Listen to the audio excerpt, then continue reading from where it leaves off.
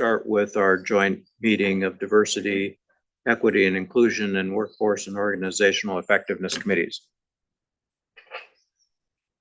First of all, as all of you know, this weekend, heinous crimes occurred against two legislators and their families. We lost an outstanding public servant, Representative Melissa Hortman, and her husband, Mark, and Senator John Hoffman and his wife were grievously wounded. This political assassination and attempted assassination shook us to the core and was an assault on our democracy. I'll never forget where I was when I got the notification on my phone of these events. There are no words that can describe the pain that this has caused to their families, friends, and colleagues. And I know Speaker Hortman was close to several of our campuses and campus leaders, and I know our colleagues will miss her. I also want to acknowledge the peace officers whose instincts saved countless lives and whose perseverance in pursuit of the suspect resulted in a peaceful surrender so he can face justice.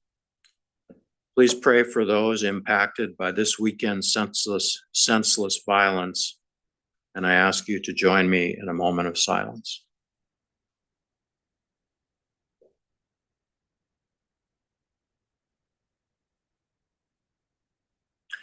All right, thank you very much. We will have more to say tomorrow when we start our board meeting. And now we'll move to a happier topic, which is we have two new trustees.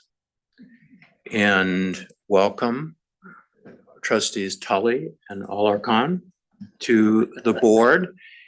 And I would like you to introduce yourselves briefly to the board. Tell us just a little bit about yourselves. And I told you that I would not ask us to go around the table, introduce ourselves to you, but we'll do that during breaks and lunch and different ways. And I expect people have already introduced themselves to you and bent your ear on topics. So why don't we start, Trustee Tully?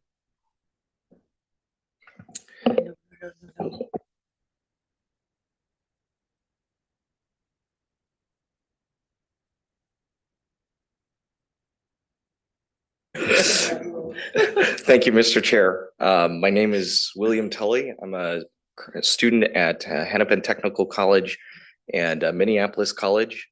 My initial introduction into the system was when I was originally a student at MCTC 10 years ago, which is when I got the opportunity to work with then President of Winona State, Scott Olson, and President of Hennepin, Cecilia Cervantes, on the Charting the Future initiative on the Diversity Task Force. And I also had some time on the MNSCU Steering Committee, then known as MNSCU. And I ended up getting my degree from the University of Minnesota, transferred to the Carlson School. And I'm back in the system because I decided that path in finance wasn't necessarily akin to or what I wanted to do long-term. And so I'm taking exploratory coursework back at my original campus at Minneapolis College. And I'm looking forward to making a positive impact on the experiences of students like I was once able to contribute to, and excited to get started. Thank you.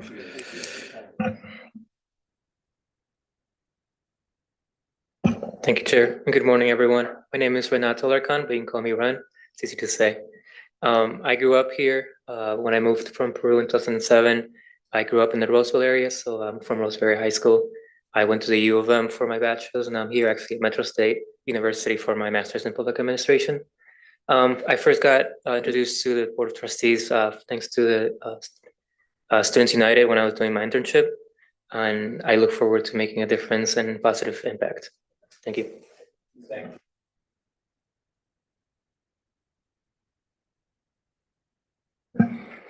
Thank you, Mr. Chair. This is, and welcome to, a joint meeting of Diversity, Equity, and Inclusion and Workforce and Organizational Effectiveness. Today, the primary focus of our meeting is the Minnesota State workforce diversity topic, current demographics, strategies. An update to the Board of Trustees on faculty and staff diversity trends at Minnesota State, as well as the employee campus climate assessments that began under the current framework in spring 2023. We're joined today by two presidents. Is President Hansen online? Not yet. Okay. So we do have two presidents with us, Presidents Inch and Charlier. We welcome them today. And before we begin, I would like to call the roll. Trustee Coles. Here. You had to Trustee Erlandson. Here. Trustee Hitch. Trustee Johnson, Jana Johnson. Here. Trustee Richter. Here. Trustee Sharon. Here. And Trustee Teffer. Here. All in attendance. Two presenters this morning, Vice Chancellors Eric Davis and Ida Watts.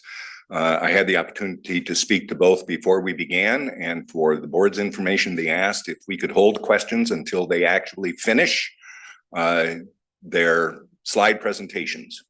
So if you would keep that in mind, I will turn it over to Vice Chancellor Davis. Good morning. Good morning, Chair Grabowska, Chair Coles, members of the committee, trustees, Chancellor Olson. Today, we have the opportunity to examine the trends in compositional diversity for Minnesota State's workforce. Boy, that's quite a lot of feedback, isn't it? I'm a loud guy. We'll see evidence again this year of success with intentional and targeted recruiting efforts, combined with demographic changes in the state of Minnesota's labor force. Each has contributed to marginally more racially diverse workforce over the past 5 years. And this positive trend is reflected in every role, from supporting staff to instructional faculty and administrators across our system, but there is still work to be done. One of the things that we will discuss today in more in-depth is the persistence of an evident gap in retention between employees of color and white majority employees. So we'll have an opportunity to get into that here shortly. That'll be the start of our presentation. But before I get into those slides, I would like to give my colleague, Dr. Watts, an opportunity to make some opening remarks. Thank you, Vice Chancellor Davis. Good morning, Chair Grabowska, Chair Coles, trustees. As we think of Equity 2030, we often think of student success. And certainly Equity 2030 is a strong component of student success. But also with Equity 2030 is the importance of supporting our employees, because as our employees thrive, so will our students. So as we begin this presentation today, you will hear more of not only the data, but also some exciting information regarding a pilot program that we started that will speak to how this is meeting our Equity 2030 goal. All right, thank you, Dr. Watts. I'm gonna go through.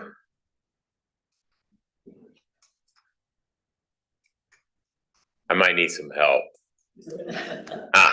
Look what happened. All right.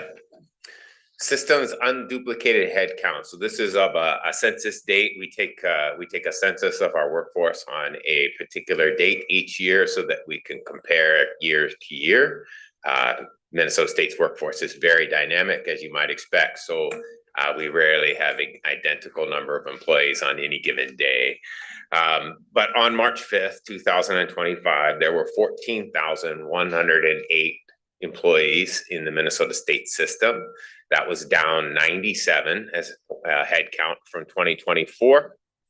And down, a remarkable 1,641 from when I started this work in 2019, 2020, so about 9% down.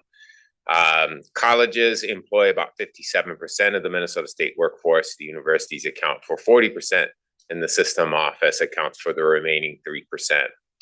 63% of the Minnesota state workforce are employed in greater Minnesota and 37% here in the metropolitan area. Nearly 94% of our employees are 30 years of age or older. 21% of our workforce is age 60 or older, which represents a fairly significant vulnerability to retirement. Women comprise 56% of the Minnesota state workforce. Taking a closer look at the unduplicated headcount, this is a little hard to see on the slide, but these materials, these were included in your materials for the preparation for this meeting. Here we're examining the system's unduplicated headcount by race.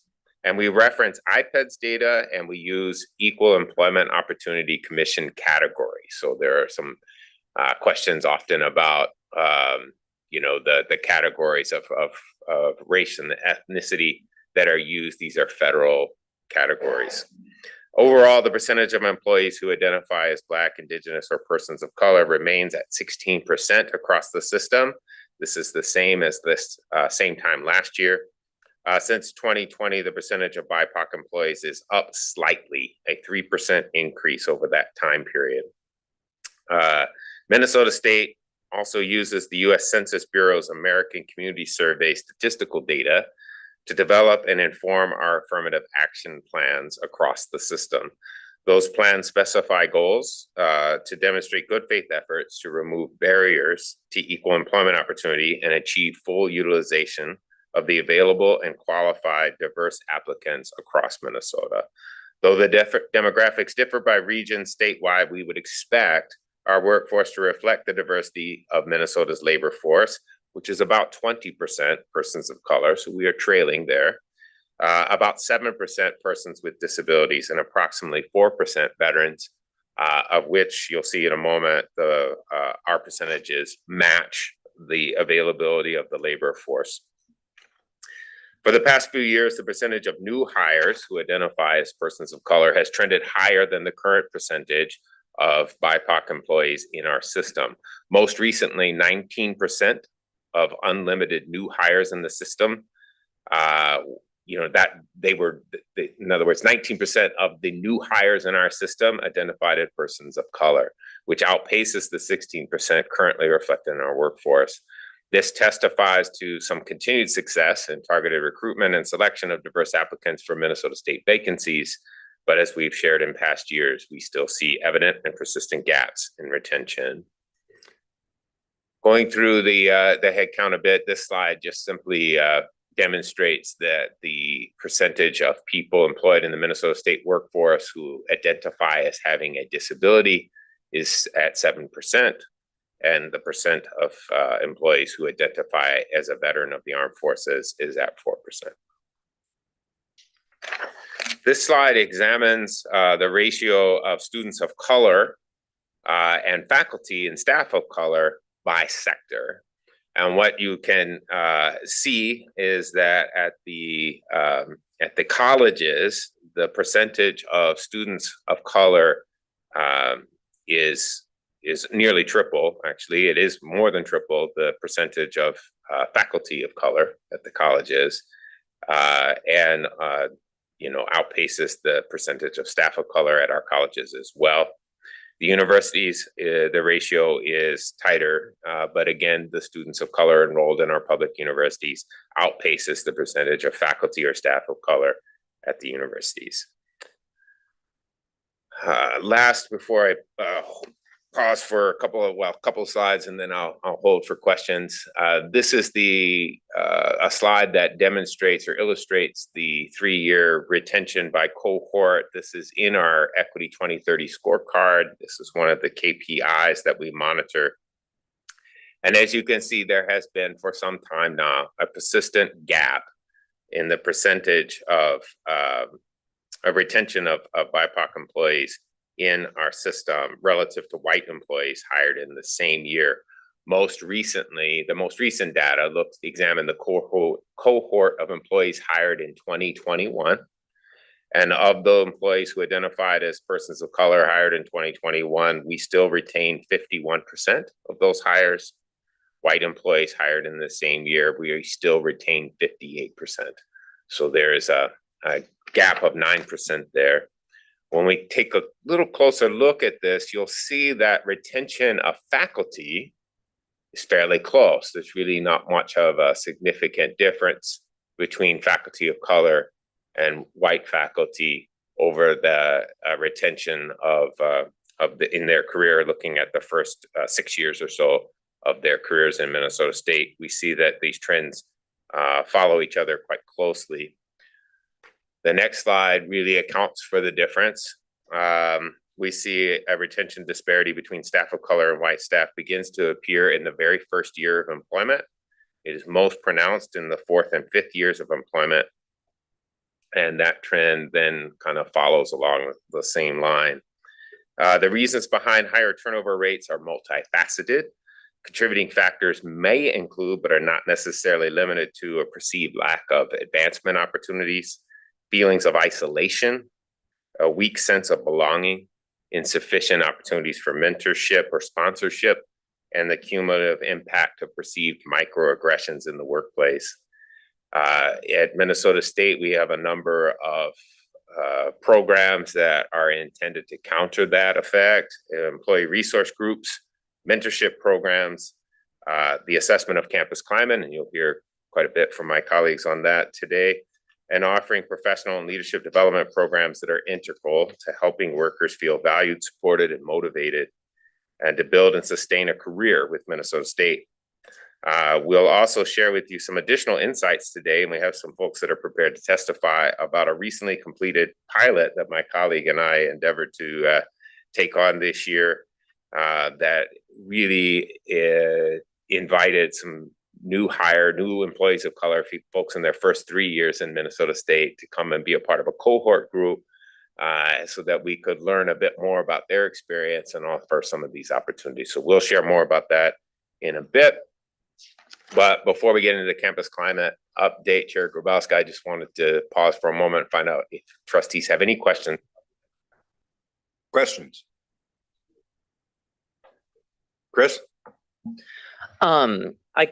Do we offer any early retirement incentives with the current budget? Is it to our benefit to offer people that are close to retirements incentives to retire early, so that way we don't have to cut as many roles with the declining budget? Chair Grabowska, Trustee Richter, excellent question. We do. The board has a policy for early retirement incentives. Many of our campuses have utilized the policy to incent the early retirement of folks who are eligible and would consider retiring on an accelerated schedule with the incentive. And you are right, you put your finger right on it. This voluntary strategy for a reduction of force would disproportionately advantage or be an incentive that would be disproportionately offered to a white majority workforce. And alternative reduction of force strategies, involuntary reductions like layoffs, would disproportionately impact new employees of color who are proportionally speaking, disproportionately represented as on the bottom of the seniority rosters, right? So you put your finger right on a strategy, and we do use it. Trustee Jackie Johnson. Thank you. Thank you for the data gathering, and I'm looking forward to learning more about campus climate as well.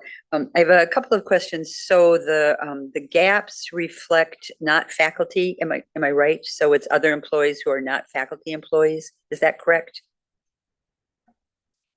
Chair Grabowska, Trustee Johnson, the gap that I was highlighting for the board is a gap in retention, and that gap is more apparent among staff of color than it is in faculty of color.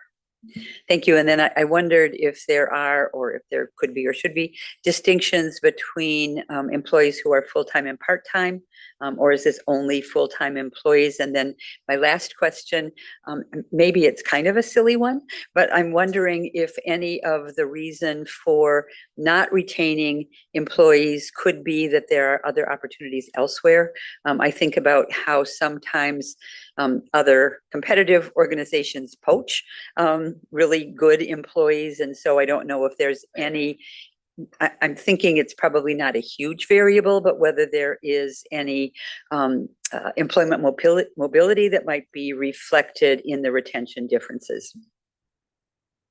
Chair Grabowska, Trustee Johnson, excellent question. The data includes full and part-time employees, but it is limited to unlimited appointments. So Minnesota State has a number of limited appointments, people who work for a defined term of employment, and they are excluded from the data because their employment is scheduled to end on a set date, and it would skew the data somewhat.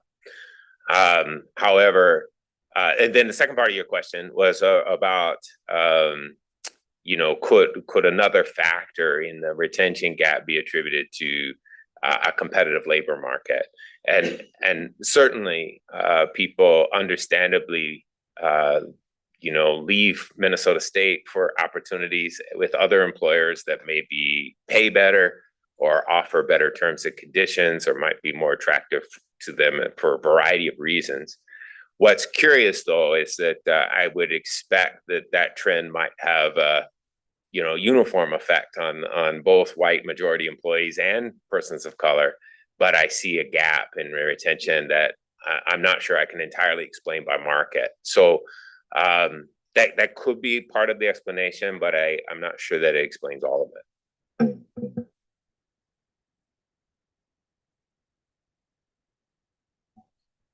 You mentioned contributions to this turnover include alienation, microaggressions, lack of mentorship. How is this data compiled? Is this through exit interviews? Chair Grabowska, it is not compiled through exit interviews. There are some practice of exit interviews on our campuses. It's not compulsory, however, so campuses don't always do exit interviews, and the system does not collect that data centrally. So the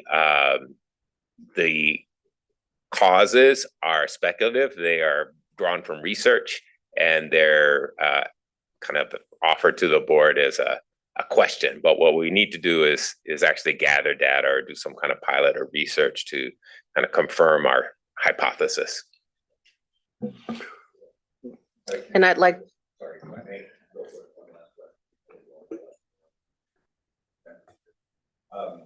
Shading a little bit on Johnson's question.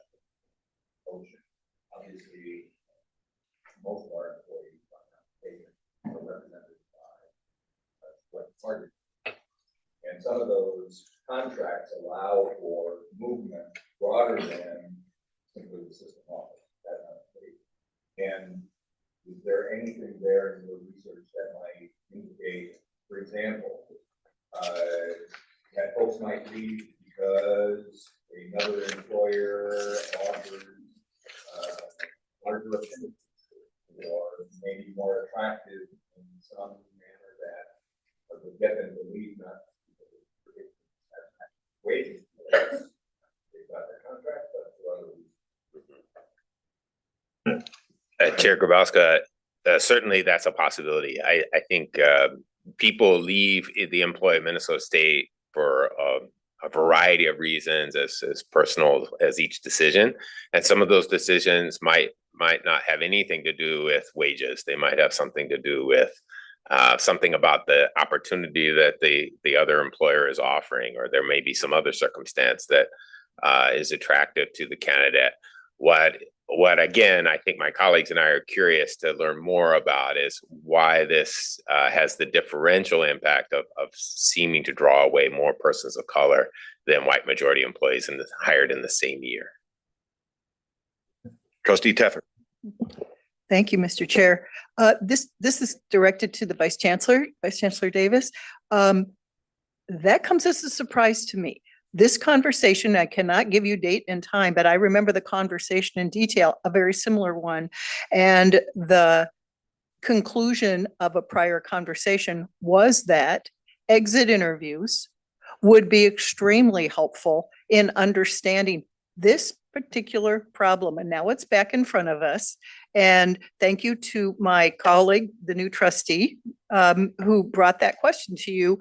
I'm going to ask again, is there a reason why we are not doing exit interviews, especially when it is a person who who actually, whoever it is, for whatever reason, when someone just decides, sometimes everybody knows it's a planned retirement, somebody moves, or there's, everybody knows what it is, but often it is not.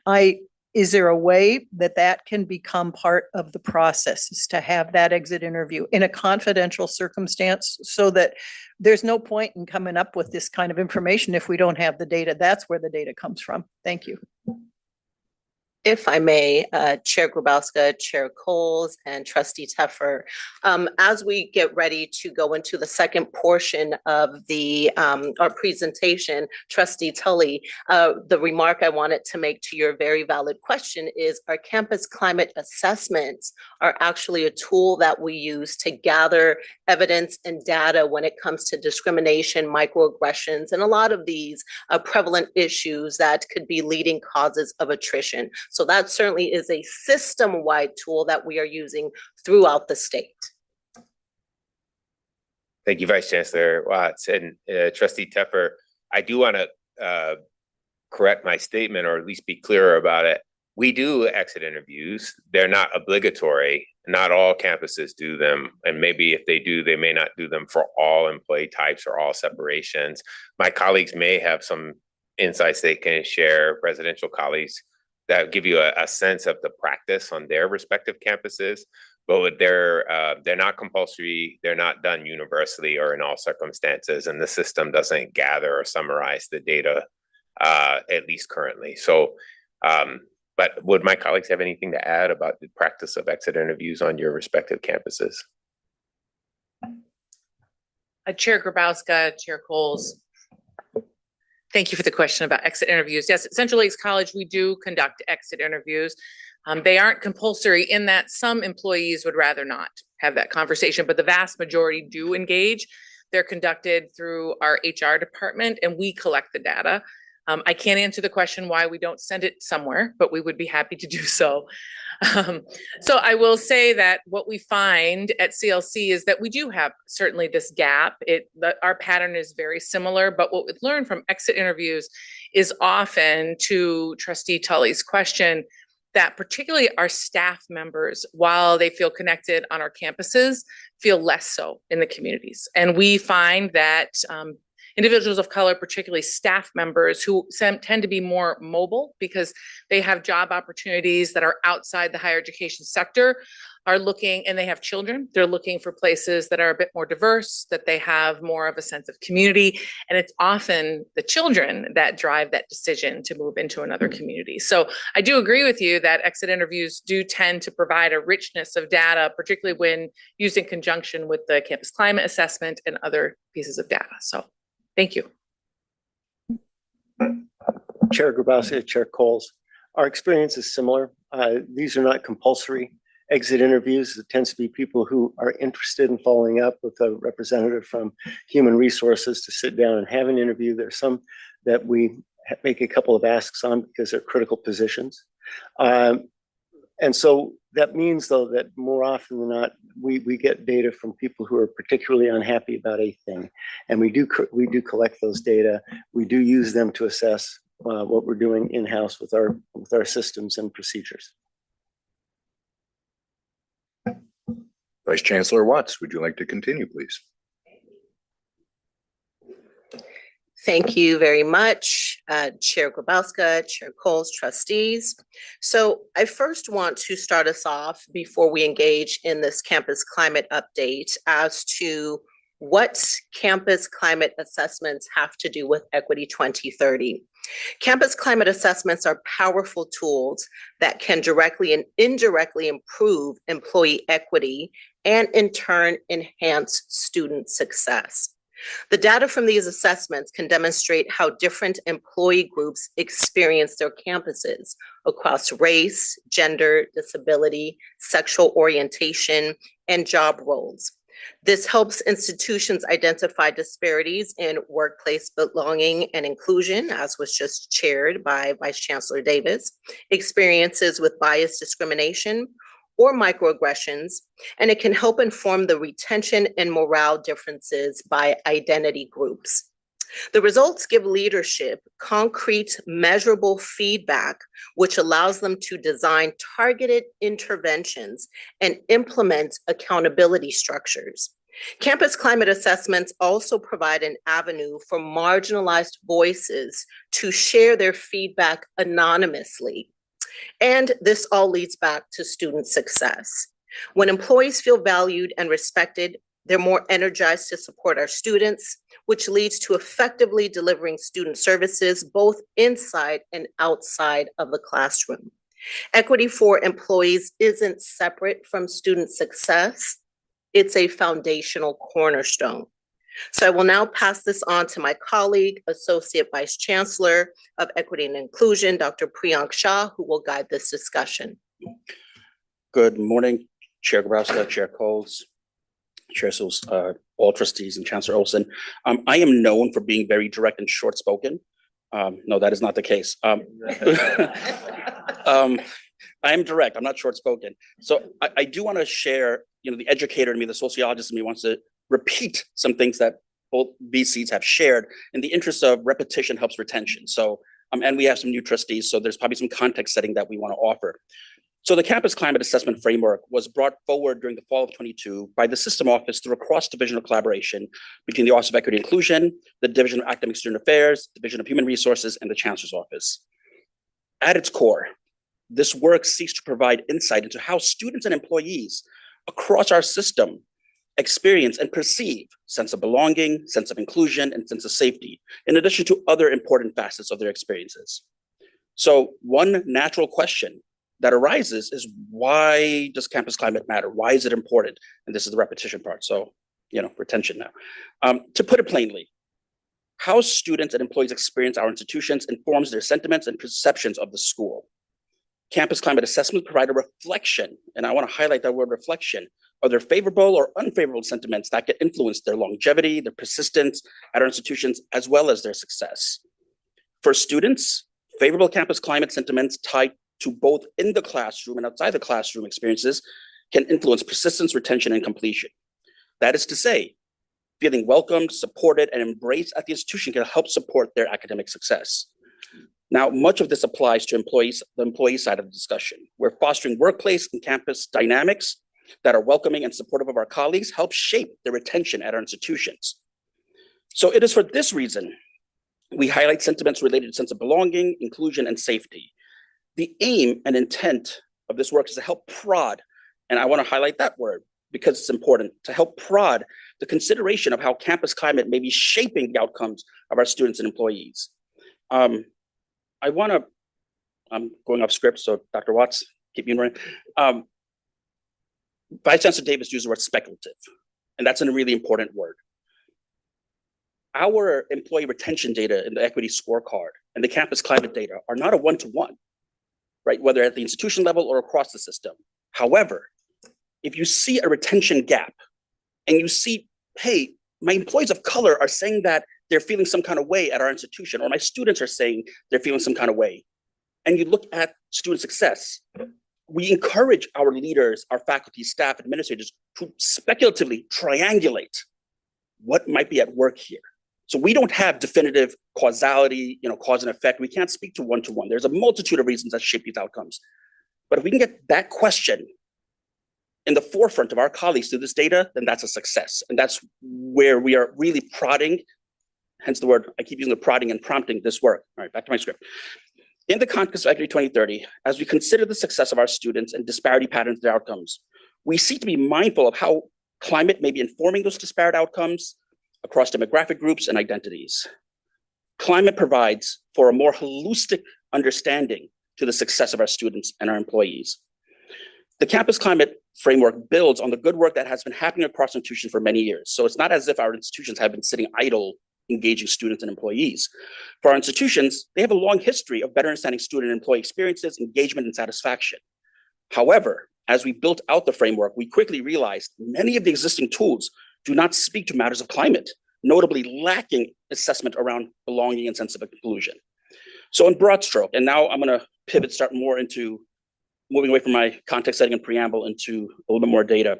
In broad stroke, in efforts to address the need, a cross-divisional work group developed a framework that leveraged survey tools, which were already in use across our system, and worked with those vendors to introduce campus climate-related questions.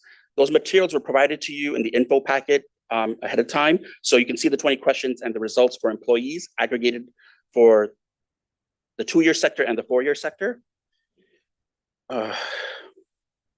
Okay, today we're going to present and discuss only 2 results from the 20 question block. The Campus Climate Assessment Framework establishes a 3-year cycle which each institution assesses climate assessments for employees and students. We have just finished the first 3-year cycle this spring term and can share aggregate results for the institutions from years 1 and 2. Years 3 results are still coming to us probably towards the fall. Before walking through a couple of results, it's important to consider what the climate work is and it is not. Campus climate is an opportunity to gain insight and glimpses into climate-related sentiments of our students and employees. The climate assessment results serve as prods and prompts, right? That speculative piece into consideration of how climate experiences are shaping the success of our students and employees. Moreover, we collect the information we collect and help us consider how can we improve the experiences of our students and employees. Now, what it is not, Campus Climate is not a diagnostic tool that will pinpoint a specific factor shaping success or inequity. It does not tell us about inherent cause and effect. That's not what it's designed to do. You have heard me say the phrases, provide some information and glimpses. This framework is not exhaustive in nature. 3 to 4 years ago, we sought to bring climate experiences into consideration of our faculty, staff, and administrators, and we made progress, but we still have a lot of work ahead of us on how do we leverage that information. But I can comfortably say, this work is having us ask harder questions and more challenging questions today about climate and success than we were asking 3 or 4 years ago. And that unto itself is progress. I also want to acknowledge some shortcomings of this work. One thing that you probably picked up on is we talk about student of color or employee of color. We talk about gender. We talk about first generation. Where's intersectionality in this discussion? And that's an important piece. Now, that's a real challenge by way of a core principle of this work, which is protecting anonymity of our students and our employees. We don't want to cross-cut data at Central Lakes College for you're a woman that's Black. We will easily identify who you are at a small institution. So in the interest of protecting our colleagues, particularly our colleagues' anonymity, because that's a concern for them, we don't look at intersectionality. However, our campuses have that data. So they may be able to pursue that discussion. The other shortcoming of this work. Oh, yeah, I was looking at my notes. The other shortcoming of where we are, we have to do a better job of leveraging this data. How do we do that speculative work? How do we use it to triangulate? Now, I want to fully acknowledge, and there's gonna be another presentation that parallels this one on the student side of the conversation. There's been more progress on the student side of the discussion than on the employee side of the discussion. This little thing, Workday, happened to happen over the last couple of years, which took a lot of bandwidth for our HR colleagues. So we want to be mindful of that. Continues to be a challenge, but we are now re-engaging with our CHROs through Vice Chancellor Davis and his team. Okay, turning our attention, I have the next slide. Wow, I just spent like 8 minutes on one slide. All right. See, I told you I'm not short-spoken. We looked at several facets of sense of belonging, inclusion, safety, but we want to just share with you 2 results here. And the 20 custom results are available to you in the board packet. So you can see the results for those 20 custom questions by 4-year and 2-year. Want to highlight a couple of themes. I feel welcomed at work. Across our system, the colleges, 81% of employees said they strongly agree or agree with that sentiment. Whereas at the universities, that's 76%. For employees of color, we see a favorable response for colleges and somewhat of a less favorable response for the universities. Non-employees of color, we see a similar pattern. For men and women, again, there's a similar pattern where there's a disparity. But most notably, I think this jumped out at me is we see across the 20 questions, there's usually like a 3 to 5, and this is not true for every institution, but when we look at the aggregate, there is a lower favorable sentiment at our universities than our colleges. But when you look at the next question, right, the first one talks about I feel welcomed. And if you were to say, hey, 8 out of 10 of my employees feel good about being here, that's reasonable. Now, if you said 5 out of 10 feel comfortable about being here, that raises a few eyebrows and some questions, right? But if you go to the next question, I have not felt isolated at work because of my identity, and there's several identities listed. You see the numbers overall are relatively similar, but then when you look at employee of color, it starts going down. University, it starts going down. I'm not gonna exhaustively speak to the numbers here because that will take days, but here's some highlights.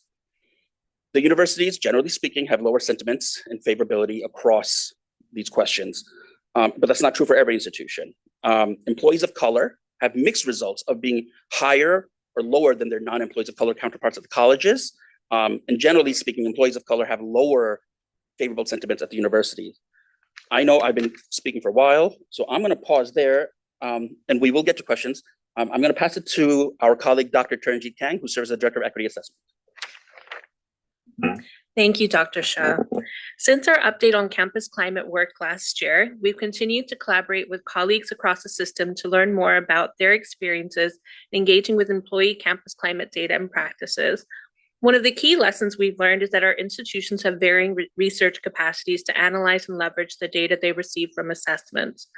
Our colleagues have also shared with us that there are a number of other system-wide initiatives that also have to be prioritized. And Dr. Shah mentioned, Workday earlier, which may make it difficult to engage in campus climate in a sustained way. They also requested more resources and guidance around data storytelling to better communicate and leverage campus climate data to inform decision-making and practice. So we'll be spending some time over the summer and fall to develop resources such as this in support of our institutions.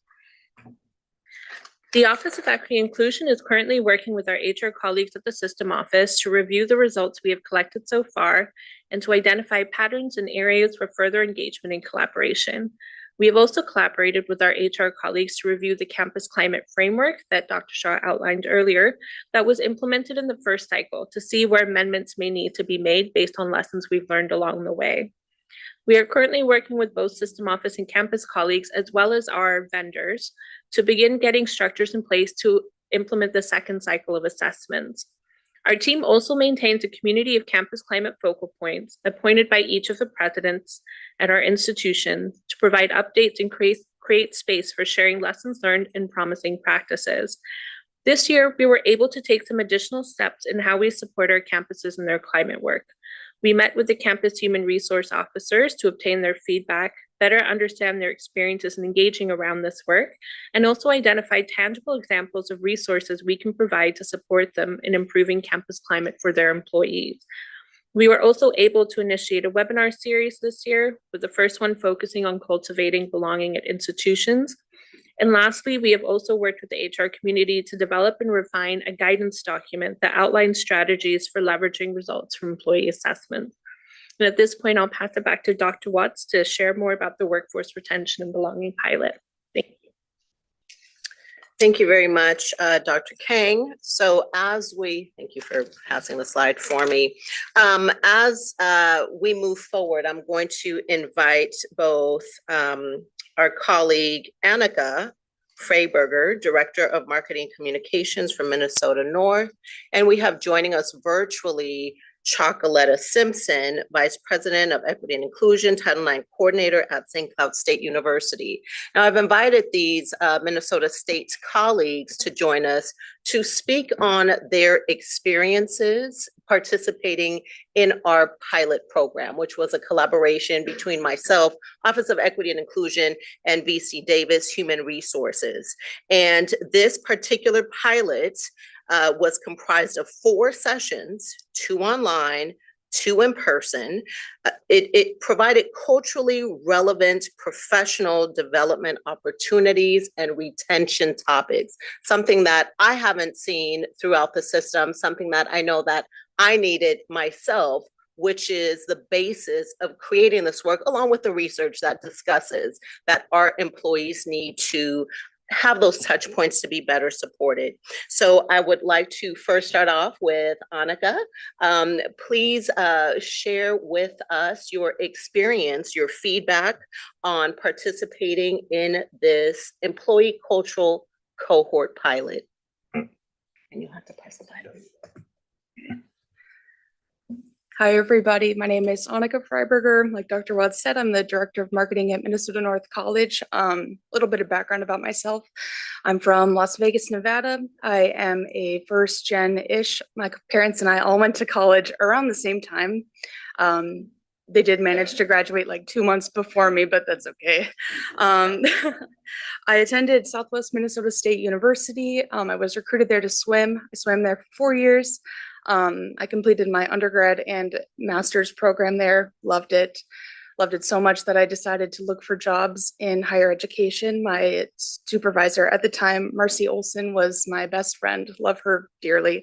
So I started to look for jobs around the system when I came upon Minnesota North College. What I liked the most about it was that it was in a rural setting, and that's kind of crazy for some people to hear that I would go from Las Vegas to a rural area. You know, stuff's not open 24/7, and that probably still gets me, but I love it up there. And when I'd heard about this cohort, you know, being a young professional, I had found myself kind of struggling a lot. There were a lot of unknowns. I didn't know what kind of person I wanted to be, or I just felt kind of isolated out there.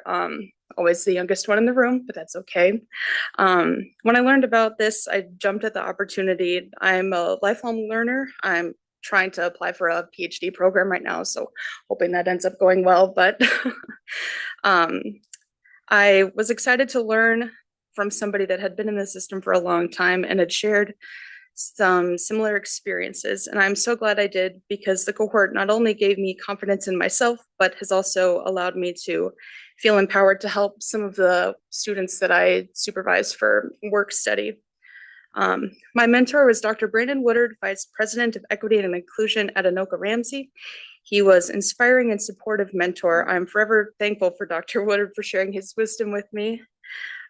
He created a space where I could be honest about some of the challenges that I was facing, and just, you know, having somebody there to support me was really great. It made a huge difference about how I showed up at work and how I interacted with colleagues. He offered me help to think through different situations, offer advice that was both empathetic and strategic, whether it was navigating team dynamics or just overall advocating for myself. Just gave me a lot of confidence there.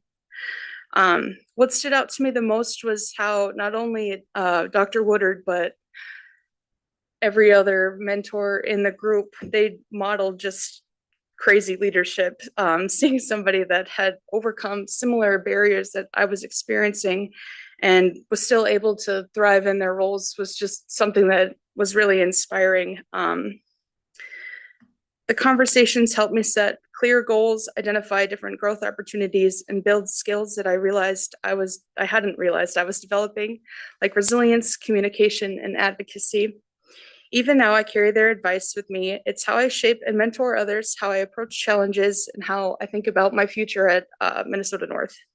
Being a part of this cohort has not only instilled a deep sense of confidence in me, but has also gifted me lifelong colleagues across the system. Thank you. Thank you, Annika. Thank you, Annika. And for the interest of time, we'll jump over to Vice President Chocoletta Simpson, who's joining us virtually. Hello, can everyone hear me? Yes. Awesome. Hello to the Board of Trustees, Chancellor Olson, and all the leaders presented here today. I certainly want to take a moment, as I know it has already been acknowledged, that we all enter this space with a lot of emotion and feeling regarding the tragic events that have taken place this weekend. So I just wanted to express my thoughts and prayers to the families in our community at this time, which I think is a perfect, honestly, segue into the importance of this employee culture fellowship cohort.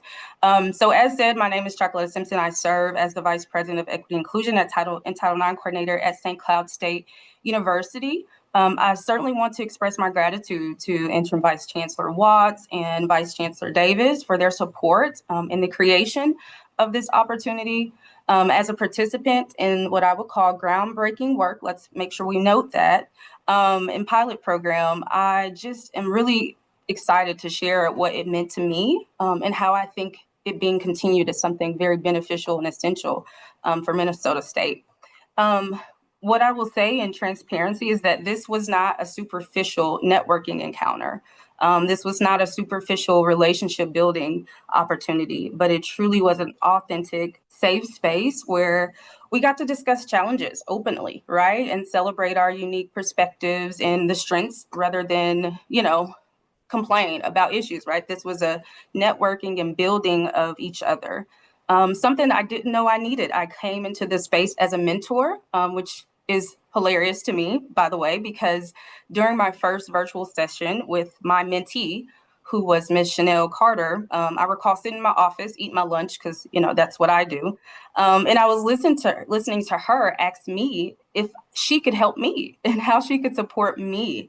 And I just knew at that moment that not only was this just a special human with a wealth of expertise that I could tap into, but this was also a space where I could build community and supportive networks alongside my home and local campus and city.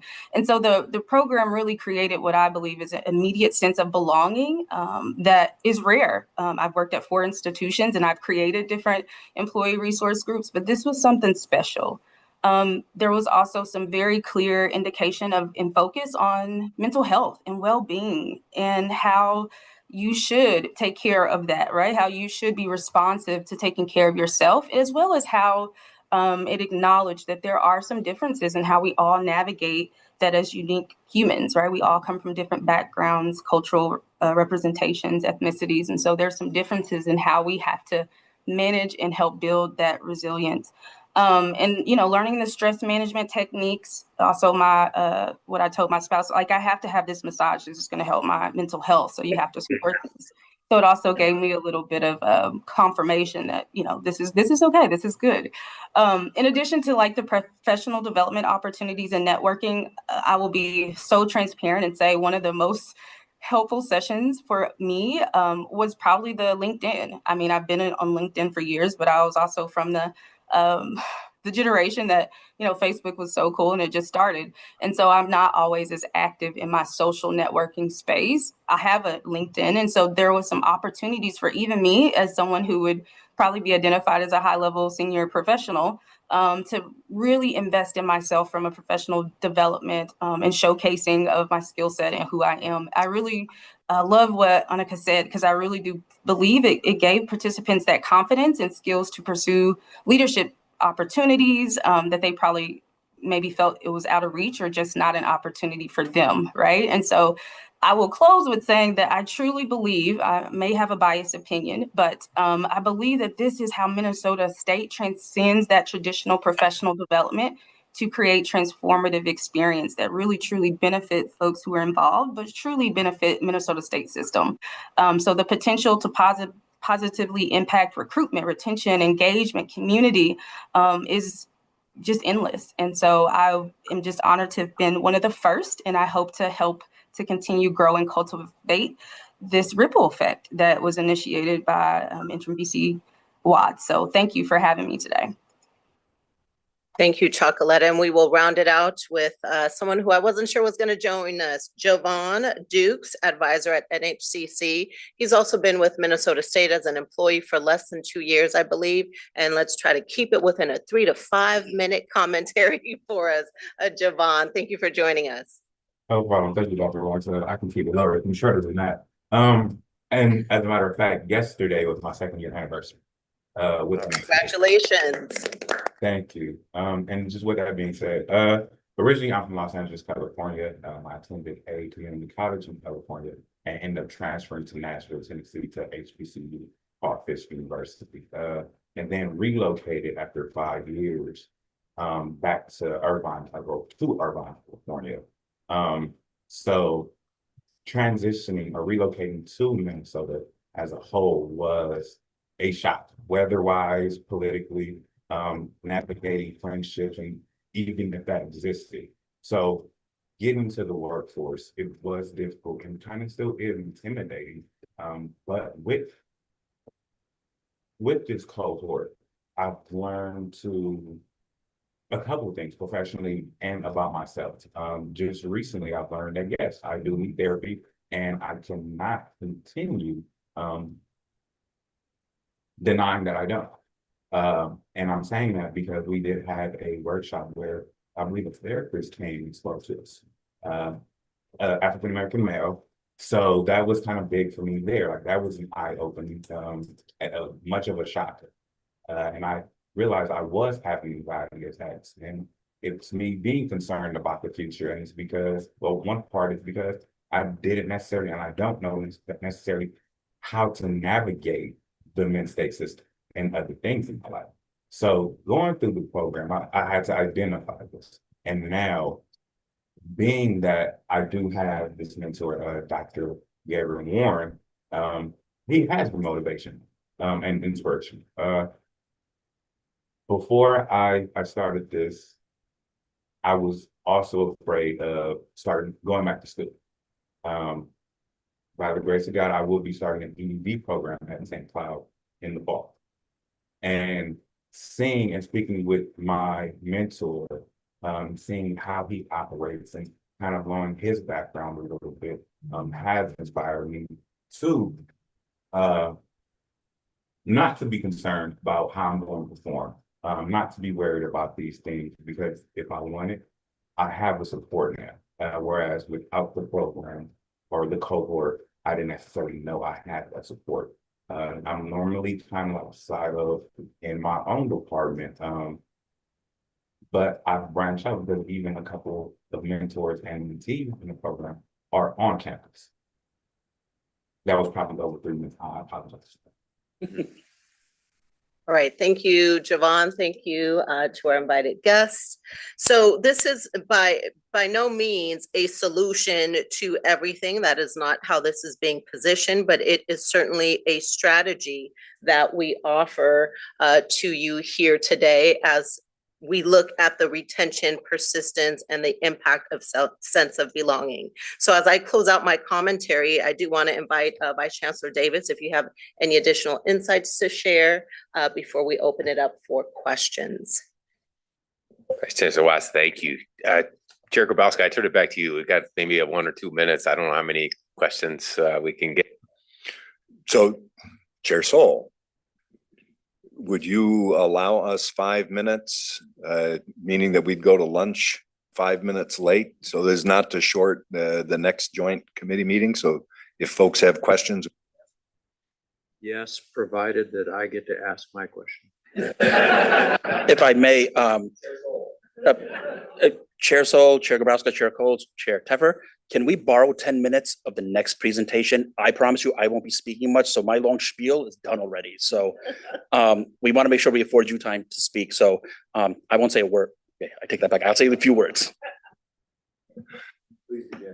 Thank you. I question the value of this data at a macro level, at an aggregate level. We've seen this data every year. I didn't go back to look at the prior reports, but I expect that they're about the same. University employees are not as happy as the college employees. Women feel less safe than men. A couple other discrepancies. There's a lack of confidence in our leaders' ability to deal with problems, discrimination claims, et cetera. That's what the data shows, and I think has shown consistently. I think that you guys would do this cohort thing without the data because it's a good thing, right? Can you tell us what we're doing with the data that's helpful? And maybe it's colleges or universities are using the data in specific ways, but how is it helpful in tangible ways to improve our workforce?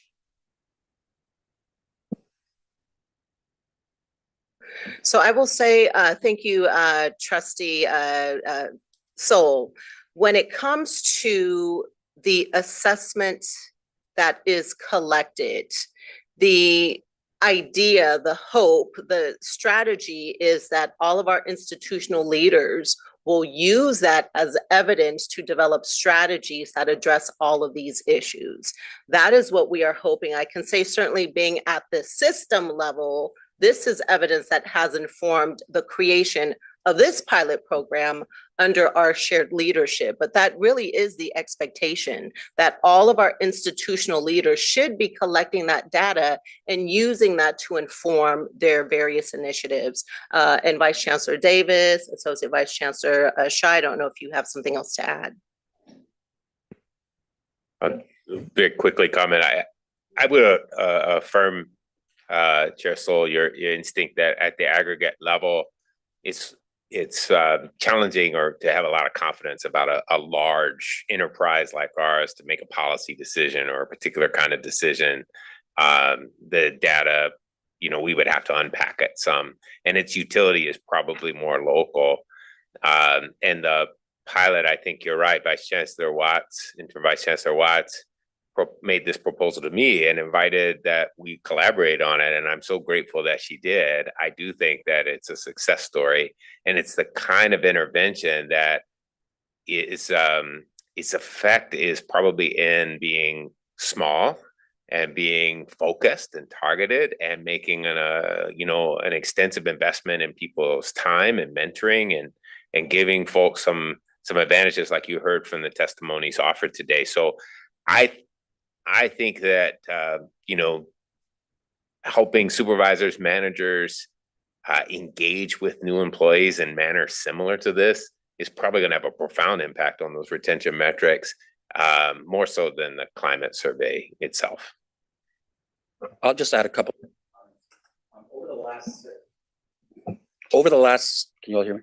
Over the last 6 months, the Office of Equity and Inclusion, myself and Dr. Kang have been working very closely with colleagues in the Vice Chancellor Davis's division, Molly Noble, Marilee Bremer, Todd Thordsgaard, and engaging the CHRO community on how do we make this relevant to you? How do we make use of this information so that it's not just a survey we did and it's collecting dust on the shelf? Because as a researcher, that's an affront to my research sensibilities.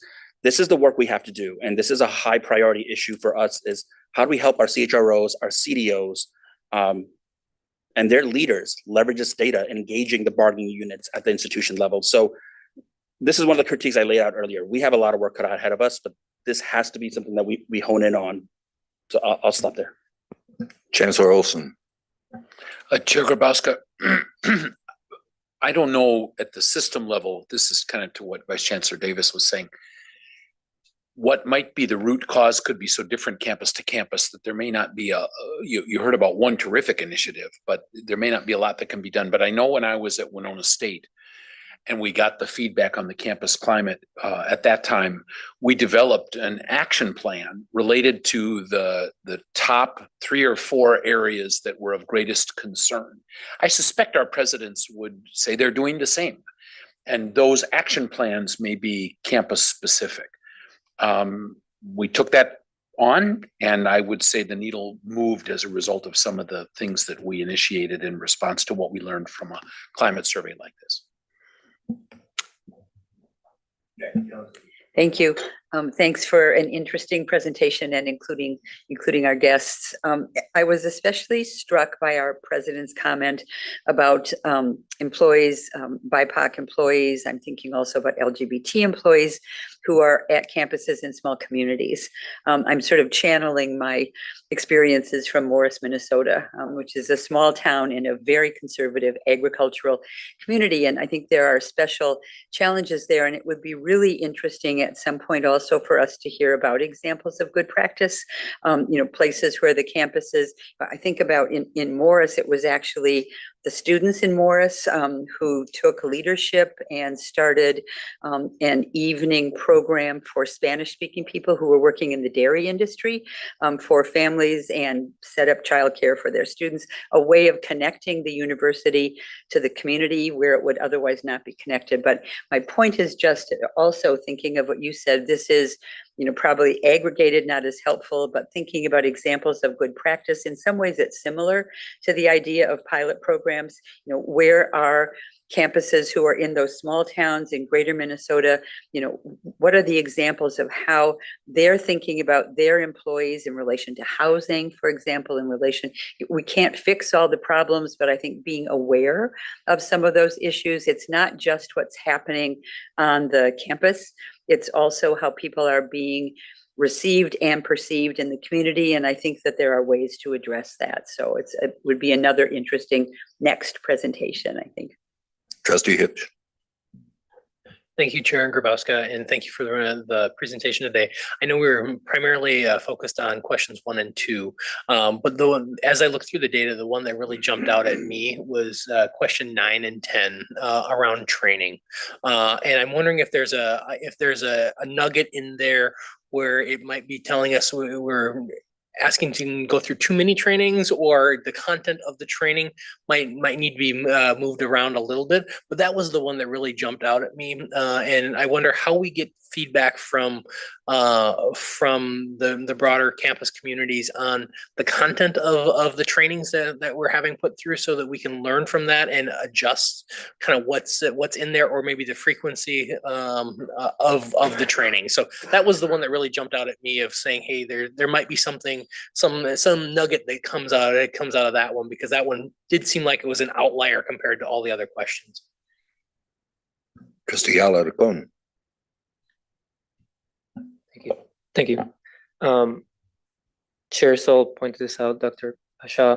I wanted to ask a question about why the universities have lower percentages than the colleges do. I know maybe colleges are more community driven or more local, maybe feel more welcome, but it might be because I'm also new, but I wanted to ask if you knew, or maybe you're still researching, why their numbers are lower. Thank you, Trustee, I'm going to say your name right, Alarcon. I was expecting to get that question, and I will preface by saying I don't have a clean answer to that, because it's a complicated question. Here are some things that we've considered, and you also see this disparity pattern in the student results. So, our colleague Paul Shepard, Associate Vice Chancellor of Student Affairs, will speak to this. This is an area we want to further understand. I'm just going to offer some thoughts. I welcome President Inch to share his thoughts and correct me where I go off the rails, because I usually do. No. Our colleges are smaller, so do they create more intimate and familiar environments where there's a stronger sense of community? Our universities are larger. Could it be some regionality issue? Could it be that our universities tend to hold on to their employees longer than our colleges, and over time, does that lead to these disparity patterns? We can't speak to a definitive, it's because of X, Y, or Z, but these are things that we've thought about and we need to continue to explore. So yeah, I know that's not a satisfying answer, but that's the answer I'm prepared to offer. President Inch, you get the last word. Chair Grabowska, I don't have all the data, so I think my answer is probably more simple than the really complex question this is. But for us, at least when we go into the data, it seems to vary with the strength of your CFI, Composite Financial Index, because when you're in layoff or program reduction, that creates a tension on campus. And I've talked to our FA leadership about this. I've talked to our ASF leadership about it. And it seems that the tension escalates as the budget challenges become greater. And that drives down a sense that I belong here, because they know that they may not be here in a while. And I've heard that specifically from some faculty.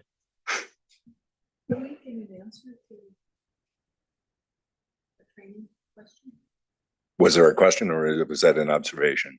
It was an observation, but I don't know if that was one that had jumped up on also.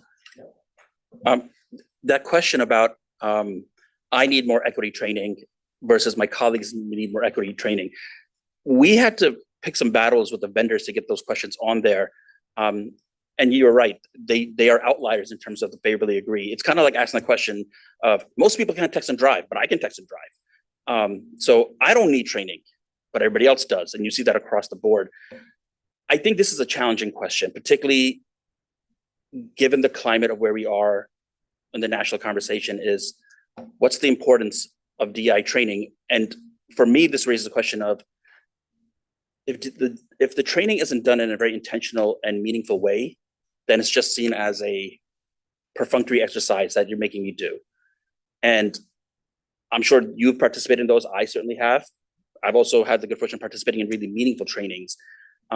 So this is something that we can certainly explore now. This is a curveball for us, because we were considering dropping those 2 questions in the next iteration of the 20 questions. So we may have to reconsider that conversation now. So, yeah. Vice Chancellors, any? Okay. Well, thank you all. And thanks to the board for your indulgence. We are adjourned. The next meeting is a joint meeting between Diversity, Equity, Inclusion and Academic and Student Affairs. We are running long right now, but I'm going to allow people, please, 5 or 6 minutes. If people need to use the restroom, we've been sitting for a long time, and we'll convene back in about 6 minutes. Thank you.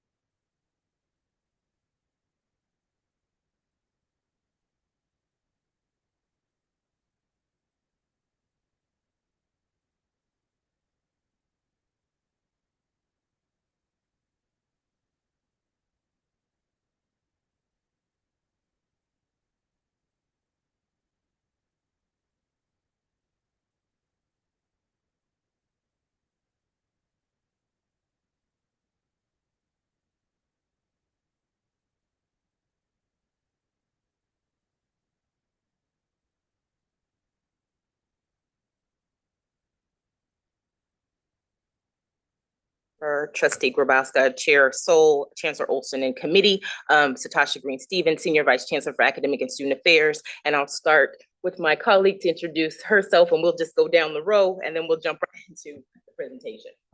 Thank you. I'm Taranjeet Kang, and I'm the Director of Equity Assessment in the Office of Equity and Inclusion. Good morning, Paul Shepard, Associate Vice Chancellor for Student Affairs and Enrollment Management.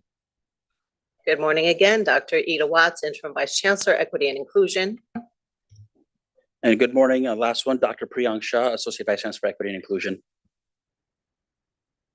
And I'll turn it over to my colleague, Dr. Watts, to kick us off. Thank you, Trustee Teffer and Chair Teffer and Chair Grabowska. As mentioned, this is a continuation, so I will keep my commentary short.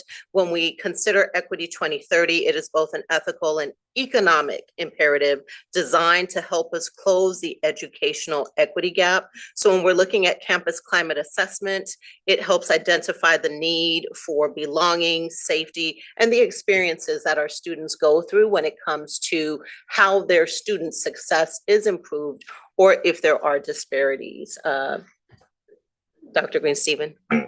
Sure. One of the things I just want to stress, we just had a conversation about campus climate with staff and faculty. And so now we want to really talk about students. But I think it's important for us to note as we think about Equity 2030 and eliminating equity gaps for our most marginalized students. In 2019, the board affirmed Minnesota State Guide Learning Pathways.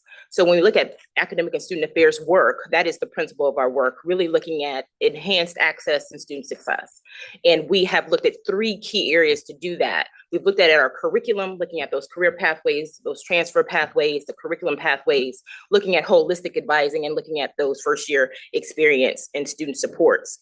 So when we're talking about improving quality and persistence and completion, when we think about our students' retention and being able to persist to completion, we have to begin to look at campus climate. What's happening within those co-curricular programs, those wraparound services, what are students experience in the classroom and outside of the classroom? So when we think about our campus climate surveying for our students, in order to be able to meet Equity 2030 goals, we have to understand why they may be leaving us. And so this assessment may provide with us a data point to be able to understand when we talk about that conversation that we have a lot at our board meetings, why are students transferring out of our system? This may be a point of data that we can look at to talk about their experiences. But again, this is just one data point and so many reasons why our students persist, complete, and stay with us within the system. And so I'm looking forward to your questions about how student campus climate aligns with our work of Equity 2030, and also making sure that our students that engage with our campuses, no matter where across the system, really feel physically and psychologically safe.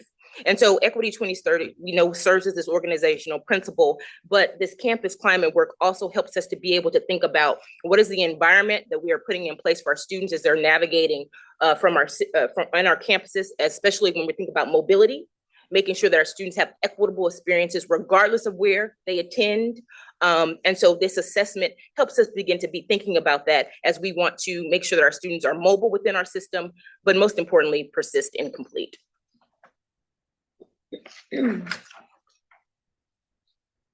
I promise to keep my commentary short, so I'm going to do just that. A positive, inclusive campus climate helps students, especially those from underrepresented backgrounds and communities, feel valued, respected, and connected to the institution. And then those things bode well for their persistence, retention, and completion. Offer the context setting earlier, so I'm going to pass it now directly to the end of the table to my colleague, Dr. Kang. Thank you, Dr. Shah. So for today's presentation, we're going to highlight the results from 5 questions. These are the same 5 questions that we shared with you last year, and they were selected in consultation with our Equity Scorecard Working Group, as well as our campus climate focal points, both at our institution and at the system office. And the table shown will reflect data from the first and second year of assessments, representing a total of 23 institutions, so approximately 2/3 of our system. The third and final year of assessments were just completed this spring and will be included in the next update. And as you can see from the table shared here, for student campus climate, we are highlighting today disaggregation of the data by race and first generation status in alignment with the system's Equity 2030 goals. The percentages you see here reflect a proportion of students that indicated they either strongly agreed or agreed with the statement in the question. The first statement that students were asked to consider is, "I feel welcomed at this school."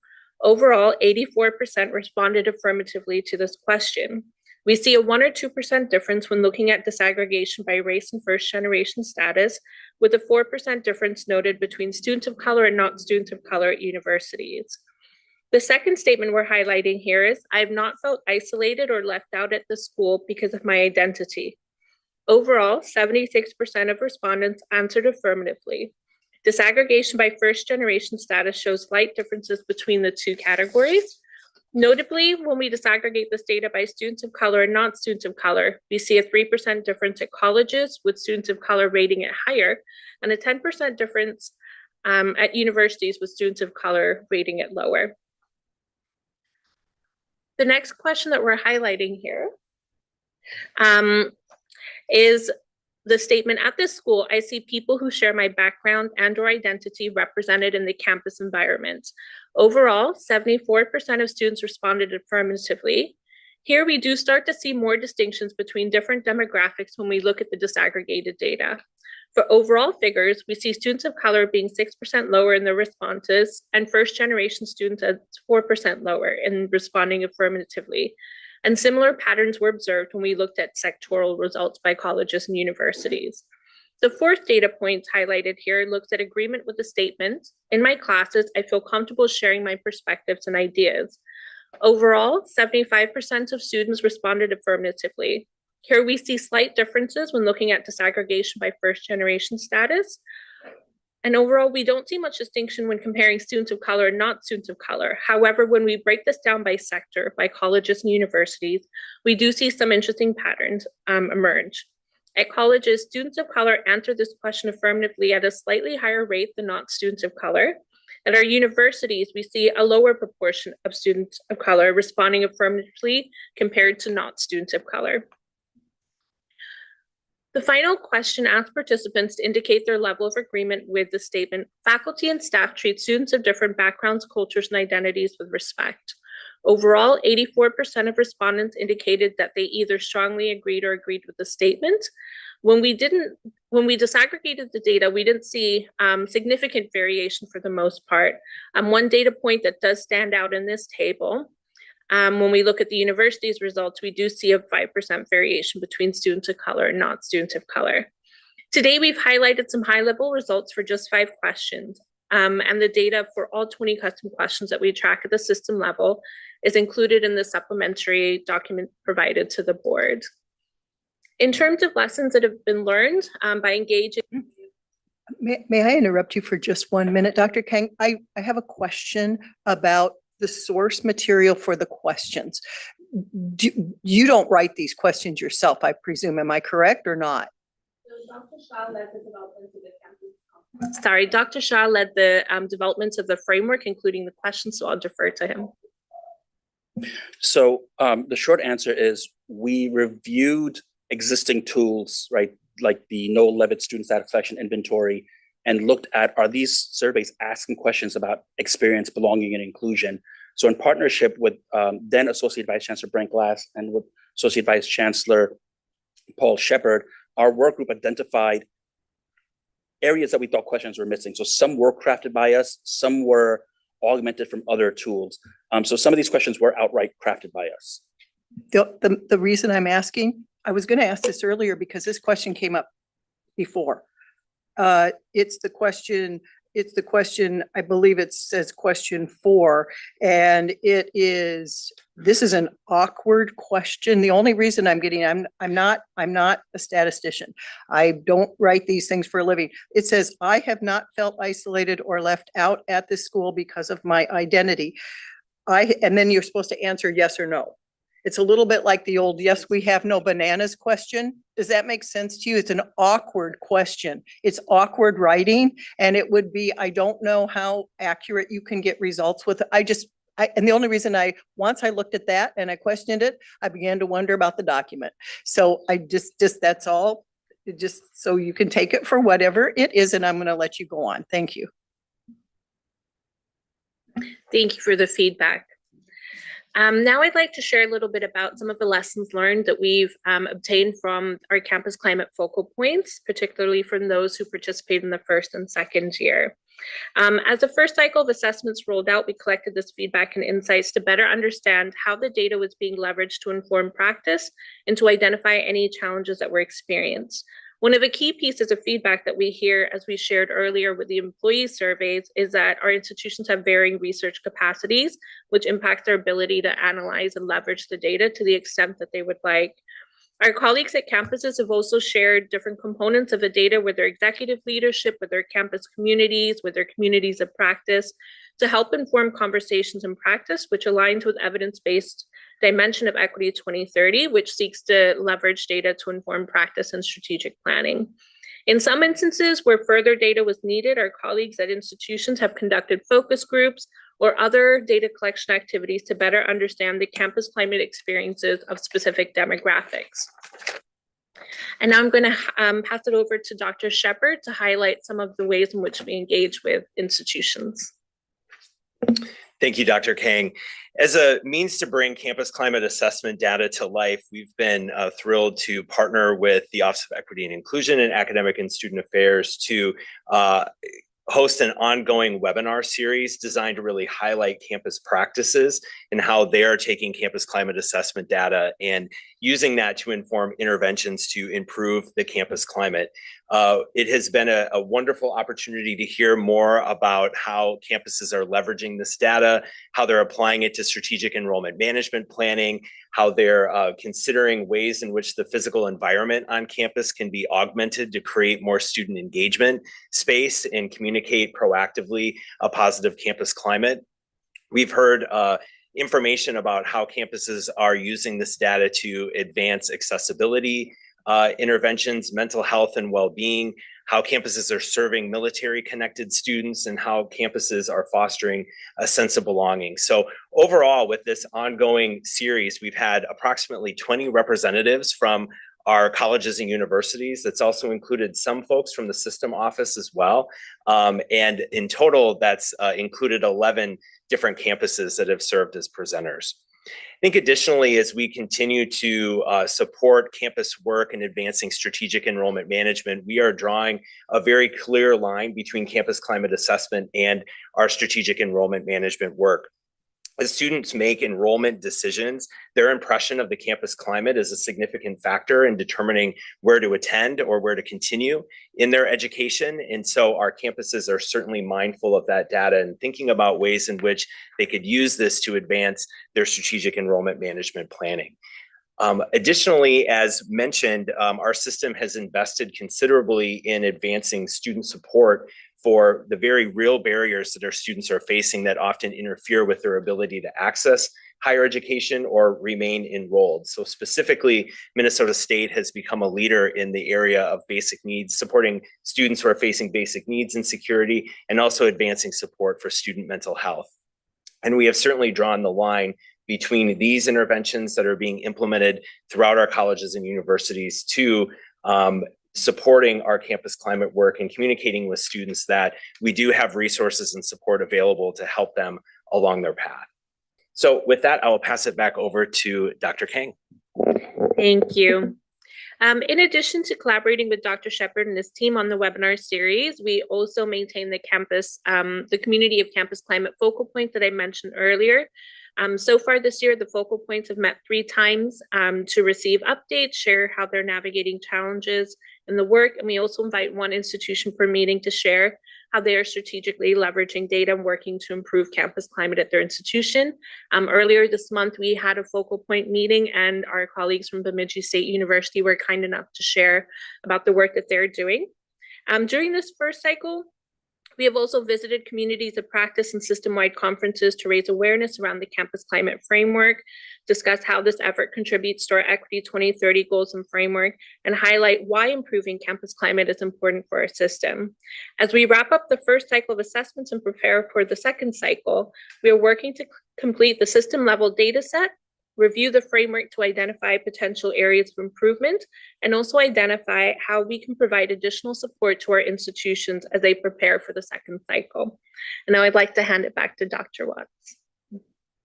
Okay, thank you. So the questions for the board that I would like to queue up are, how can campus climate assessment work inform the board's strategic planning? And also, based on the information that was shared, how can the Minnesota state system sustain efforts to improve climate given the emerging challenges facing higher education? Before we address Dr. Watts's questions, I do want to take a moment to just throw this out to, especially to our presidents, and particularly President Hoffman, who is here at the table. And I would like to see if he has comments, and then I'd like to open it up to any presidents who happen to be out there on the 50-yard line and would like to address this briefly as well. So I'm going to see if we can have a few words. Thank you. Thank you, chairs Teffer and Grabowska, trustees. So Bemidji State and NTC administered the HEAD survey 3 years ago. So we will re-administer next spring. So looking forward to seeing the results. We'll say that our results were not good. I have a number of concerns that I see in some of the gaps, excess, and that was my first year on campus. Some of the things that we have worked to put in place, we've consolidated work in what had been our DEI office and our American Indian Resource Center into a single area, elevated Chrissy Downwind to Vice President for American Indian Student Success. We have initiated NISIDO dotting efforts on our campus. This entails an Indigenous Studies course requirement for all students that began this past fall. By the end of 2026, all of our employees will complete NISIDO dotting training modules as well. And then we have an institute that has received some funding, some generous funding from the system over the past 3 years, and we'll have one more year where we're working on putting together some of the tools that and practices there into the employee learning management system to make those available across the system.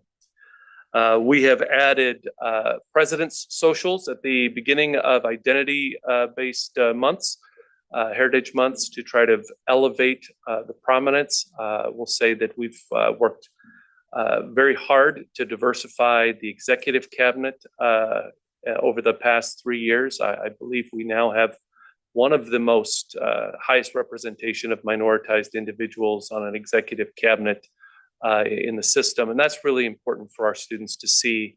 It comes right back to some of those questions. Do I see myself on this campus? Am I reflected in the leadership of the campus? And that is a critical piece.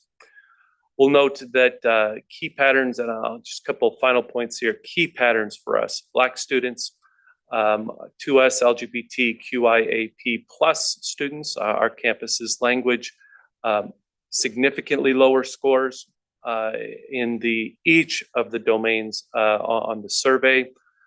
For employees, more so, less so for students. There were differences for Christian and non-Christian. And we'll note that in our environment, in the rural north, where I sometimes get questions about, is this a liberal campus, and our students, white students, conservative students, welcome on this campus?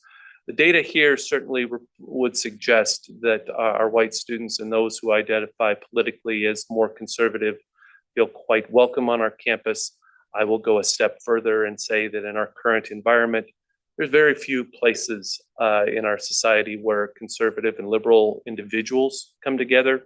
Separate media, separate social media, separate algorithms, different places of worship. We live in different spaces. Bemidji State and NTC are places where students come together, where you see that full breadth. One One last thing I'll just note in closing, noted that the campus climate scores for our Black students are significantly lower than for the rest of campus. When you look at our retention numbers, the gap is significantly smaller. On our campus, a large proportion of our Black students are student athletes. It is a high impact practice that creates community for our students. And I do believe that that is one of multiple factors, not a sole, but one of multiple factors where we are creating spaces that work to create inclusion on our campus. So the survey is helpful. One limitation that we continue to work on is how American Indian identities are reported through the survey. For our newer trustees, I will just note that Bemidji State and NTC collectively serve about 3.5% of the students in Minnesota State, but we serve just shy of a quarter of the American Indian students in the system. And so that disaggregation is important, and we've been working on creating some strategies to ensure that we'll be able to access those data at that level next time around. Thank you for those comments. Wow. Is there another president who would like to just chime in on any point about campus climate? If you speak now or forever, I'm going to move on. So hearing no one who wants to take the floor, thank you.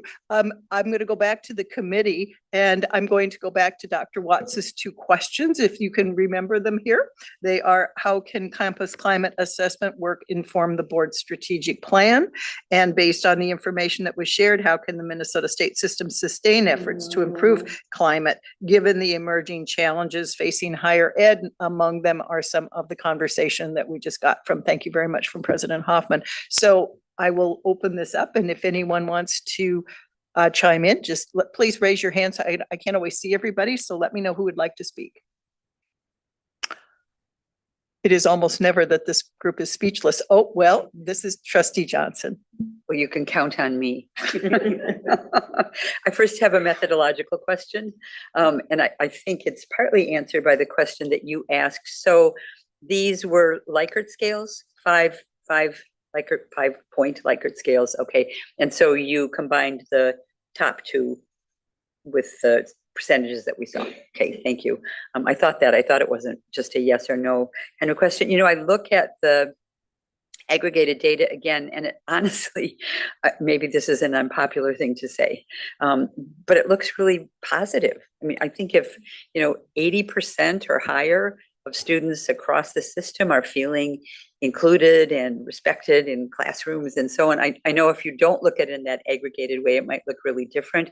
But that seems, honestly, like a pretty positive statement about what everyone in the system is doing to promote student inclusion across all of the groups. It would be really interesting to see. I'm not a statistician, but I'm thinking about, okay, I feel good about this campus, and like the faculty respect me, and I've got support, but I'm not persisting. So it would be interesting to see the correlation between those things. And, maybe I'm not persisting because I can't afford it anymore. I feel really good. You all are nice to me. There's lots of support, but I don't have enough food.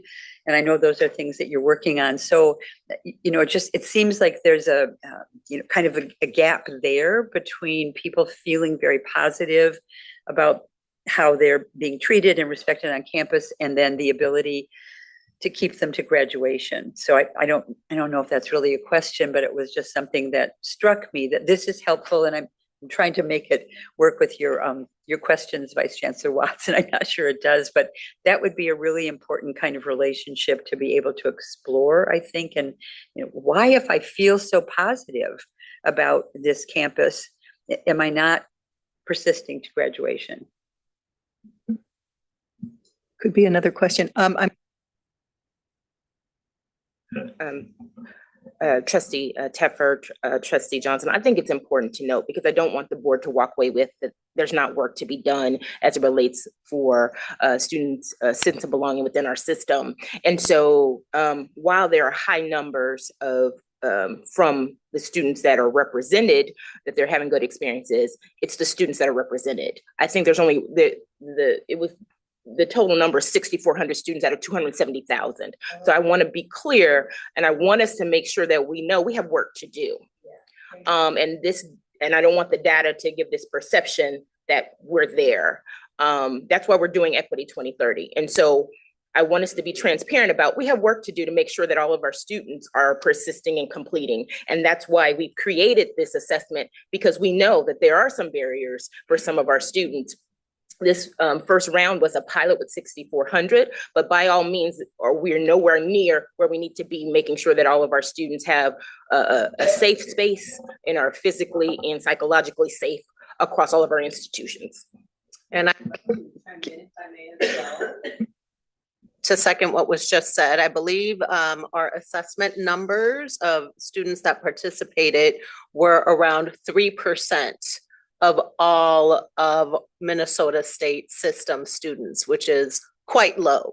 So if anything, this does speak to the limitations of having such a tool. In addition to that, this does not disaggregate by different communities of color. So this loops everything together as students of color, when the experiences, and we know what the research continues to share when it comes to Latin or Latinx, African American, African diaspora students, the results can be quite different. So as was shared by Dr. Green-Steven, I don't want us to walk away from this thinking, oh, these numbers reflect something better than what.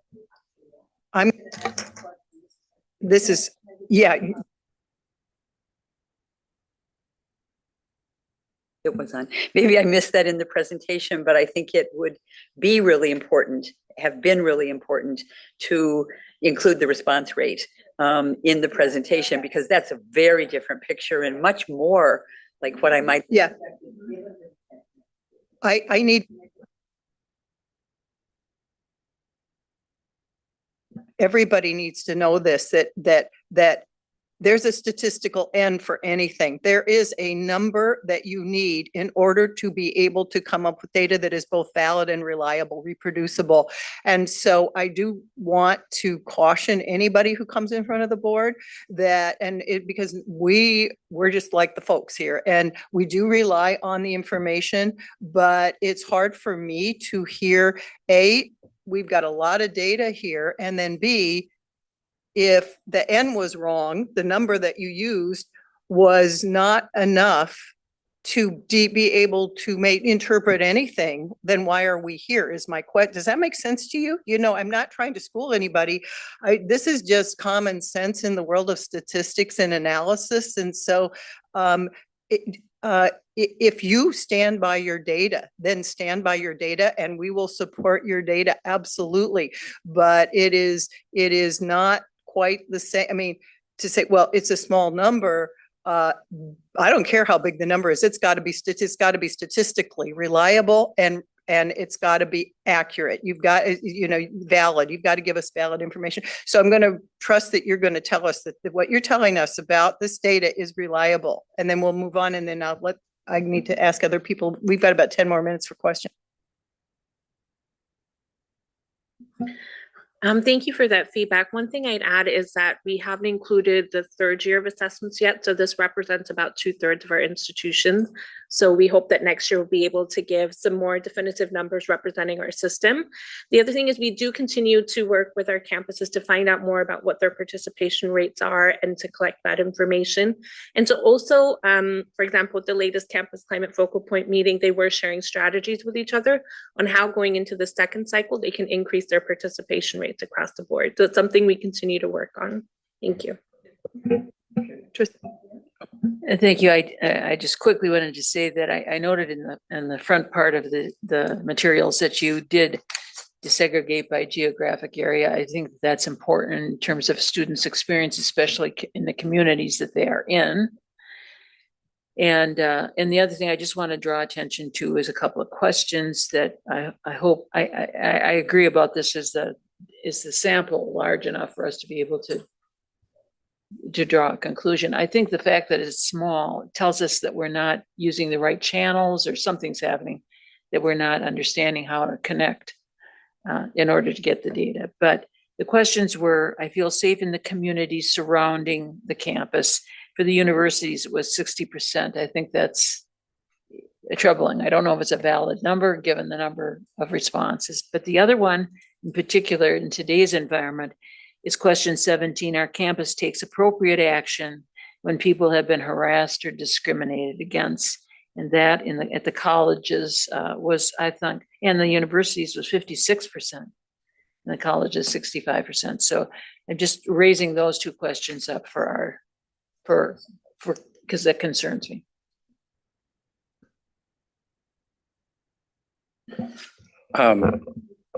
Yeah, I'll offer just a couple of comments with regard to our institutions are responding appropriately in relation to discrimination, harassment, and bias for both the employee and the student results. That one particular survey result is an outlier, right? Like it is notably lower in terms of I agree with this.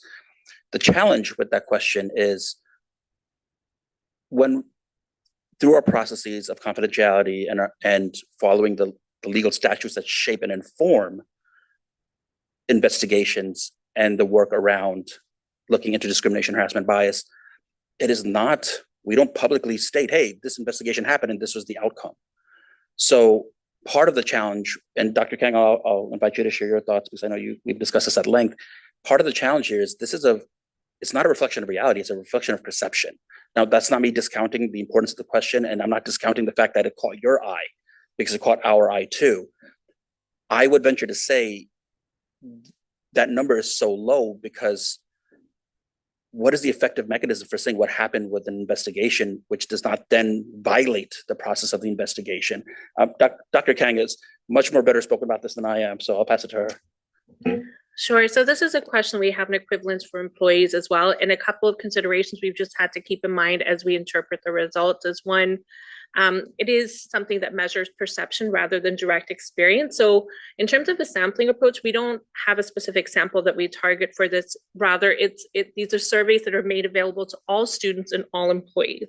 And of course, we still want higher participation rates. But that being said, because these questions are asked of all employees and all students, it means that we're not directly measuring experience, but rather perception. And so because processes and structures like investigation are confidential, we may not always know the outcome, right, as a participant when we're responding to these. Additionally, one thing to consider is what is the threshold to meet harassment and discrimination, right? There's board policy, there are legal structures, and then there's also personal perception, which may be a little bit different. So something like a microaggression may, from a personal perspective, be defined differently and have a different impact versus when we compare it to other structures. So. Thank you for that. And I understand what you're talking about, but it certainly is of concern. And especially we're talking about policy, the important thing about this for me is a policy, is because that's what our role is. And if there is something that is occurring in our policies that the articulation of what rises to the level of a microaggression or whatever is inappropriate or is wrong and needs to be strengthened, I would assume that you would seek that you would make that clear to us that we need to look at these policies because our response to this concern is limited by our policy. And I don't need a response. It's just a comment. Thank you. Trustee Grabowska.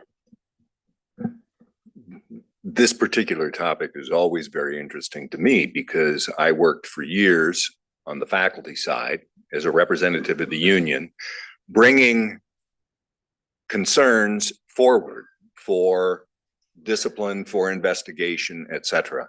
And exactly what Priyank talked about, most of those people who felt aggrieved for whatever it was would not know the results of any investigation. And so there never was any satisfaction because they didn't know,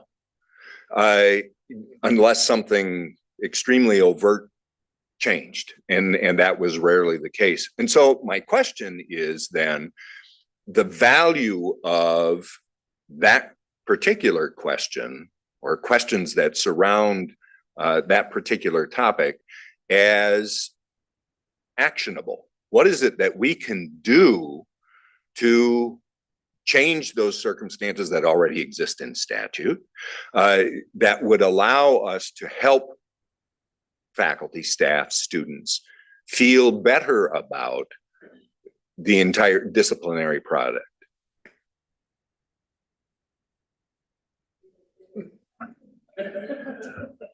So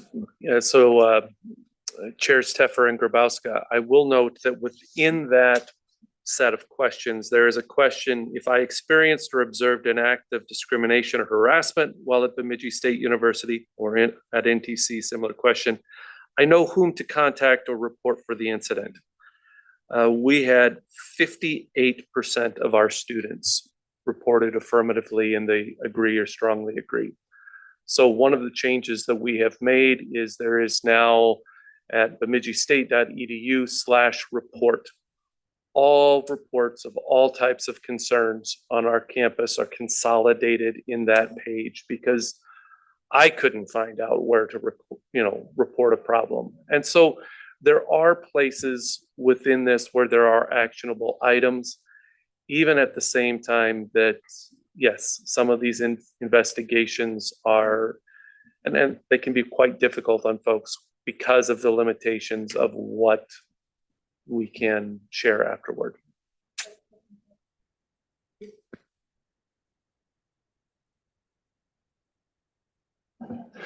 No, we respectfully, we have not cracked the code. We've got a lot of work to do. And while I am hopeful that we will see some improvements in some areas in the next administration of the survey, I am certain that we will continue to see some significant.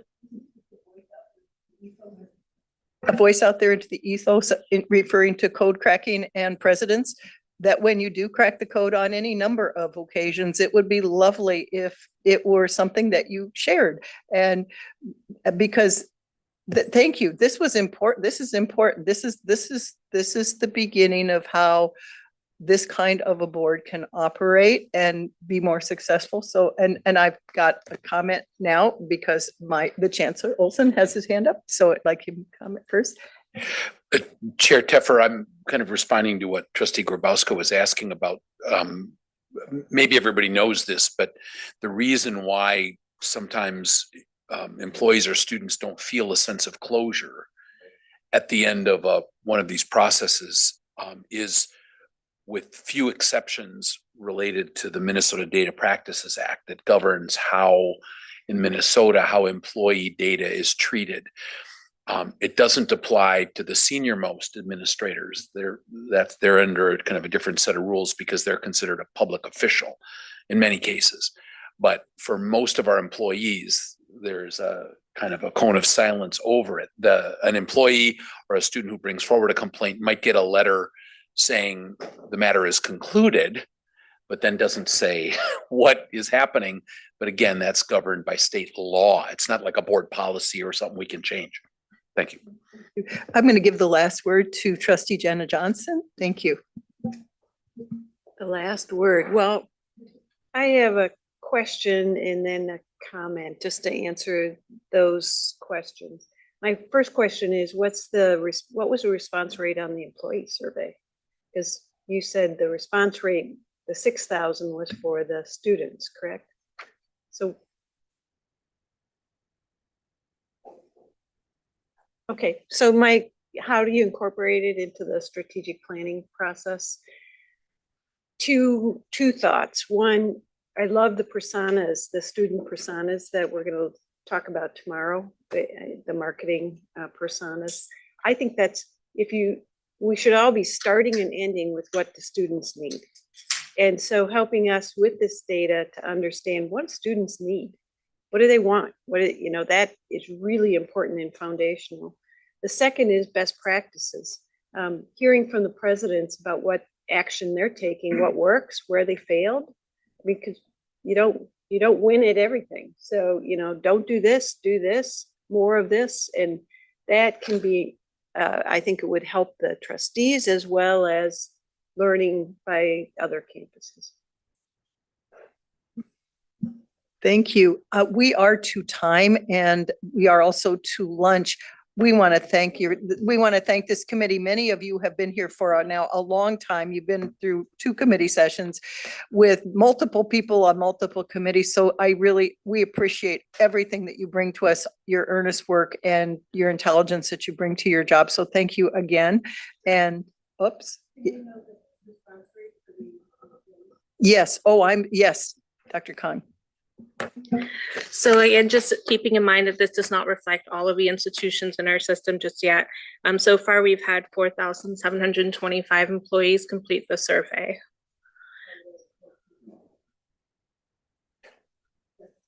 That's a representative number.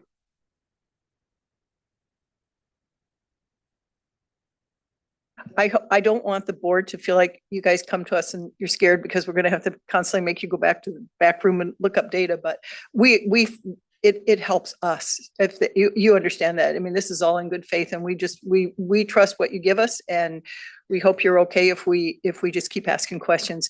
Thank you. With this, Chair Soul, we complete, the committee is adjourned. Thank you.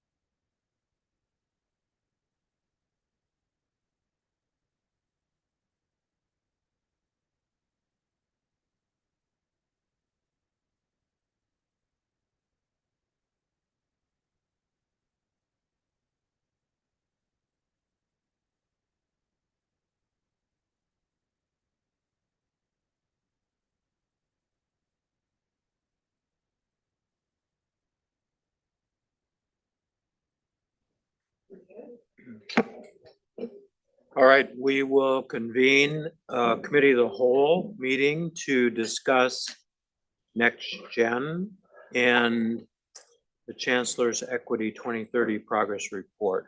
So one of you esteemed vice chancellors want to lead off? Thank you, Chair Sol. I'll go ahead and kick us off. Good afternoon, everyone. As typical, I kick us off with, let me just make sure I'm getting us to the next slide. Okay, with our mission items, and these are our strategies and objectives, and they serve as reminders as to why we're doing the work of implementing NextGen. So I won't read all of these, but we'd like to remind ourselves each time when we do these presentations. And then next up is our guiding principles. And again, these are guiding principles that we continue to use even through student. And this is also a reminder of when we're actually doing the work, what we need to challenge ourselves to do continuously on behalf of our faculty, staff, and students. And so a couple of things I'll just remind us as we think about where we are with NextGen. Keeping in mind, we are currently in implementation for student, but today we're talking about platform, which is finance and HCM and payroll. So that's what our focus is going to be on today. I'll remind us that stabilization occurs 12 to 18 months post go live. And if you're looking at your calendars, we are 2 weeks away from July 1, which is when we went live last year. So we have a few more months to go. I'll also remind us that we are currently within extended care, which is our cycle of firsts. And so as we go through that cycle through October 1, Workday continues to remain with us to help us through any defects and changes that we need support on as well. So with that, I will kick it over to Vice Chancellor Davis to cover some things about HCM. All right, Chair Sol, trustees, Chancellor Olson. I want to just go back a bit. The slides are a little difficult to read, but hopefully you had the some materials. I want to go back to go live, and actually in the weeks prior to go live with Workday, we gathered at St. Paul College. President Peasley hosted us. We got together there and made the cutover plan from the legacy system ISRS into Workday. Folks that work in the HR division, in the HR service center, both payroll and HR, came to the college and made sure that all the transactions in the cutover period were in place for Workday. Got us ready for any step or increases that were going to take place at the beginning of the fiscal year. And then right away in July, we were live in Workday. I confess to you that first pay period in July that was coming out, I was a little anxious. I wasn't sure what to expect. It was very successful. Everyone that was anticipating a paycheck on that first pay period in July received one, and with few exceptions, the check was entirely accurate. And so with some optimism, we kept moving forward. But we had a couple of things that caused some false starts as we prepared for the academic year. In Semaphore, our contingent and adjunct faculty are terminated basically when they come off contract at the end of the spring semester. And so they need to be rehired or reactivated in the fall. Because they were not in Semaphore and an active status, there was instruction given to campuses to rehire all of the faculty.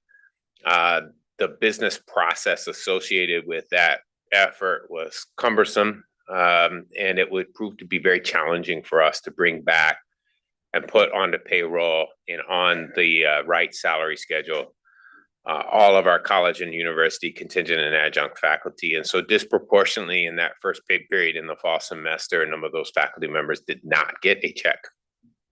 And as we worked to remedy that situation, we were confronted with a number of issues with integrations not working correctly or as designed. We had a lot of duplicate entries on the cost side, on the cost ledger. So we made the decision to stop posting payroll into finance because the data that was coming back from Semaphore was not accurate. And we worked through those integration issues. We issued over 1,000 off-cycle checks in the following year to make sure that we met our legal obligation to pay people at least once every 30 days in the state of Minnesota. And we worked diligently, lots of overtime, a lot of extra work to get folks on a biweekly pay schedule with their accurate faculty assignment authorized and paid in accordance with the collective bargaining agreements. That took a lot of effort, and I am still grateful for the folks in my division who helped achieve that, as well as our partners on campus. It was a lot of work. We did, in fact, get those errors in HCM fixed, and we did have much more success in the spring, although there were still issues primarily around the hiring business process and challenges getting folks on board, but by comparison, considerably better. In the time period of the third quarter of the year, so we've been live now for about 6 months, we began working in earnest on the HCM side, on the HR side, to complete all the corrections and catch up on the missed initial steps of payroll posting. This was a huge effort because it took looking at all these duplicate assignments, discerning which one was the accurate assignment, and then eliminating the ones that were duplicates. And so it took a concentrated and focused effort on the part of payroll and HR folks during that quarter to catch that up. We are caught up today. We do post payroll to the finance ledger regularly, but there is still a lot of correction that needs to be done on the finance side. And I know my colleague will get into that in some degree, to various degrees, but it took us the better part of that quarter. And so that wasn't a true condition until April and May.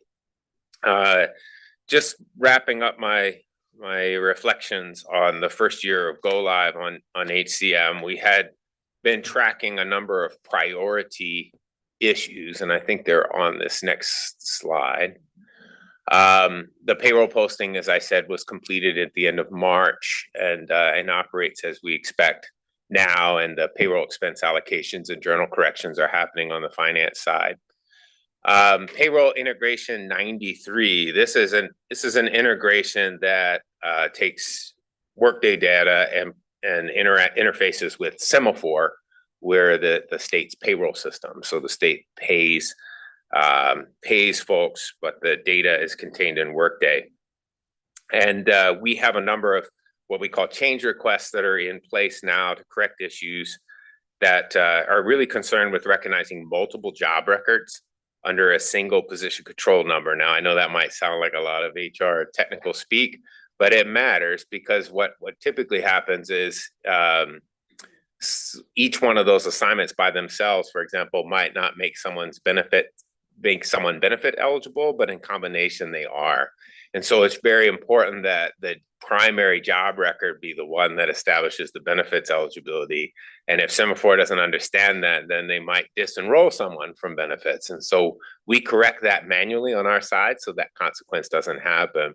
But we need the integration to function properly because that is not a sustainable way forward. So we're working on that, getting the employee status logic and the incorrect payment and benefits assignments to operate exactly like we expect them to. And so that remains on our list, and our timeline, I just got an update yesterday, is about mid-July to put those change requests into effect and into production. Before I turn it to my colleague, I am pleased to report, I think I gave this update to the board last month, but the pay details report is in production today. This is a report that replaces a report that was available in our legacy system that allow faculty to verify that their assignments in faculty workload management match their pay and get the details to do that. Most employees can take a look at a pay stub on Semaphore and they understand or can do the calculation of the number of hours they worked at their hourly wage and conclude whether their pay is accurate or not. But faculty are paid differently and need this details report to validate that their pay is accurate. So it's actually 3 reports, but it's displayed like a singular dashboard, and it is in production, and we are gathering feedback this summer, and we'll do a launch here in the fall. So With that, I'll turn to my colleague to go over what's happening on the finance side.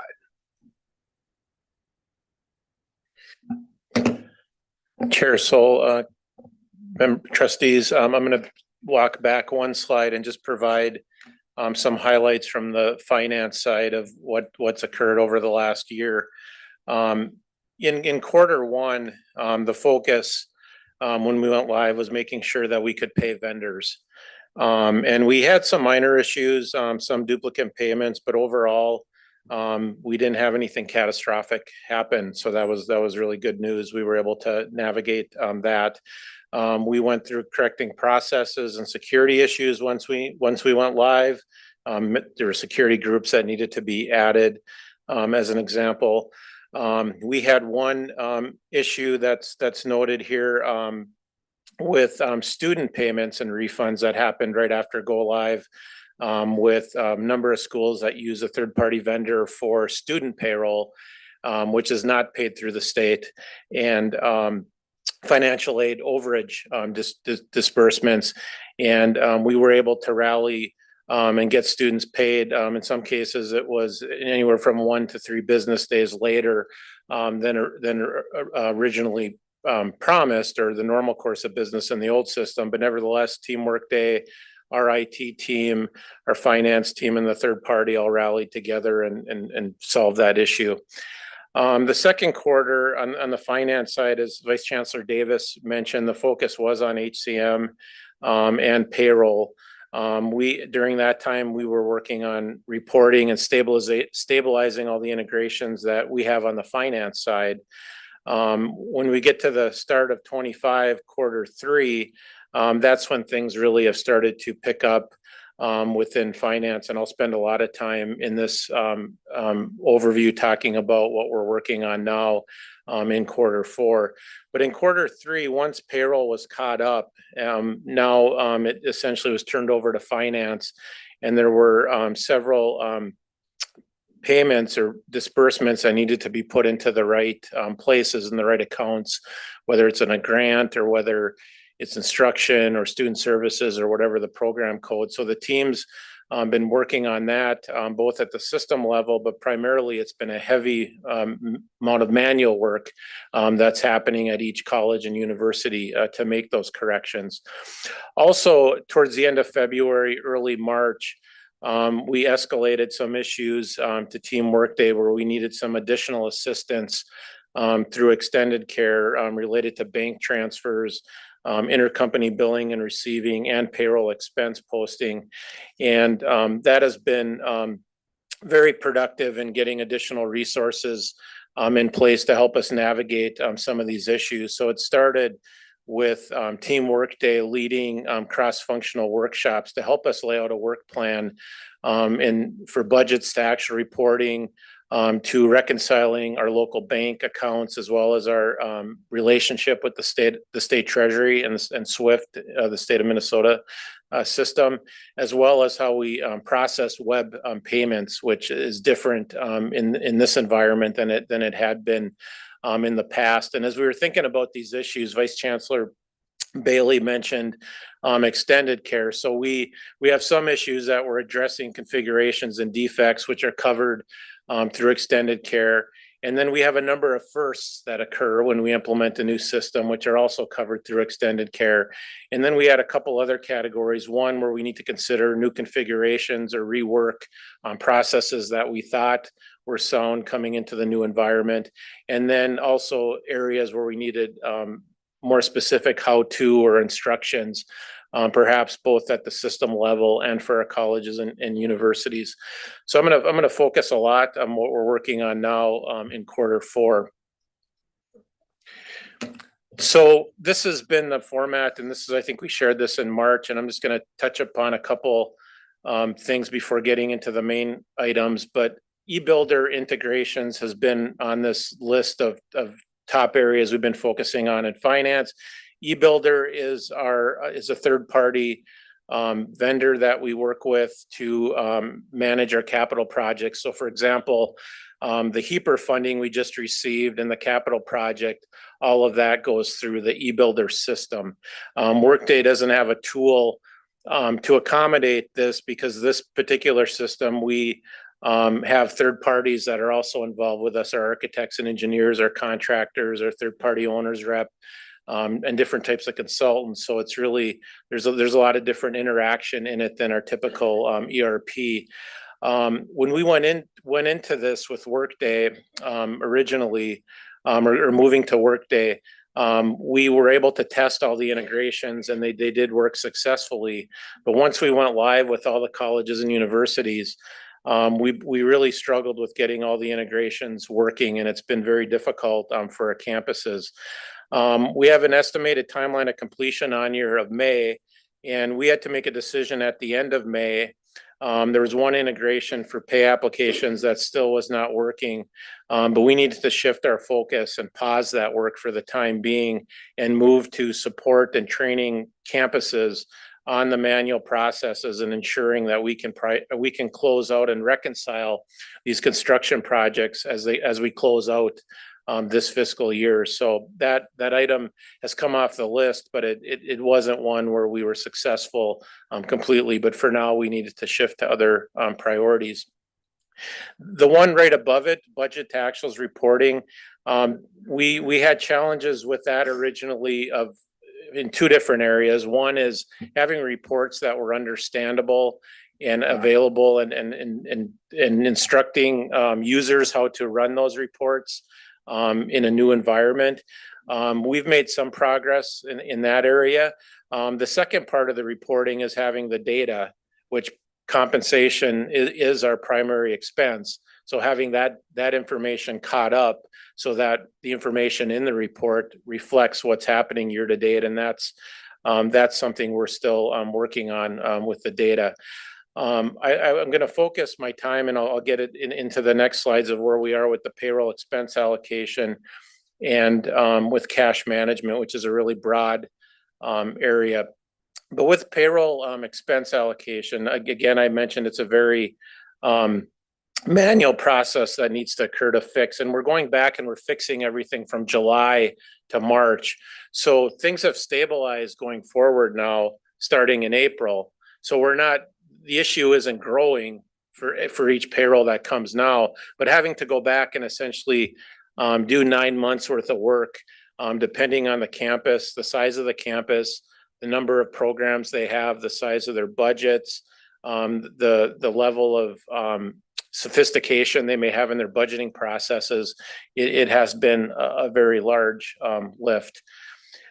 We originally slated that after payroll was posted on the HCM side, that we could get this work done by end of April, early May. And we ran into some unexpected issues where the non-faculty assignments were working okay with the integrations and being able to get them in the right accounts, but we were having issues with the faculty assignments, which are generally more complicated based on the nature of, teaching different courses, grants, all those types of things.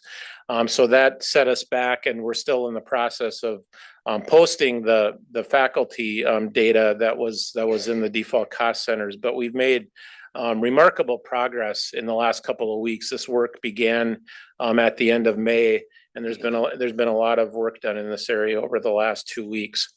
I just want to mention one other thing related when I'm referring to cash management. It might not be the exact term that we should be using to describe this.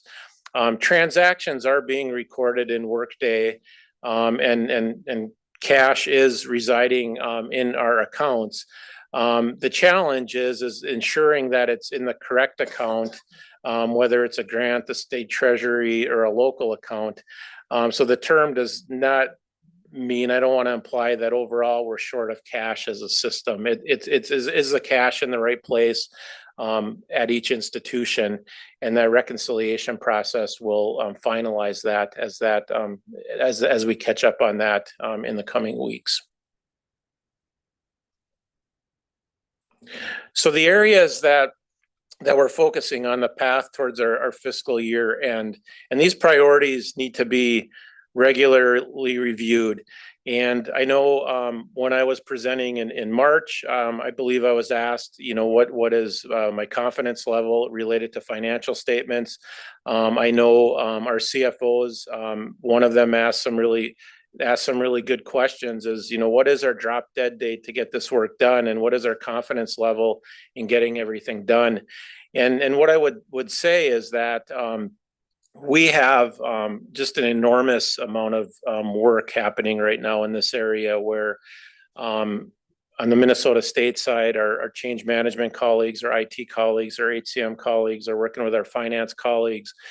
Team Workday has helped step up and provided us the additional resources, as I mentioned, and our colleges and universities are helping out one another and working really diligently to meet all these timelines. But I have to be frank that the risks that we have is that the capacity, both at the system level and at the campus level, is varies in some cases, and it is pretty light. So we have a lot of areas that rely on one subject matter expert to get this done before we can move to the next step. So we are working through that, and we have made pretty significant progress over the last couple of weeks, which I'll share on the next slide of what our path is the next 30 to 45 days.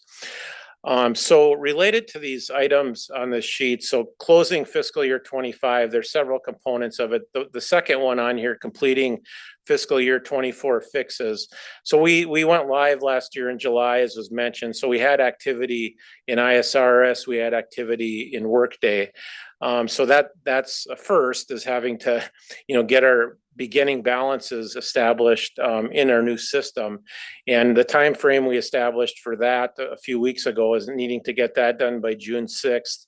And the team rallied on that, and we were able to swarm resources related to that particular function. And we're almost 100% complete. We're at 99% complete of meeting that task. So that was really good news. And I think the team felt really good about being able to accomplish that.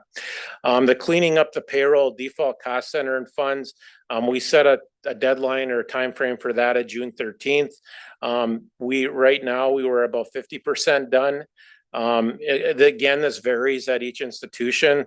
So I'll talk about where we are with, 34 different institutions. So in this case, it's our 26 colleges, our 7 universities, and then our system office operation. So we have, 10 institutions that are caught up on this. So, roughly a third.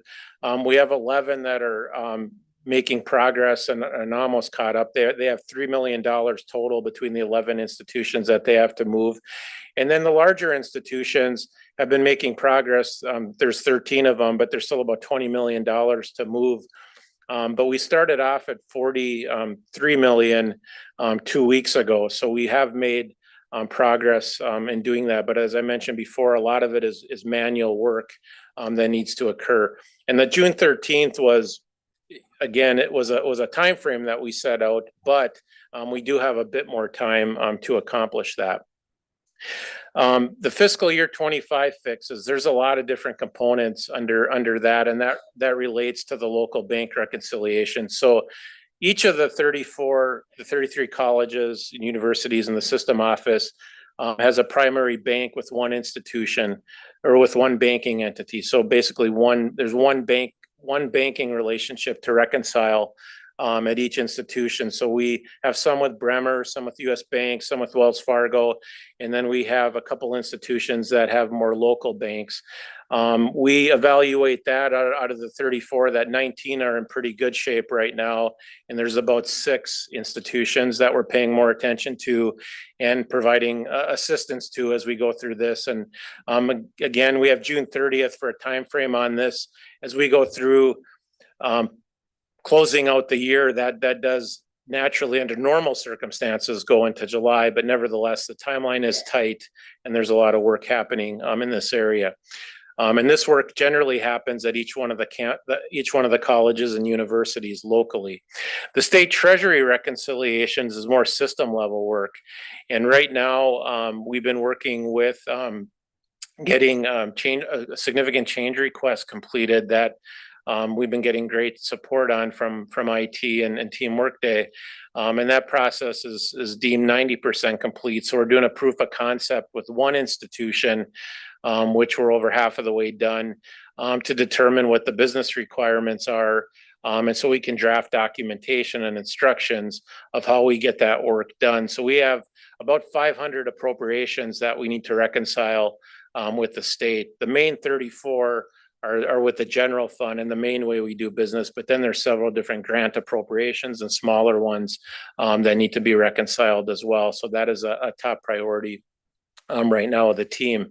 And then opening fiscal year 26, number 2 on this list, that basically is setting up budgets so that we can operate on July 1st. We may not be quite where we need to be in that case. Again, with the resources we have to prioritize the work. So there may be some compromises that need to be made so we can keep doing business, and it will vary on the institution, but we are working towards a July 23rd deadline, but working with some campuses that it likely will go into July based on other priorities. So this calendar is more as a visual to illustrate in a sense of urgency and the communication that's happening right now and has been happening since towards the end of May. So we, just without, illustrating every appointment on the calendar here, I would just illustrate kind of a cadence of a week is that every day cross-functional leadership team meets, Teamwork Day IT, Minnesota State IT, HCM Finance, to get updates and to prioritize the work. On Tuesdays, we have a group of campus colleagues we work with, our CFO advisory group. Thursdays, we meet with all of our CFOs, and we provide a weekly update to the Chancellor of where we are with this work. And then on Fridays, we provide, or I provide a written summary of the week, successes that we've had, what our next steps are, what the priorities are for the week. So as an example, just to illustrate that we're always prioritizing the work, the information that went out last Friday really encouraged that we need to prioritize resources on local bank reconciliation first, that needs to be the number one priority based on having successful financial statement preparation, and that payroll default cost center and moving that, even though the deadline was June 13th, that is the second priority for the campuses. And then loading the budgets for 26 would be a third priority, because we're at the point right now is the focus is being able to be here in November. Between this meeting and November is when we have our preparation of our audited financial statements. So that's the forefront of everything I'm thinking about as we prioritize that work, is to make sure it aligns with those timelines over the summer of when we need to meet deadlines for both our external auditors as well as the state of Minnesota. And there's no doubt this is going to be more of a challenge this year than it's been for several years. But we are marching along this path. And again, before I conclude, I just want to state again that it is what the work that's happening at all of our colleges and universities in the finance area is even more intense than it was when we went live in July 1st. Now that we've been live and we're closing our first fiscal year, and we're having to do a lot of one-time actions that we won't have to do in future years. Vice Chancellor Bailey is great about reminding us about stabilization and that it takes 12 to 18 months. Sometimes it's hard to see that when you're in the middle of it and that we have a ways to go, but we are catching up on these transactions. And again, the payroll one is one that we really couldn't start work on till April. So it isn't like nobody was thinking about this on the finance side until the end of the year. It's just the way the process went, and now we have to get that done. So that concludes an overview of my update, and I'll stand for any questions. Thank you.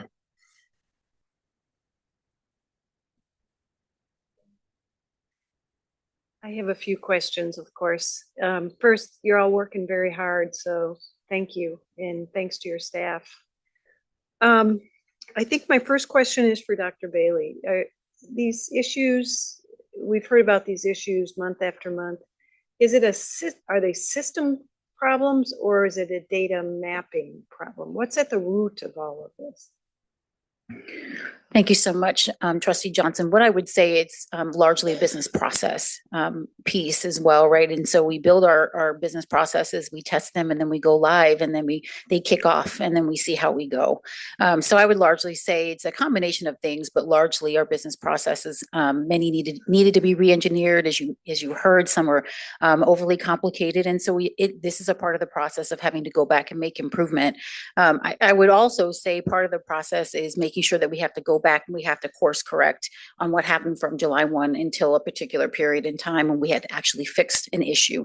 And so that's part of the issue as well. So I would say there are a myriad of things that go into some of the challenges that we've experienced. As you also heard, once payroll posts, then the finance side kicks in, but it couldn't kick in until payroll was corrected. And so what we're doing is seeing a process of which everything is kicking off and doing what it's supposed to be doing now. And I'll remind us that we will still have our first all the way through October 1st. So this might not be the last of what we hear. So there's a combination of things that I would say largely go into the reason why we are here where we are. But largely it's business process improvement. We'll need to continue to do that.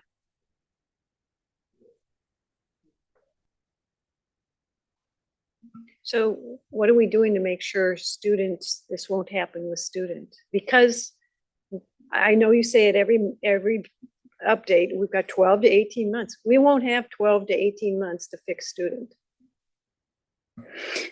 Thank you so much for that. A great question. One of the things that we have done with our student team is we included them about 1.5 years, 2 years prior to the implementation of student. And that was to make sure they participated in all of our lessons learned. And so we're coming into this much more well-informed. Our platform team sort of went in a bit green when it came to a Workday implementation. And I would say our student team now gets to leverage the benefits of our lessons learned. They are with us. They have been with us in all things platform. They continue, even though they're working on student, they continue to meet with us on platform issues. And so our vantage point is this is one Workday. It's not platform versus student, it is one Workday. And so we're very cognizant of our downstream and upstream impacts to each that has on each other. So they continue to stand with us. They know what the challenges are. Their teams have participated in helping us resolve those challenges, and they'll continue to meet with us. So lots of lessons learned. They're paying very, very close attention to some of the challenges that we had. And I would say we continue to use our change management folks to help us make improvement as well. And so the teams just rally around each other and they help each other do the work.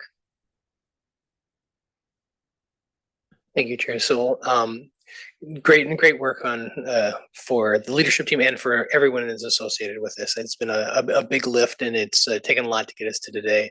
With the postings for payroll now complete, I would think we should feel pretty confident that all transactional is inside the system. Is that a fair statement that it might not be in the right cost center yet for some of the payroll, but we feel pretty confident that the system is capturing complete financials across the system? Chair Sol, Trustee Hipsch, yes, that's correct. That the payroll has been recognized as an expense.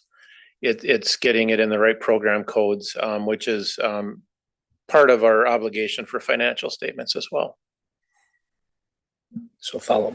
So as we think through the financial statements and what needs to get done for those to have them complete and accurate, we don't do financial statements for each individual institution. We do it at the overall kind of from a systems perspective.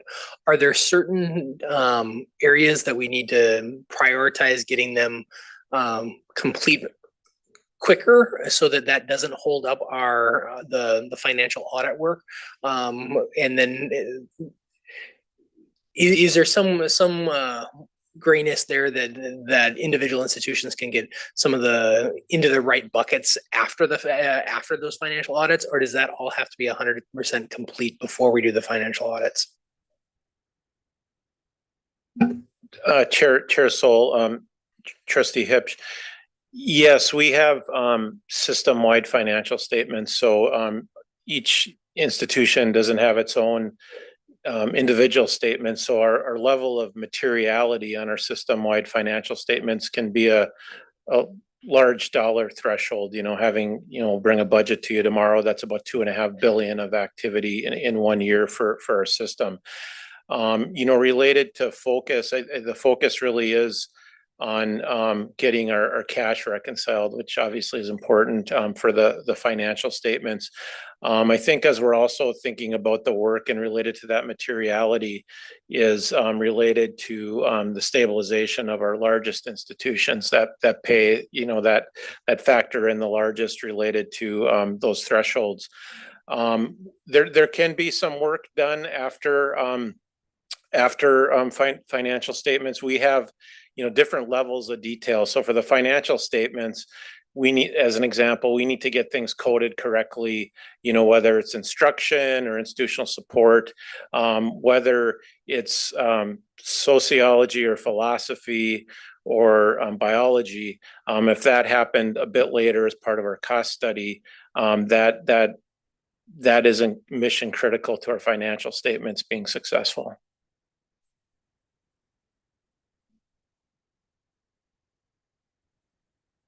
Are the presidents getting the financial reporting they need now to run their business? Chair Hipsch, Trustee Johnson, they are not getting the level of reporting they need yet at this point. When we complete this process of getting 25 closed, getting the data caught up, and a lot of this work in being able to reconcile is getting the reports in a place where they're usable to help with that process. So it's been an ongoing, very incremental process to this point. But I know there's been extensive justified frustration of not being able to get data that's easily accessible.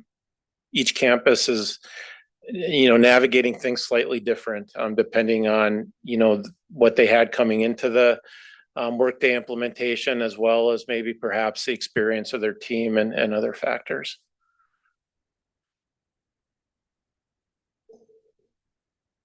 So when will they have the information that they need? And when do they need it, and when will they have it? Chair Sol, they needed the information long ago. They will, the way the timelines are set and the work that's being done for the start of the new fiscal and academic year, there should be stabilization in this area. Between July 1 and September 1.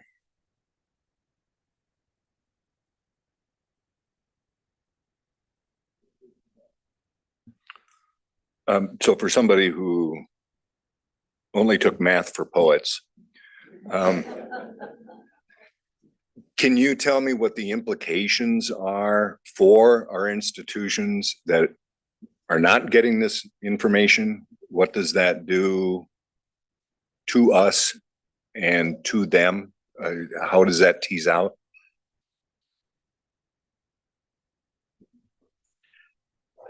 Chair Sol, Trustee Grabowska, it has introduced a lot of manual ad hoc analysis and reporting work outside the system in order to evaluate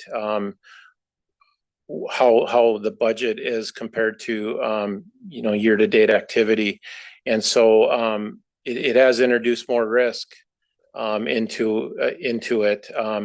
I think generally speaking, based on a lot of the conversations, is people are generally been more conservative this year with their finances due to the ambiguity that's been present with having easily accessible reports.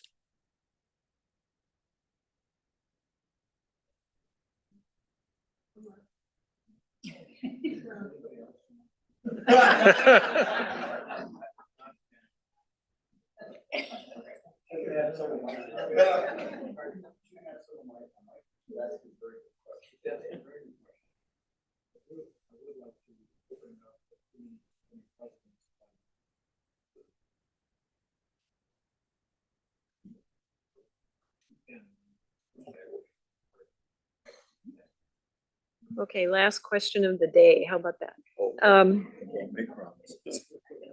Oh, not of the day. on this topic, how about that? Budget wise, with our contract with Workday, are we at budget? Are we doing lots of overruns because of surprises? Chair Sol, I'm Trustee Johnson. We have a fixed fee relationship related to this contract. So we are within budget, and if it does come to the situation where we have to use contingency or there's a change order that results in additional funds needing to be expended, we bring that either depending on the dollar amount to board leadership or the board for approval before we proceed. But we are within budget.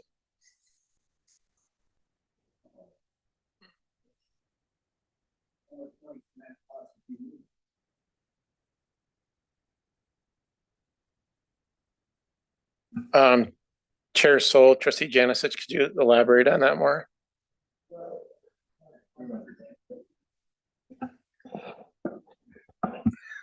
Only because I'm not convinced that we're gonna meet these deadlines, and I'm not convinced that they're not gonna come back and ask for more money. All right, and I don't believe we have a whole lot of money.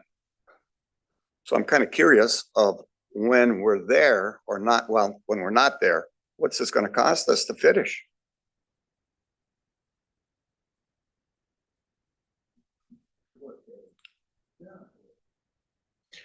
Well, Chair Sol, Trustee Janicic, so on the platform portion, as mentioned, we're getting close to the end of extended care. So essentially, the investment that Minnesota State has made financially is pretty much been made.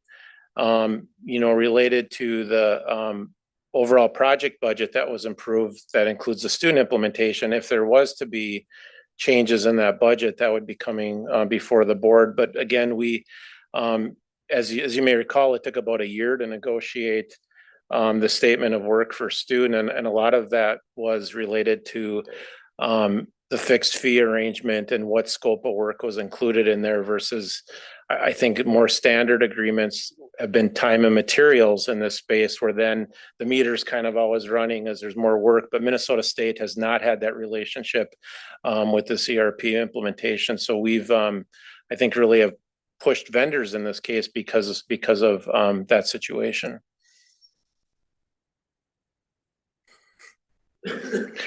You don't buy it, do you?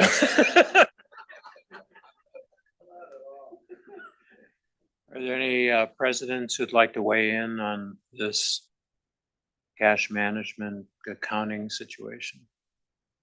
I'm sure you already have, but to the board.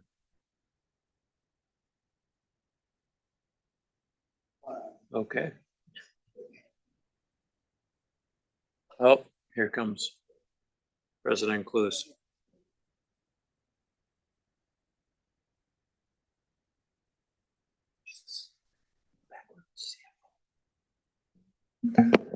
Good afternoon, Lori Clues, Technical and Community College. So I just want to share from a campus perspective.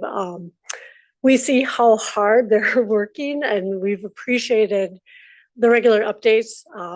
I just recently received an update of what's happening on the financial side, working closely with our CFO to determine where are we at and what do we have to do to make sure that we're successfully closing and capturing everything. So it has been hard. It's certainly been hard. As the former CFO, drives me a little crazy when I can't run a budget report and I don't know where we're at. But I think Vice Chancellor Mackey is right. We're being very conservative. We just recently had a dean of liberal arts that said, I have $3 million left in my budget. Can I spend? We said, no, we're doing those payroll transactions. So I think, and I can only speak to our campus, but there's a good sense of what we have.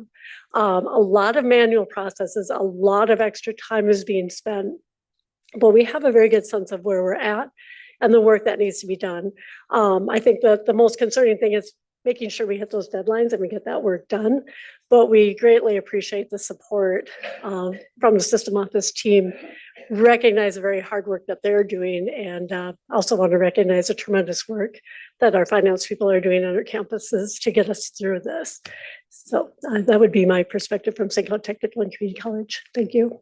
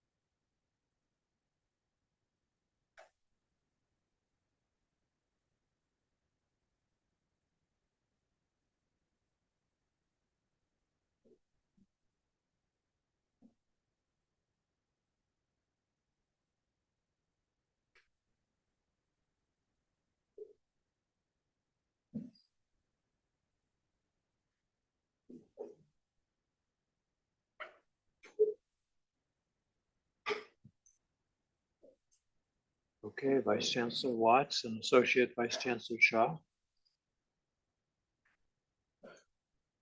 Good afternoon, trustees. I think we start with the comments from the Chancellor. Thanks, Chair Sol. So our commitment to Equity 2030, this is still our top commitment as a system. Nothing has deterred that. Nothing has diverted us from that. And despite maybe some distractions with regard to it, we remain as committed to it as we have ever been. The goal, of course, is to meet every student where every student stands. And this has been who we've been since 1858, when Winona State University was founded as a normal school. And it's been true of every one of our institutions since, and it's been true of our system since its founding. That's what we strive to be. The equity scorecard measures how we're doing with students of color, with Pell eligible students, which you might think of as being equivalent to low income students, and first gen students. That's really what we chose to measure in the equity scorecard. But that doesn't mean that we're not meeting every other student where they live. We meet veterans where they are. We meet LGBTQIA students where they are. We meet neurodiverse students where they are. We meet students with disabilities where they are. We meet untraditional age students where they are. We chose these things particularly for the scorecard because they were areas where Minnesota was notably lagging nationally. So that's why those things were chosen for the equity scorecard, but those aren't the only things. We are trying to meet every student where every student stands. As we'll see in a second, we've had some successes, we've had some disappointments, we've had some surprises, one of which is that I know this was true last year, I think it's true this year, every student of color group that we track is the highest achieving group on at least a campus. I think that's true, or nearly true, which is interesting because we often center whiteness and think that, well, everything, should center whiteness. But in fact, we have campuses where African-American students are the top achieving students, or Asian-American students are the top achieving students, etc. Very interesting finding. Our campuses are learning from each other. They're trying to see what each other are doing. They're experimenting. They're trying all kinds of things. And yet it's been very vexing. This has been a very challenging thing to move the needle. As you'll see in a second, particularly for the colleges, we've had success in growing success for multiple populations. But of course, if the lines are both going up in parallel, the gaps aren't closing. Now, the lived experience of students might be improving, but the gaps remain vexing. But we didn't do this. My predecessor, Devinder Malhotra, used to talk about this as our moonshot, right? And to quote, President Kennedy, we choose to do these things not because they're easy. We choose to do them because they're hard. And this is hard. And we'll keep at it. And it has not moved from being our top priority. So with that, Mr. Chair, if we could dive into some data, and some of it'll be familiar, some of it may be new. And then at the end, if there's time, we actually are trying to do a little national benchmarking in a way that we haven't done before, that I think the board might find interesting. Okay, thank you, Chancellor Olson, Trustee Sol. So I stated Equity 2030 is our aim, and it is an aim filled with challenges. Nevertheless, as was mentioned a moment ago, it shouldn't stop us from doing the work. Dr. Priyank Shah. Dr. Shah's trying to figure out how to use the clicker. Can somebody help me advance the slides? Oh, there you go. Oh, that's fine. Thank you. See, smart woman. We want to offer some context setting and some information about how are we measuring Equity 2030. And we recognize, right, we have new members in the audience here physically today, but also new trustees. So I'm going to offer up just a very high level overview of the particular metric that we're looking at, which is the fall to fall persistence and completion metric.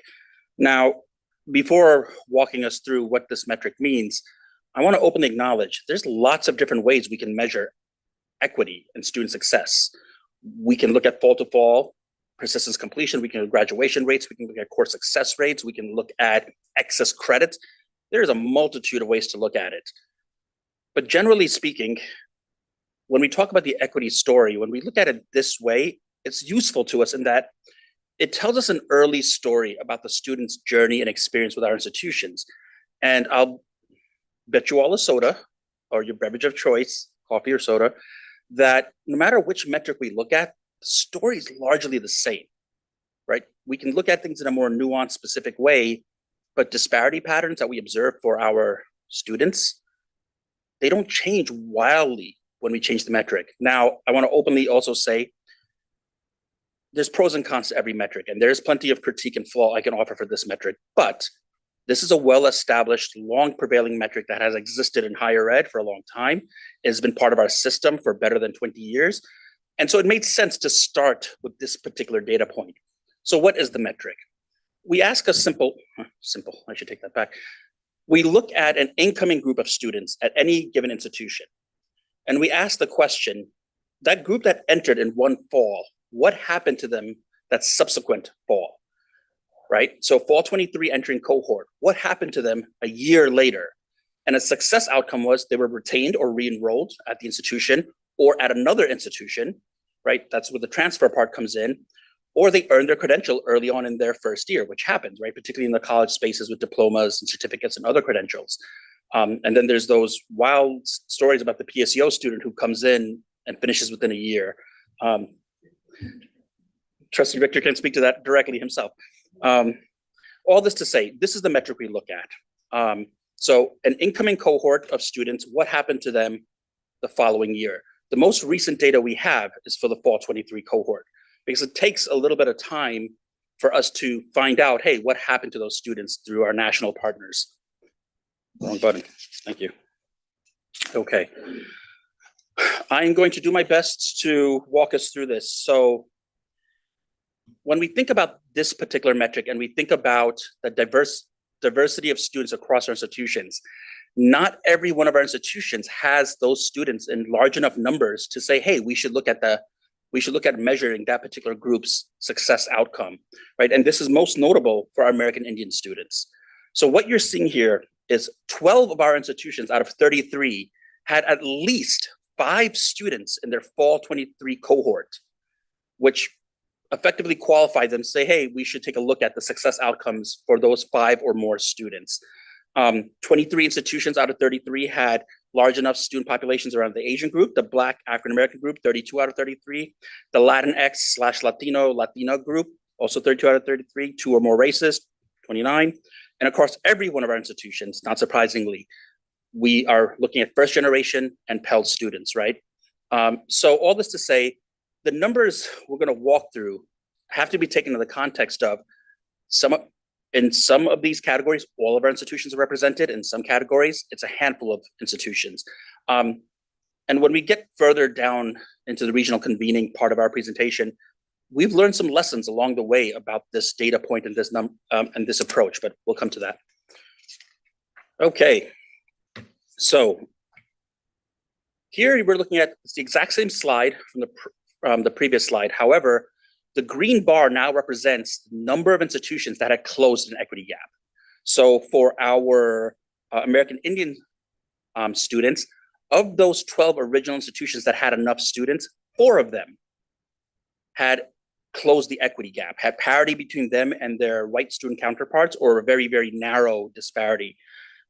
We see 16 of, I got to do math in my head, 23 institutions for Asians. And we see this pattern over time. We see these patterns where we've realized success for some of our institutions have realized success across these groups, but a lot of work remains, right? So when we look at Pell and first generation, at first generation, 8 institutions of 33 have closed that gap. Now, I want to reposition these numbers as percentages. So I know one of the big challenges with presenting data is asking the audience to do mental gymnastics. So I'm going to try to help us vault from one slide to the next. Okay, I am not using great gymnastics analogies. I want to focus on the Asian group just because it's the most notable one on the slide. Those 16 institutions that I mentioned that had closed the gaps represent 70% of the institutions that closed the gap.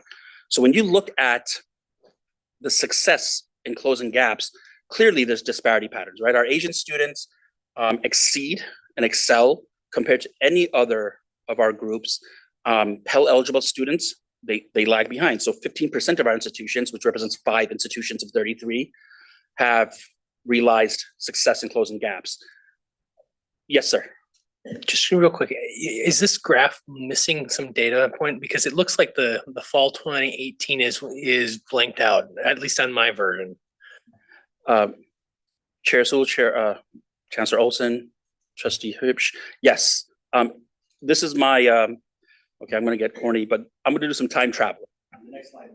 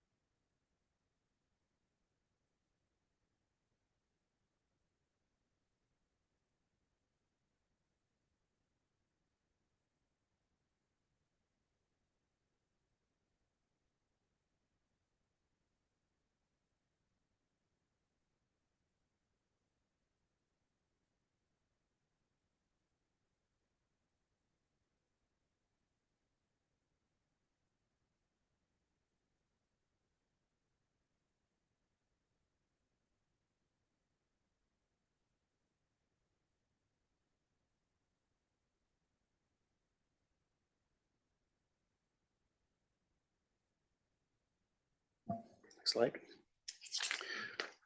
Now, let's take a longer view. Right, this Equity 2030, we're at the halfway mark at 2025. But I shared with Vice Chancellor Watts and Chancellor Olson, I'd like to show you a longer view of this discussion. And many of the trustees, you've seen this before, but it was probably packaged in a larger conversation. So I'm very pointedly pointing to an issue and a challenge. Here you're seeing students of color relative to non-students of color. Same metric, fall to fall persistence completion. They entered in 1 year. What happened to them by the next fall? Did they re-enroll, complete, or transfer? This is for colleges across the system, just shy of 20 years of data.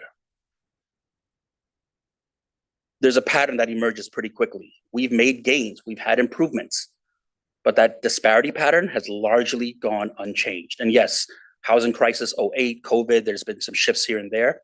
May I have the next slide, please? Thank you, Dr. Watts. I don't know how to make it work.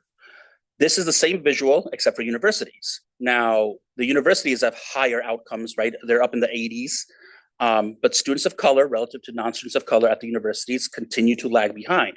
We've seen some gains, some improvement, but again, generally speaking, that disparity pattern has not changed. Now, in your board materials, you can find an Equity 2030 update report. There's visuals like this for Pell and first generation, and they're virtually the same, right? With some nuance, but generally speaking, the headline here that I'm pointing to is we've made a lot of gains, but fundamentally, we have a large task ahead of us on this work. With that, I'm gonna pass it to Dr. Watts.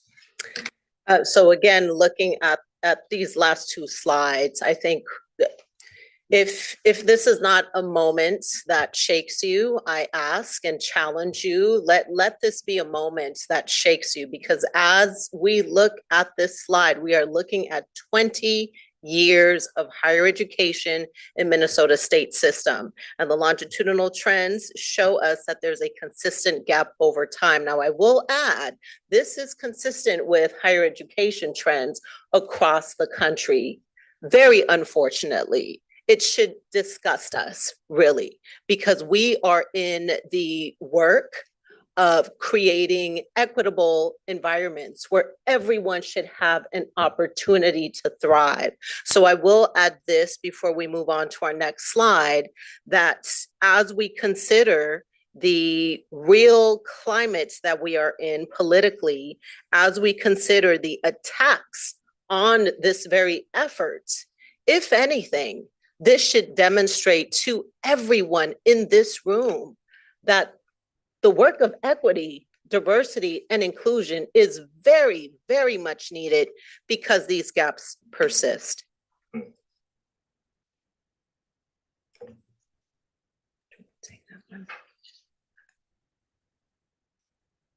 Okay, so the equity and student success regional convenings were kicked off this spring, and it was led by the Office of Equity and Inclusion in partnership with Academic and Student Affairs.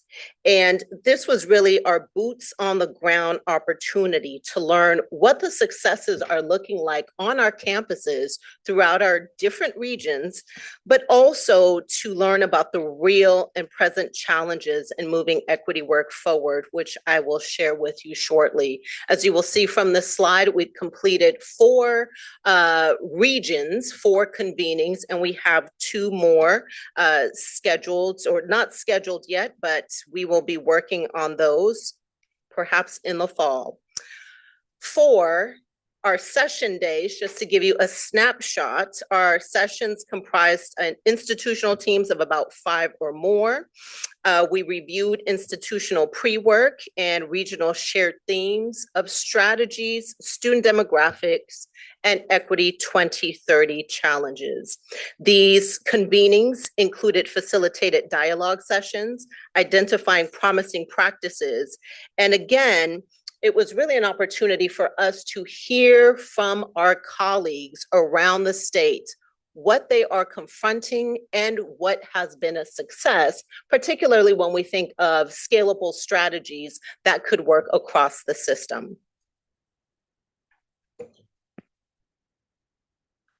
So as we prepare for these convenings, we prepared a set of big picture questions that we sent to each institution, asking them to provide, without cumbersome effort, without having to reinvent wheels, provide some insight into what student populations are you focusing on for improving equity? And we'll discuss why that we asked that question.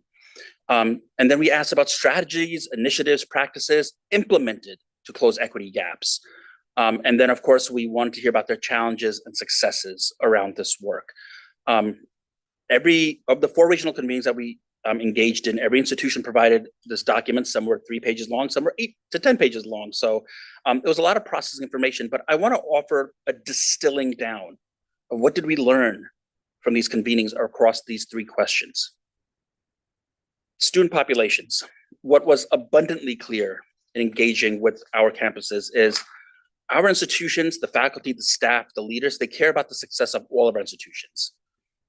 And for many institutions, thinking about the first generation students and those that are economically disadvantaged sits as a high priority. And this is particularly the case in greater Minnesota, right outside the Twin Cities metro, moving away from the southeast part of the state, which leads us to that next question around regional considerations for students of color, specific race and ethnic groups. I had shared earlier that we've had some learning and we have some reconsideration to do about the scorecard work. We look at race. And President Reich is in the room, but I remember a very intense conversation, and in a good way. How do we look at race and look at Black students and Latinx students when we go from 4 in one year to 10 in the next year to 2 in the year after that?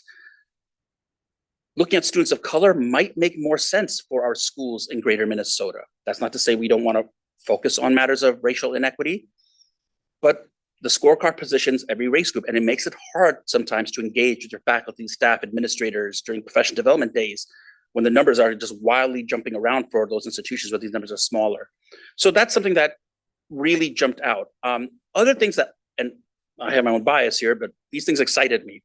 Our institutions are doing really interesting things. One of our institutions is honing in on late registering students. Those students that sign up for college classes or university classes 2 weeks before the start of the term. How do you engage that student and get their orientation, their onboarding, their financial counseling? A very targeted effort at looking at late registering students. Adult learners was another major population, and then students with dependents, right? Whether they're children or those that have elderly folks that they look after. There's more I can share here, but these were some important themes that emerged. Emerging scalable strategies. We heard the gamut of approaches to closing equity gaps. There's some honorable mentions I want to make around mental health work that our academic student affairs colleagues are leading with the mantra health work. Virtually all of our institutions have some form of a food pantry or a clothing shelf. Those are really important pieces, but in a very targeted way. How do we think about what are the strategies, what are the interventions, what are the engagements that can speak to closing those equity gaps, right? That larger 20-year visual that we shared. And here's some things that we heard from our campus colleagues. We heard through the pre-work, mentoring programs, very targeted mentoring programs, and providing guidance and support to our students is a very critical piece, particularly for those students that don't know how to navigate higher ed or don't know how to speak to a faculty member about, hey, that wasn't cool the way I was treated in the classroom, right? I mean, how do you teach a 18-year-old to do that when they've never had to engage in that discussion? Peer-to-peer learning support. We've seen quite a few examples of this at the 4 years and 2 years, where students who are excelling in an academic program can be leveraged to help support younger, well, I shouldn't say younger, more junior students in their program. And we've heard some really great examples around this. And then case management advising, very targeted efforts around advising. Those top three things we can somewhat collapse together into how do you support the student's journey, particularly those that don't know how to navigate or trying to make sense of navigating college and university settings. Enhanced and targeted onboarding, right? This is going first year experiences, elongated orientations that really help provide guidance and support to the student. I remember my own University of Buffalo SUNY orientation. It was 3 days of being bombarded. I remembered virtually nothing except, I'm going to stop right there, making myself in trouble. Financial counseling. This was fascinating. Some of our institutions are doing targeted one-on-one advising during orientations about not just filling out FAFSA, but making smart financial decisions about enrolling in the institution. Again, this was something that for me was the first time I've seen it. And a major piece, right? We looked at, I think we spoke with 23 institutions. Don't quote me on that exact number, but so many of them are focusing on the classroom side of the discussion. The in-classroom experience around pedagogy, curriculum, engagement in the classroom, support services. So that professional development piece of learning how to support our students is something that the system office has been working with our academic student affairs colleagues in the Network for Education Development. They've been pioneering this work in Equity by Design, that methodology and culture responsive pedagogy. But these are 6, and I can give you another 6, but these were highlighted as potentially impactful ways of trying to really speak to those disparate patterns. Challenges and lessons. Some of these you're not going to be surprised by, and some of them just make total sense. The big one that we heard across many institutions is the lack of access to data and analytics, having the ability and the capacity to crunch numbers, let alone to make sense of numbers. So everything from, hey, I'm looking at static reports that are over a year old, to I don't know how to engage my faculty in the data literacy conversation on course success rates. So that was a major piece. Resourcing, not surprising, right? And resourcing and lack of bandwidth capacity come together, right? I'm not going to share quotes because I don't do a good job of capturing quotes because I don't write fast enough or clearly enough. But we heard the sentiment of our faculty are tired, our deans are tired, our staff, our advisors, they're tired because they've been providing efforts to support students through COVID, through all sorts of challenging dynamics. So the bandwidth piece is also a function of just strain. Many of our institutions shared that there's still resistance to this work. It's been highlighted more so in the last couple of years, given where we are just as a country. And then one piece that jumped out, and this is particularly tied to regionality. Outside of the metro and outside of the Southeast, our institutions have shared that recruiting diverse employees, whether they're faculty or staff or administrators, is a real challenge. I don't remember the name of the institution, but there was one that failed a particular search like 3 times because they were struggling to attract a candidate pool that reflected an appropriate amount of diversity, both in thought, but also demographic identity. Okay, so this is when I'm going to dive in, as I gave a heads up to trustees Teffer and Grabowska, and I was signaled to be transparent, which is what I will be doing. So A reminder that these regional convenings are an opportunity for us to learn about the successes and challenges that are happening on campuses towards achieving our Equity 2030 goals. A snapshot of some of the comments that we captured, and there were several. This is just a snapshot by some of our colleagues in attendance included, quote, "Students believe equity is reverse racism." Colleagues expressed uncertainty and anxiety, needing to explain equity now, and the need to defend equity amongst community members. Others expressed disbelief and frustrations that we're still having to have these conversations in 2025. Others said, "Thank you so much for doing this. It's not often that we get to share across institutions, and I find this opportunity to gather really energizing." Colleagues shared the fact that the political climate has impacted the ability to have conversations around Equity 2030. DEI has become weaponized. Our collective campus diversity officer community also informs us that each institution is navigating these efforts of Equity 2030 differently. Some institutions are battling budget constraints, and they've shifted their priority to naturally staying above water, making equity-focused initiatives not a top priority. Other institutions are situated in communities where leading equity efforts has become an issue of safety for them and their teams. And higher education as a microcosm of our world, Minnesota state system being no different, I can say that not every institution across our system is thrilled about leading forward with equity work, leaving our CDO community to ask, how can you, as the board, help institutional leaders be accountable to Equity 2030? In the work that I've done for many years, my philosophical approach includes transparency, and I believe this information is critical for you all as a board to have, as it helps not only inform the need for striving toward Equity 2030 and beyond, but we must also acknowledge the various external and internal challenges our institutional leaders are navigating in meeting our system-wide Equity 2030 goal.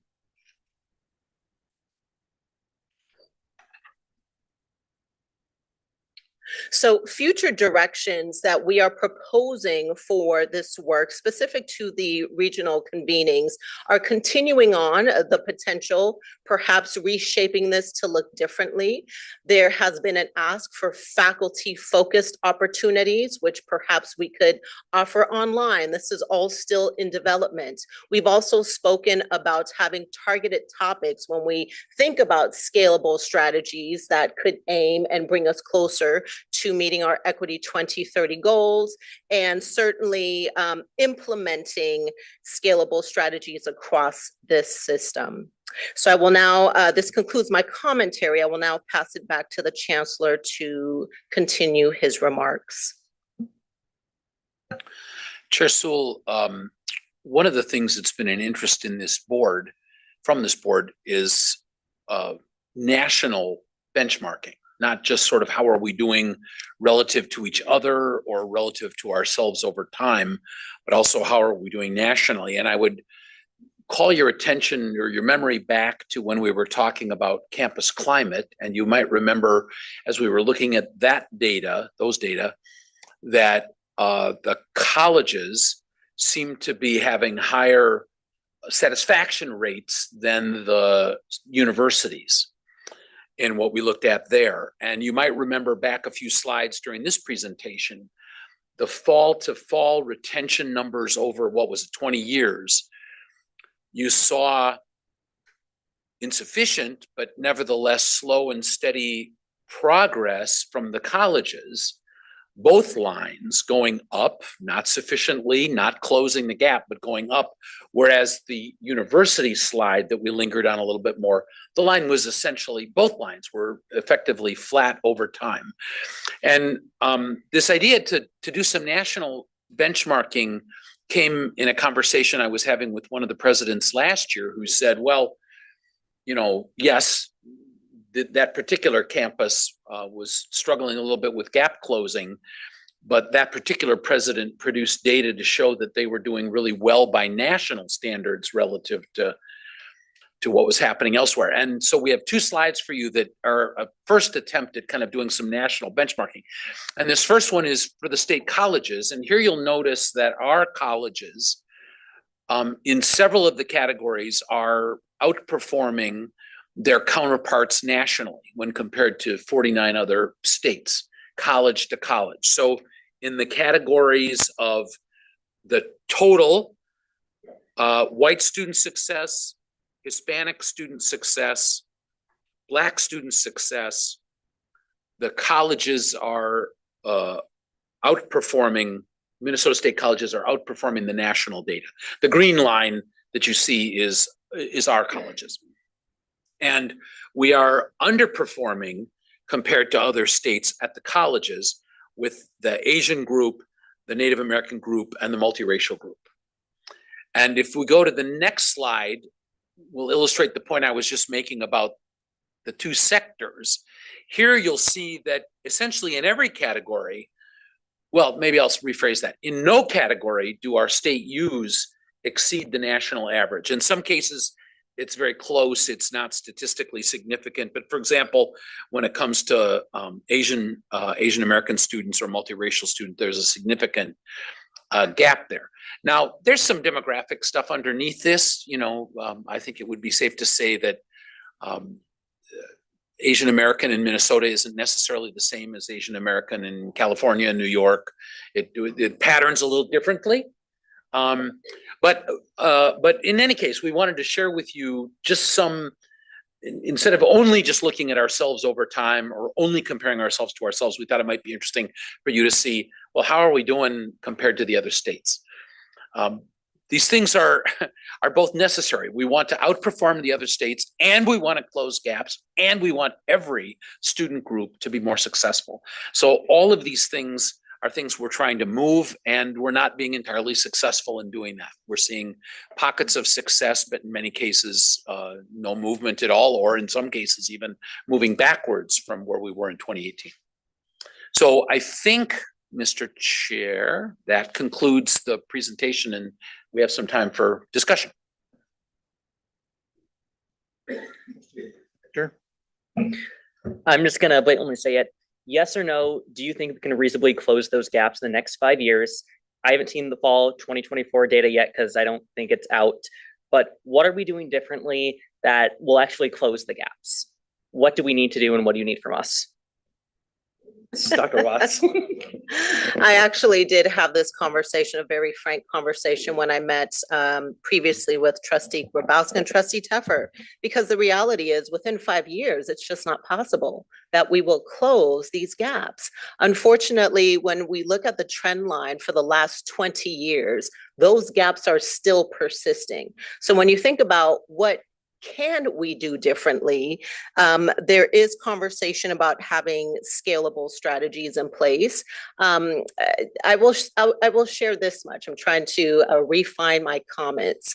It's wonderful to have an aim and to have a goal, but you must have clear direction on how to get there, which includes having clear direction for all of our institutions. And frankly, I believe that there may be broad ideas that every institution is targeting differently.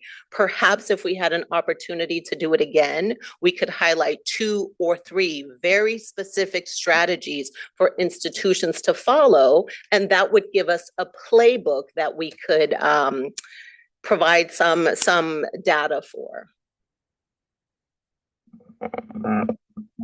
What do you think a reasonable percentage that we can aim for is? Just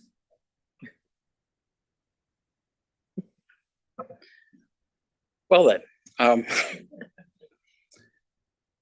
we want to target equity, right? So we want to target having no disparity patterns. Now, I want to texture what Dr. Watts shared with, we have institutions that have closed many of these gaps for that particular metric. And there's always something more we can work on, whether it's course success or completion rates. we as a system, and Dr. Turnji Kang, who was in the audience, last year brought forward to the Board of Trustees an Equity 2030 framework, which set a couple of milestone markers for 26, 28, and then 30. I haven't looked at it, and Dr. Kang sent me the information, and I did not mentally process it well enough. We still are not on target to hit those mile markers for 26, 28, and 30. But this begs the question, what do we do different? What does the system try to do? What do the institutions try to do different to help gain ground on these particular items? May I have one additional point? We have to be thinking about 2030 and beyond, because this work does not end. I'll stop there. But I just find this fascinating always, and so thank you for that. First, I just have a technical question. In the earlier slides, when you were showing us the gaps, is that the gap? You had three variables that you had mentioned that were being measured in relation to the gaps. So it was fall to fall retention, it was transferring to another institution, and certificates. But when we were looking at that data, are we just looking at fall to fall? Later on, we were just looking at fall to fall retention. So I'm just curious about what went in. Yeah. So a success outcome come that second fall is any one of those three categories. So when you see this, I'm going to jump here. This visual represents and I'm just going to use the Asian category because it's easiest for me to see. In fall 23, 70% of institutions had a successful outcome where they closed the equity gap across retained, transferred, or completed. So they're all three combined. Yes, effectively.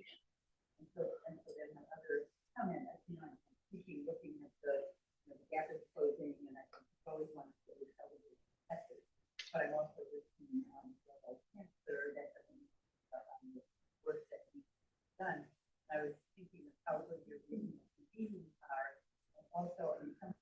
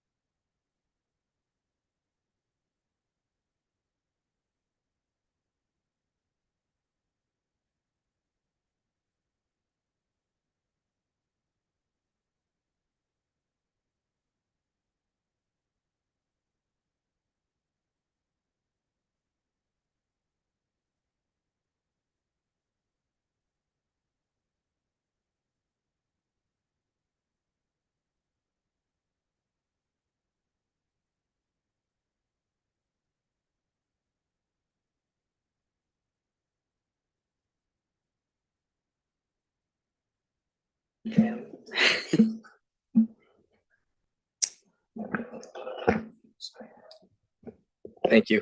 I just wanted to start off by saying that this is an issue that we should take seriously, this achievement gap. And it deserves it deserves action from us. But I just can't help feeling a little bit of deja vu, because 10 years ago, many wasn't called scalable strategies, but many of these same scalable strategies were recommended through charting the Futures Diversity Implementation Team. And you know, I only just got back, but 10 years later, we're talking about the same thing. So I hope that, you know, I don't want to wait another 10 years to try to understand went wrong or what went better. And so I hope that we could be very specific about the solutions that we propose, and try to understand why things didn't work out so well the last time. And so I think it's important that we be, I want to understand, I think it was mentioned focusing on first generation and socioeconomically disadvantaged student populations. How is focus quantified? What specifically are we going to do for them? How is the lived experiences of students going to differ with these new strategies we're going to implement, rather than if we keep doing it the old way? So that's all I had to ask and say.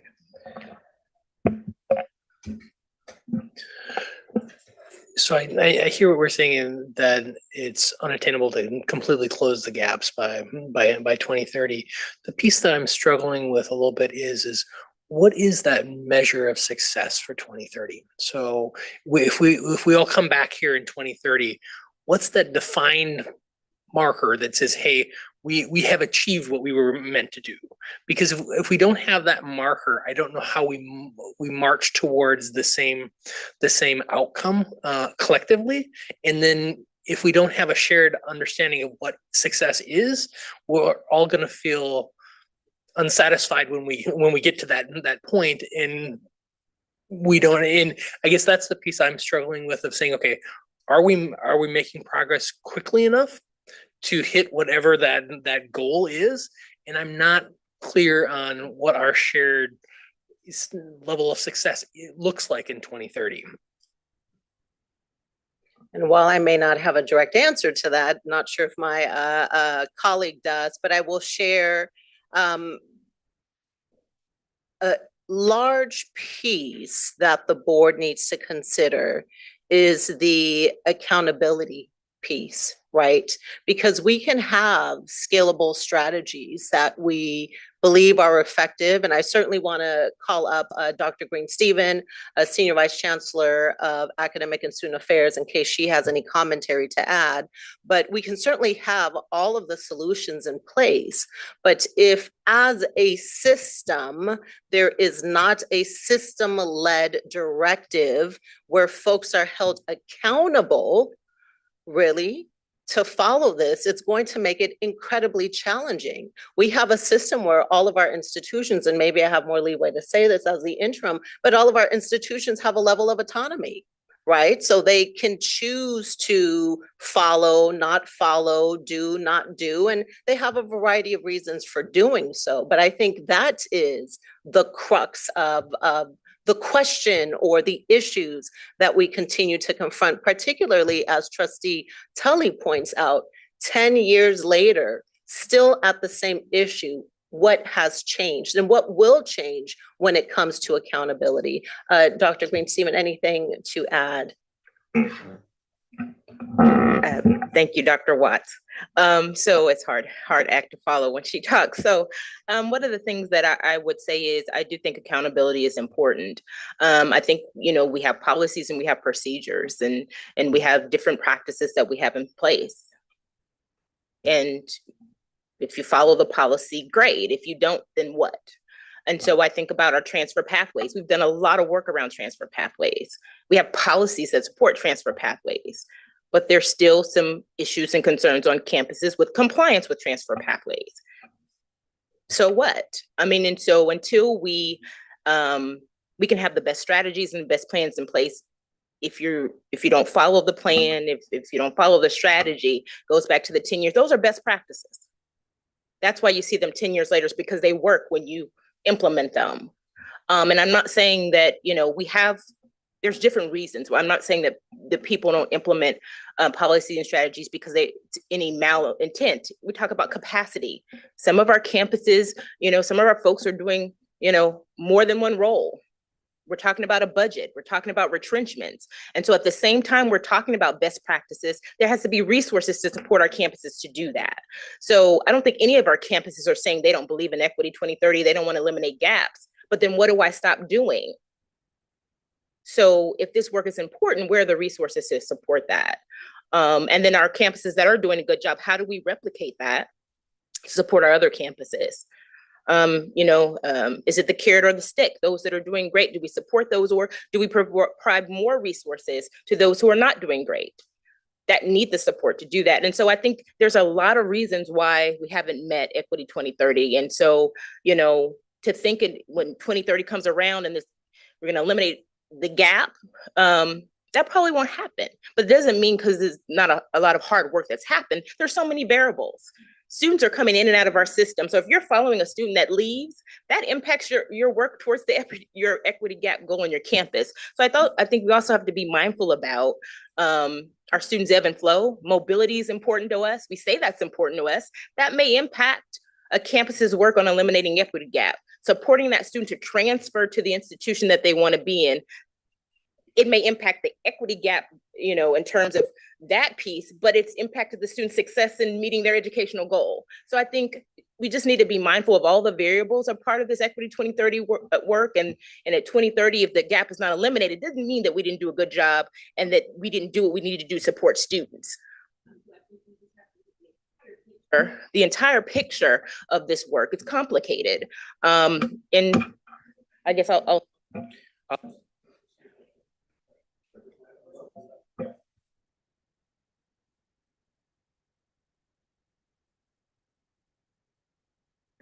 I remember. So this is my inner Eeyore coming out, and I really appreciated both Ida's and Satasha's remarks, and because I think that's critical to understand. And my inner Eeyore says next year, in particular, I will be very interested in looking at the data because I foresee a lot of our infrastructure at a significant number of our institutions disappearing, given our current reality with regard to no new money from the state and the cuts that we're going to have to face with regard to the decision that we're going to make with tuition and our budget. And it'll be interesting to trace the limited resources that we have and how we invest those resources and the response that we're going to get from these continued practices, because I think they're going to diminish not only the infrastructure that we have on campus, but also the students themselves, given the state of fear that we have.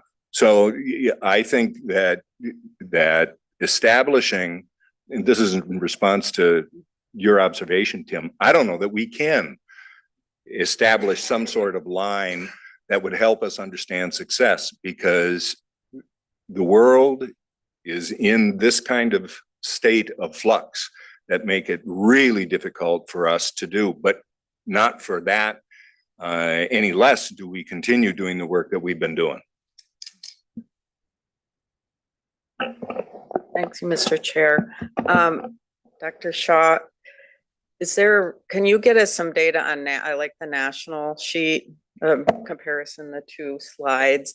Is there data on Pell eligible students and first generation as well? Yeah. I want to acknowledge Chancellor Olson had made this ask of, hey, let's dig into this. And our colleague, Dr. Kang and Tabitha Reese-Miller and the Academic Student Affairs Research Unit helped figure out where this data is coming from. I think we'll have to partner up again and see if we can come back with a more in-depth story that looks at those additional identities. Yeah. Yeah. I want to say it exists, right? Like, why wouldn't it exist? So, yeah.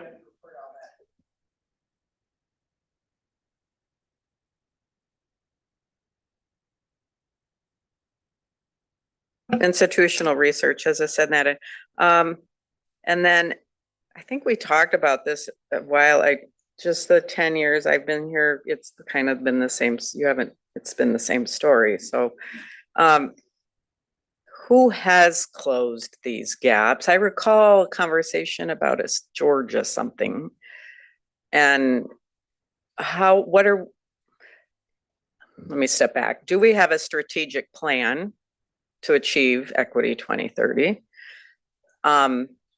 And you mentioned accountability, Dr. Watts. To me, that accountability deeply affects faculty.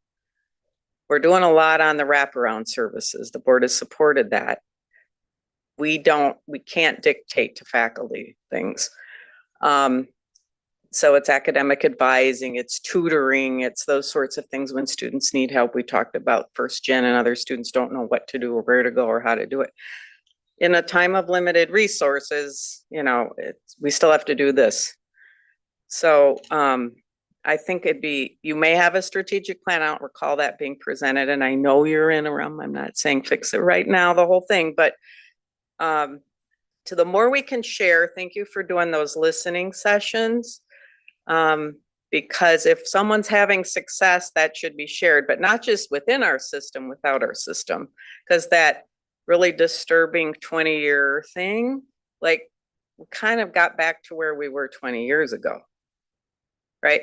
And folks weren't focused on this then. So we all need to be held accountable here. And as Senior Vice Chancellor Green-Stevens said, it's complicated. There's a part of it that is the student, and there's certain things we can't, if their parent dies, we can't do anything about that, or their child dies and they have to take a break. Can't affect that, right? There's always those things, but to the extent we can have an impact, what do we need to do better, right? Okay, you told me this wouldn't take so long. I did say that. Yeah. Thank you for that superb presentation and for being open and transparent with us. I would say, you know, that we've had some distractions this year. We all have had distractions, but we all have to remember that this is our number one priority. Equity 2030 remains our touchstone for the system. And in terms of accountability, I think, you know, the Chancellor talks to the presidents every year. And that, I think, is number one close to number one on your list of accountability item. Chair Sewell, in fact, the first question when the presidents do their self-reflection on the year past, the first thing that they reflect on is Equity 2030. And then when they get a letter from me, I reflect upon their reflection on Equity 2030. And so that part of the accountability, the self-disclosure about what's working and what isn't, and then my reflection on that is very much part of that process. And I also think that, you know, I don't think we can answer your questions as to, well, what should we do? You know, because you guys are the professionals, and the people at the colleges and the universities are the professionals. And the sharing ideas and sharing concepts and sharing programs, I think, to me, seems a very high priority. I mean, we've had presentations to the board on MavPass at Mankato and GRIT at Moorhead. And one of my most recent campus visits to Normandale, and I saw the tutors and the counselors and the advisors all like in this one area at Normandale. And I thought, what a remarkable program to help all the students. And as I look at this, we have programs to help all of our students. And it may have different impacts, hopefully elevating the people who haven't performed well traditionally. And those are the kind of programs I think that stand the test of time, even though we've got all these headwinds and, you know, different directives and different politics. So I say full speed ahead with these types of programs and sharing ideas across the state among our campuses, but it is, everyone should remember, our number one priority. So. Okay. Thank you. I know I don't normally do this.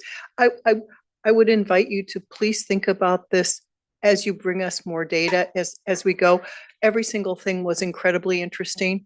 I would love to be able to see graphics that talk about rural versus urban and first generation and Pell eligible students. They cross a huge variety of ethnic and racial lines.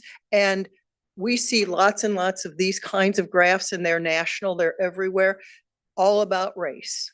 It's an interesting comparison to compare a dominant cultural or ethnic group against an Asian population, for example. But for me, for the people that I think about all the time, I'm interested in the rural-urban divide. I am interested in what happens to people in who are in a lower socioeconomic group and live out in the middle of nowhere in the state of Minnesota. Those people matter to me as well. And I just don't know that we always capture the folks of Minnesota. Does that make any sense to you? It's just that I think that when we try to find out how to capture or how to be successful, we might want to just look at those very basic things.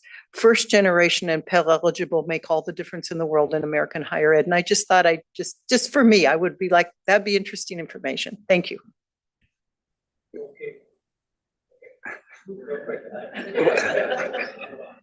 Well, I just want to make one comment about nothing's changed, because lots have changed.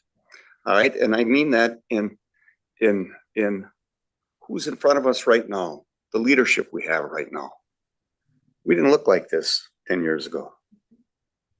Okay? We didn't. We had different leadership 10 years ago. We've gone through one chancellor and now another one who looked at this, I think, differently than charting our future. The board is a little different. And we need goals, okay? All of that, but we are going to make a dent in this. We are making a dent in it right now in this building from 10 years ago. So it will come as long as we don't quit. Good way to wrap up.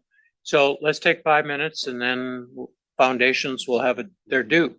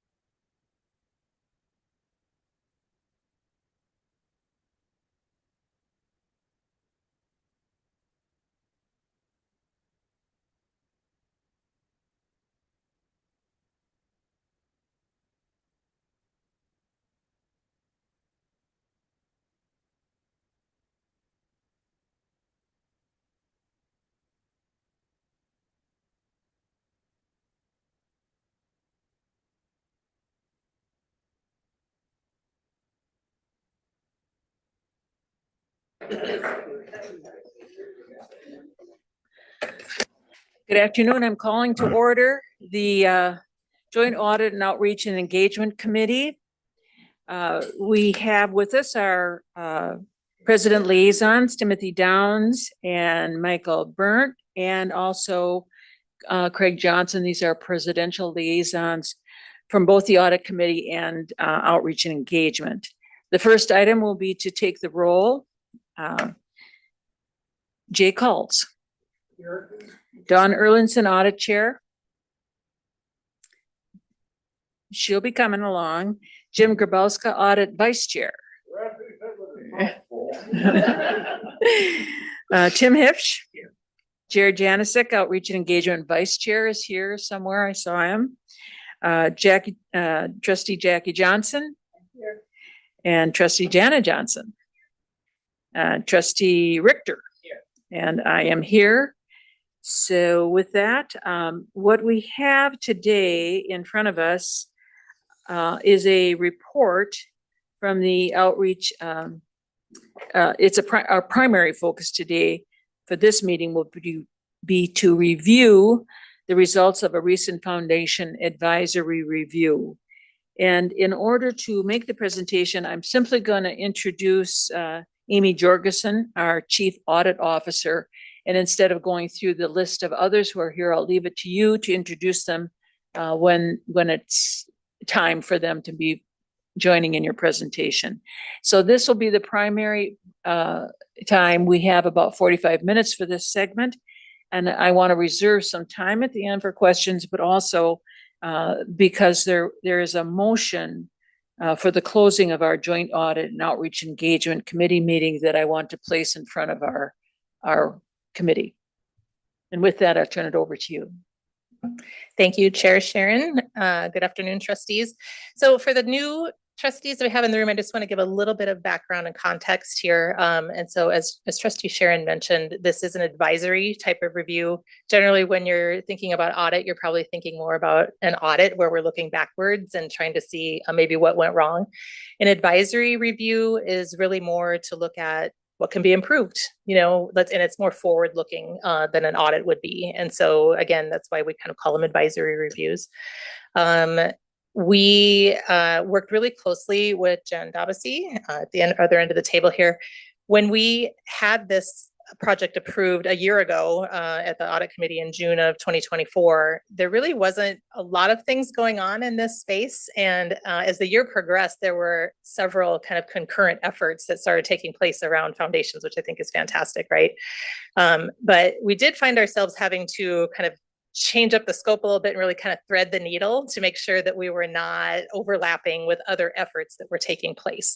And so I really want to recognize Jen for the patience she had with us and the work that she did with us to come up with the scope of this advisory review, which really focuses on the foundations at the at the college and university level. And so the topics that we tried to address were looking at mission and strategic alignment between the foundations and the colleges and universities, organizational structure and fundraising capacity, and governance structure and effectiveness.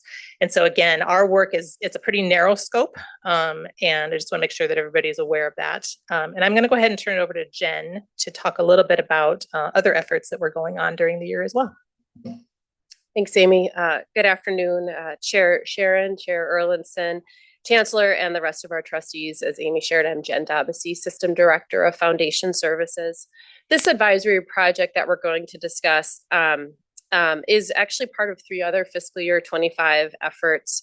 And we have the policy and procedure updates, the voluntary supportive education survey, and a work group. And I'm just you'll recall that the board reviewed policy and procedure, finalizing changes in March. So I'm not going to go through that. I just want to make you aware that was one of the other efforts happening.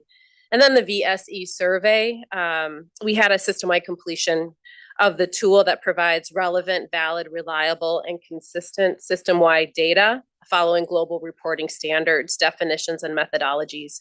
Now that the schools have completed the VSE survey, we've held trainings for foundation leaders and presidents alike to show them how to use the tool to strategically grow the work of advancement, inform potential metrics for success, and encourage collaboration among campuses to build best practices and maximize results.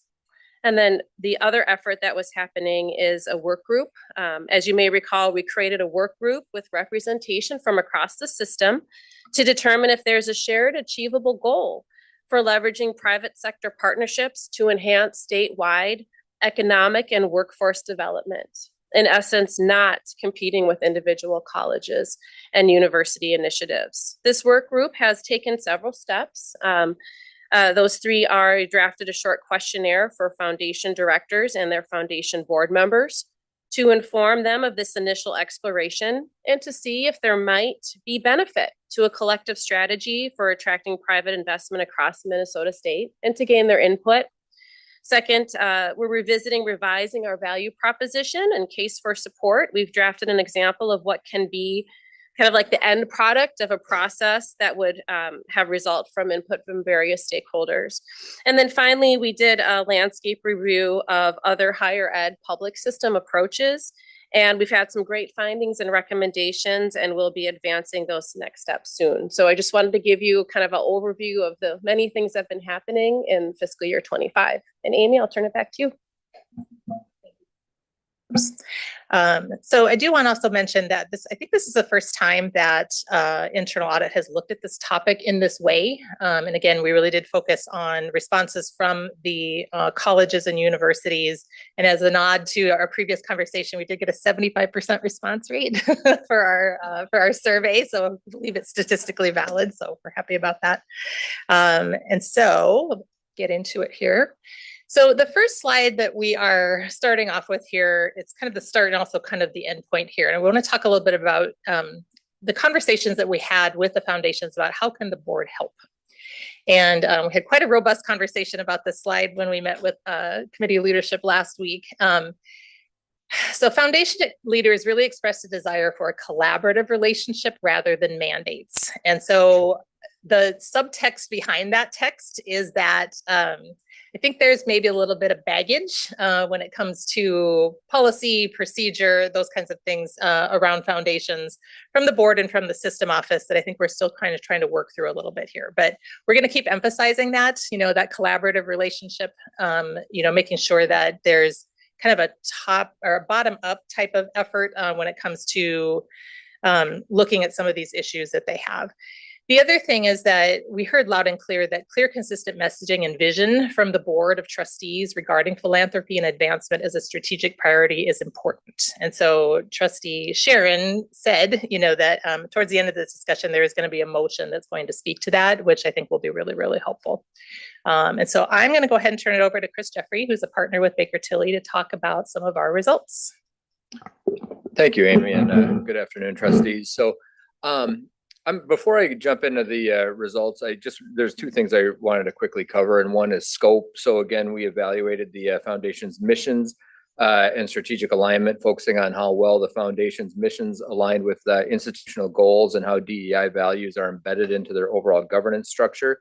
We looked at their staffing models, their roles in alumni relations, scholarship administration, and pursuit of external funding sources. And then we took a look at their overall governance structures and identified opportunities for things like shared services, opportunities for additional support in the system, and how they could be better supported by their individual boards. And again, before we get into the observations, I did want to cover some strengths real quick because there are many.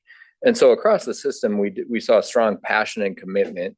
Foundation staff, boards, and college leaders are clearly mission driven and deeply invested in student success. We also found strong relationships between the college presidents and foundation leaders, and that collaboration is a real asset and provides a solid base for strategic growth.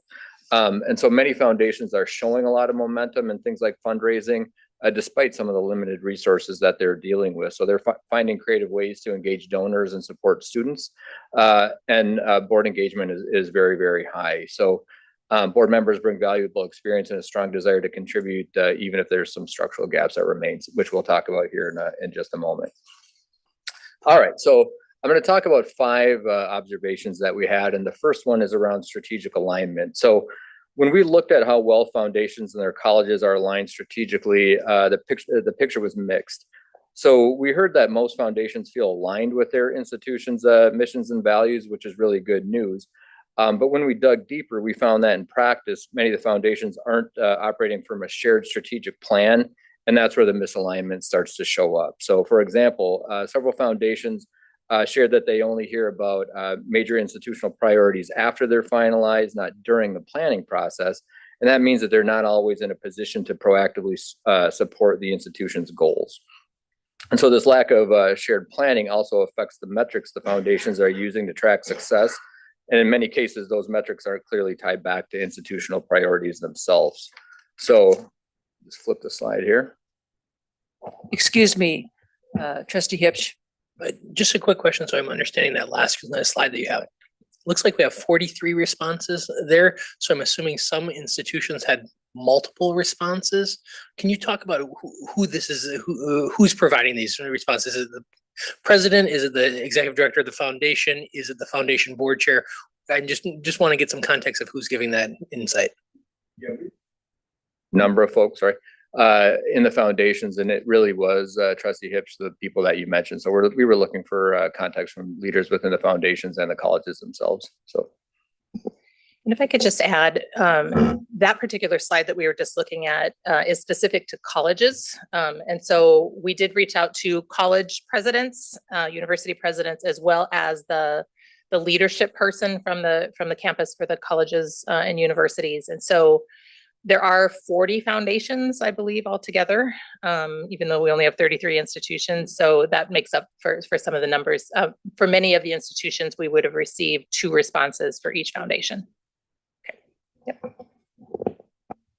All right. So there we go. So our recommendation, and again, this is more specific, as Amy mentioned, to the college foundations, but it's really around strengthening the coordination between the foundations, the colleges, and the system through regular strategy reviews, clear fundraising priorities, and shared performance expectations. So we believe the first step is for colleges and their foundations to engage in joint strategic planning. And that doesn't mean merging plans necessarily, but it does mean creating space to align around shared goals and outcomes.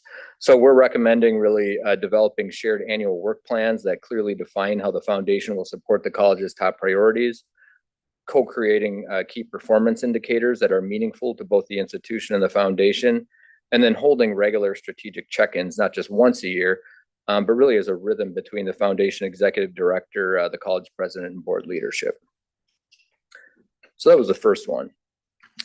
And the second one that we wanted to mention is around foundation staffing models. And so foundations across the state are operating with very lean teams. And I think some of the folks at the table here would echo that. But in some of the smaller organizations, you often have 1 or 2 people handling everything from event planning and donor communication to accounting and gift processing. That makes it difficult to scale. And it creates a real risk when there's turnover, unexpected leave. So even in large foundations, roles are often too broadly defined. So in other words, a development officer might also be handling database management, or somebody hired for alumni engagement may have no budget or tools to actually run programs. There's also a gap in critical support roles. So positions like donor relations coordinators, communication specialists, or grant writers that enable frontline fundraisers to focus on building relationships and securing major gifts. And another dynamic that we saw was a little bit of an employment model split. So some of the smaller foundations tend to rely on college employed staff, and that gives them access to things like HR, IT, and legal support, but can limit their flexibility, especially when it comes to salaries and hiring timelines. And so the difference is some of the larger foundations prefer to employ their own teams, which allows for more robust, or which allows for autonomy and competitive compensation, but also means that they need robust back office support, which many lack. So, and on top of this, there's no standardized data across foundations, so we couldn't really get the consistent or couldn't get consistent org charts, position descriptions, or reporting structures, which made it a little bit hard to identify scalable best practices or staffing benchmarks.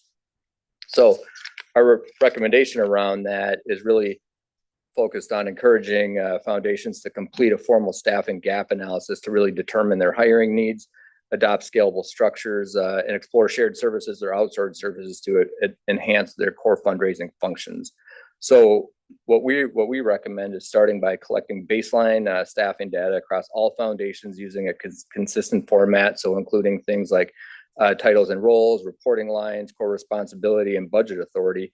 And then from there, building out staffing model structures for small, medium, and large foundations, really helping everybody understand what a sustainable team looks like at every level of operation. So we're also recommending conducting a staffing gap analysis across the system to pinpoint the most critical missing roles, and leveraging shared services or external partners to provide access to high skill roles, things like graphic design, grant writing, or data analysis, especially for foundations that can't afford to staff those roles directly.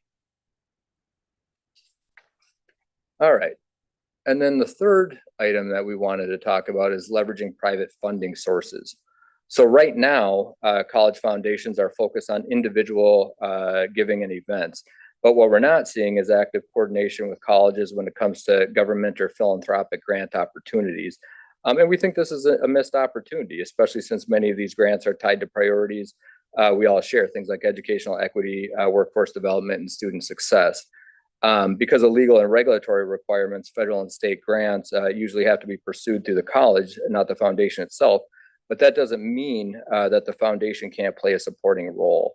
What's missing is intentional coordination and communication between the institutions and their foundation. And it's not just really not just a coordination issue, but it's also a capacity issue. So most colleges and foundations don't necessarily have dedicated grant writers or managers. So even when an opportunity is identified, they may not have the bandwidth to respond quickly to it, or maybe not even at all. So we also found that foundations are largely operating in isolation, not only from their institution, but also from one another and from the system office. So there's really no centralized infrastructure to help support cross-campus proposals or to keep everybody informed of different available funding sources like grant opportunities and so on. That includes things like private foundations, corporations, or donor advised funds, which are sort of inconsistently pursued across the state. So again, our recommendation is really focused on finding ways to leverage private funding sources. So we're recommending that the system office consider standing up a shared grant development service, potentially as a part of a future expanded Office of Advancement, which could support both institutions and foundations by identifying high potential grants, coordinating cross-campus proposals, or providing technical assistance and compliance support. So that way you're not relying on every foundation to build out this expertise on their own. You're creating something centralized that allows you to go after high impact collaborative funding that supports system-wide priorities, things like Equity 2030. So just one recommendation there. The fourth that we wanted to mention is a focus on DEI and foundation board governance. So when we asked about the individual board's composition, one of the most common explanations that we heard was that local demographics make it difficult to diversify foundation boards, but what's really driving this in many cases is reliance on informal networks. So current board members recommending new board members from within their own circles. So very few foundation boards have embedded DEI considerations into their nominating processes or board self-assessments, long-term planning, things like that. So DEI just doesn't show up that often as a topic in board discussions at all. So we really see this as an opportunity for those individual boards. And so again, yeah, this is really more focused on colleges than it is at the university level. And thanks for pointing that out, Amy. So our recommendation here, I can get there we go, is again, and this is for college foundations more specifically, but encouraging intentional board recruitment strategies and in integrating DEI into planning and self-assessments with leadership model at the system level. So we're recommending that foundations work directly with their college or the system's DEI offices to establish more intentional strategies around board recruitment, which could include things like building pipelines of candidates from underrepresented communities, embedding DEI into board expectations and onboarding, and creating board self-assessment tools that include diversity and inclusion metrics. So doing that's going to take some time and some partnership, but it's key to ensuring the foundation leadership reflects the communities that the system serves and brings in a wider range of experiences and perspectives. And then the last item that we wanted to bring up here is around shared operational services. And so one of the most common themes we heard across the foundations was a strong interest in more shared service training and back office support, especially when it comes to things like compliance, database management, or the CRM tools, and keeping up with fundraising tools and best practices. But right now, there just aren't many mechanisms in place across the system to deliver those resources consistently. So most foundations are running with lean teams and managing things like HR, IT, and accounting and CRM systems independently. And that decentralized setup can, really stretch staff thin, particularly in finance and accounting, which creates real challenges when it comes to meeting compliance requirements and keeping operations running smoothly. So even when there is alignment around the value of shared services, the reality is that lack of funding and implementation support often makes it difficult to move forward. So our recommendation in this case, and this is again is more on the college side specifically, but I do think that the universities could benefit from this too. But it's to explore shared tools and services to improve operational efficiency and establish system level advancement council to coordinate cross-campus strategies and communication. So we're recommending that foundation leadership working in partnership with the Board of Trustees consider pulling together a cross-functional working group. That group would include foundation board chairs or vice chairs, advancement leaders, and college presidents. So really pulling people in at the start. And their task would be to help define where shared services could make the biggest impact and whether a regional or system-wide approach would make the most sense.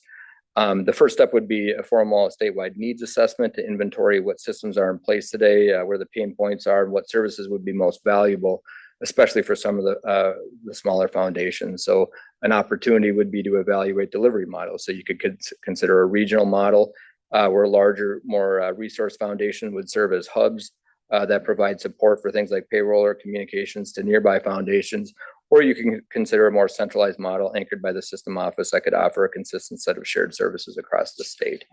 And really to begin with, what we suggest is piling 2 to 3 high impact services. And we were talking a little bit in the hall about this. And I think it's about, again, focusing on maybe some low hanging fruit areas.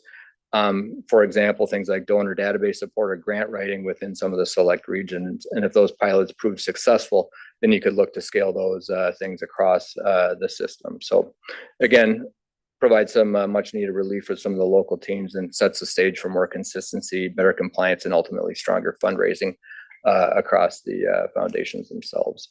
So those were the 5 things. We've got more information in the detailed report itself, but those are the 5 things that we wanted to bring to you today. And I guess I invite, Amy or any of the other, my colleagues up here to feel free to add anything.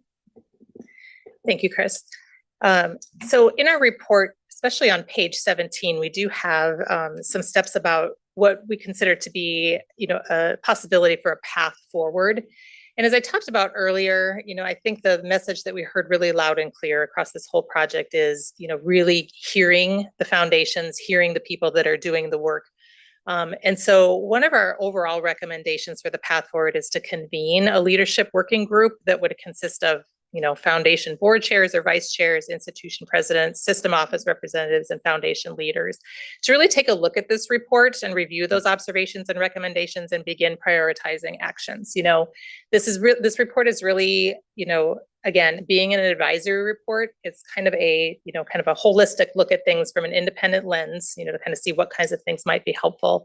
And, I do think that, listening to and really having that work again kind of come from the bottom up, I think is going to be really, really important to achieve buy-in and to kind of achieve the type of results that that are going to be necessary and that that the foundations can really buy off on. And so what I'd like to do is turn it over to our 2 foundation leaders that we have at the table here, Janelle and Nathan, to if you have any comments or anything you'd like to speak to from the report results. Well, thank you, trustees. My name is Janelle Kepke from Riverland Community College. We're Austin, Albert Lee, and Owatonna. And so my reactions, I guess, and comments on this are really around strategic alignment. I represent the college side where we have many small shops doing a lot of great work. But it is very daunting to come into a system like that. And I think many of our colleges and their foundation are not in alignment about fundraising priorities and strategies. So I think that is really where I see the most benefit from the smaller campuses, is to really have very specific conversations around that alignment between the college, and maybe even have that be a requirement of leadership, because that culture of philanthropy really does come from the top, the leadership level of the colleges, to really infiltrate that throughout the college campus. And so that's where I think the largest gain. I think the shared services and those things are also worth discussing and great opportunities, but I think it's that alignment piece that's the most impactful to me. Thank you, trustees. I'm Nathan Polfleet. I'm from Southwest Minnesota State University. I'm the Associate Vice President for Advancement. And my reaction after seeing the report was, I think this is a really good first step in the direction we need to go to identify things that we can do to improve the work that we do across the system. One thing that I think is important is the convening of a leadership work group and bringing in some more people to provide more perspective, and specifically the boards that we work with in our foundations at the community level, who are made up of community members and alumni, who are some of our strongest supporters for all of our institutions, and getting their input into the work that we're doing and some of the changes we're talking about. I think that'll help us go in a direction that will be better in the long run, and make sure that we're all going in the same direction to provide better opportunities for students. Jen, I don't know if you have anything else that you want to. We'll just await the discussion. Does that conclude your remarks for today? Okay, well, thank you very much. I'm going to ask our presidential liaisons if they have anything that they'd like to add at this time. I thought it was going to be rock, paper, scissors. Yeah. Thank you, Chair Sharon. I think if you look at the range of foundations that we have at the college and university level, there's a wide range. So if we use each of the criteria that we have convened, we could say, well, where do we position each one of the foundations across our system in terms of the complexity or depth that they might have on their bench? And then look at, I think today we've been using the term gap analysis. So are there gaps where certain institutions could benefit from a system-wide support infrastructure to advance the institution as well as maybe the system? So Moorhead has a really well-defined foundation. It doesn't mean we're perfect. We don't have all the parts. We don't have 50 to 100 people. We have 15. So we're not like the University of Minnesota or a major institution, but we close most of the gaps. One of the things that I think is really good that's brought out in this report is there an alignment between the foundation and the university or the college in terms of the mission, the strategic plan, and the goals? So I think if we did some sort of analysis of some of the major premises of this, we could then look and find what the gaps are. And then we could look at some of the initiatives and say, does an individual institution need help? Or could we have a collection of institutions like the colleges that need help, or the universities? Or is it a systemic issue that we'd like to approach? I think we've been talking about different agencies or corporate foundations that might invest in a project that is something that is at the Minnesota State College and University systemic level. So I think I keep saying levels and scope because it varies by institution, it varies by foundation. I think there are opportunities out there for major corporate foundations to maybe adopt something like what we were talking about earlier with DEI and Equity 2030.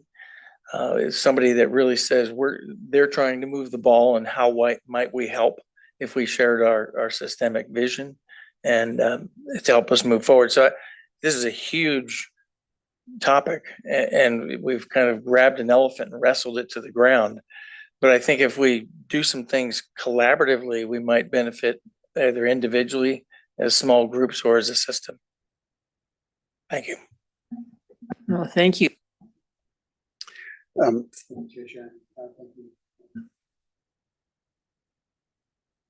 For me.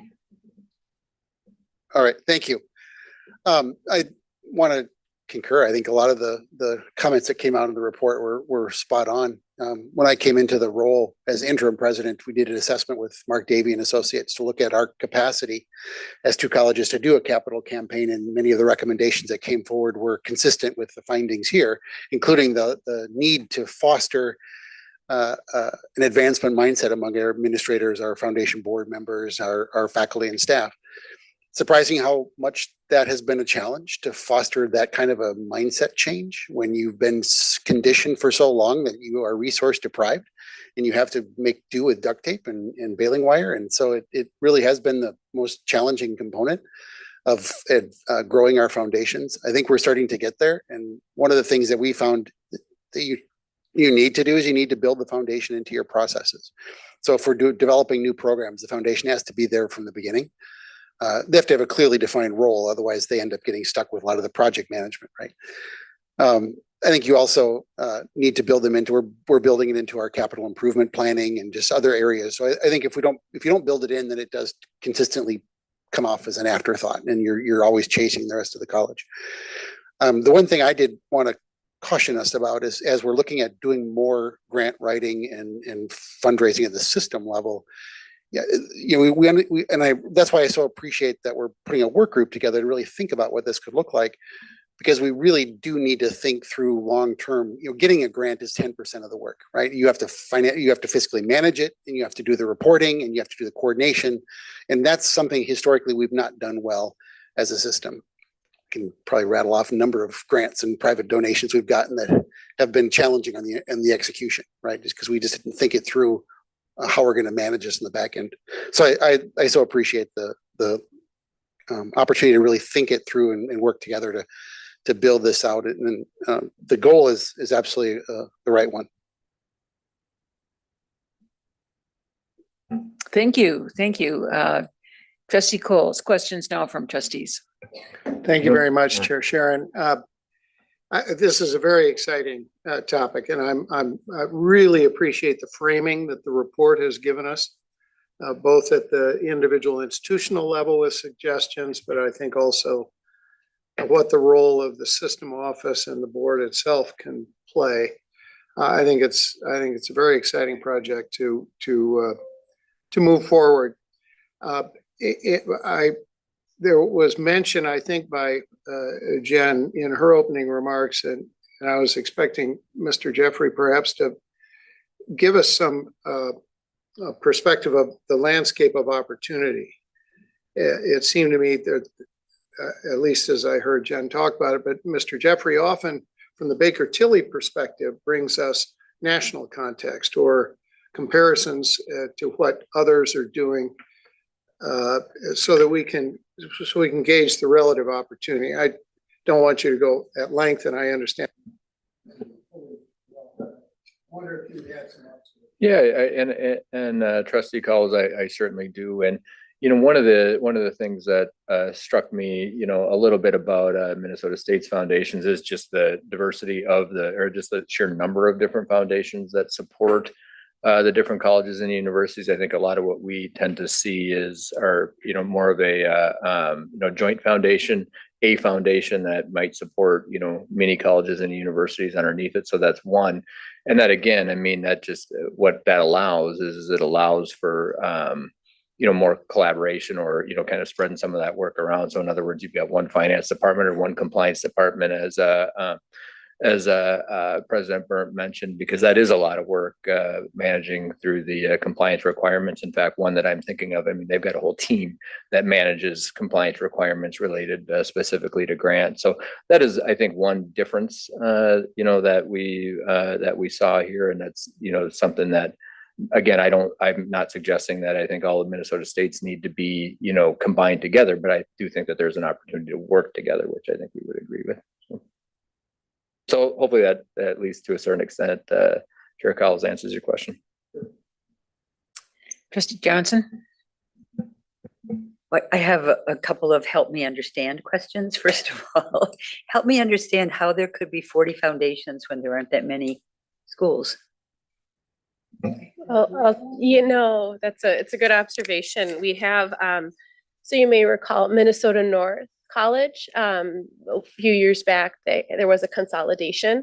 And so there's actually 5 foundations within that Minnesota North in separate communities.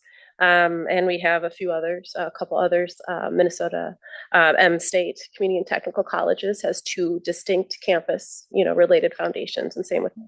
So it's kind of historical. Okay, and then my other, help me understand question. How is it possible that the foundation is not aligned with the campus strategic goals? I don't understand how that could be possible.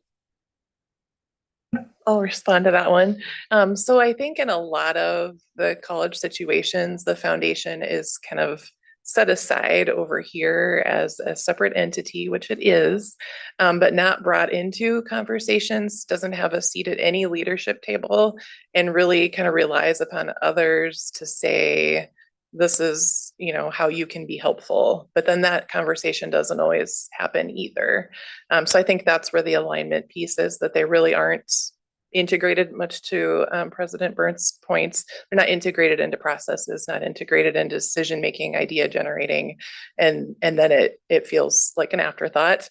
And truly, I think from my perspective, the foundation leadership can bring some of that lens about what community members are interested in funding, and is it realistic that we could raise $1 million for this, or do we need to start a little smaller? So I think that's where the alignment can be beneficial. Thank you. And if I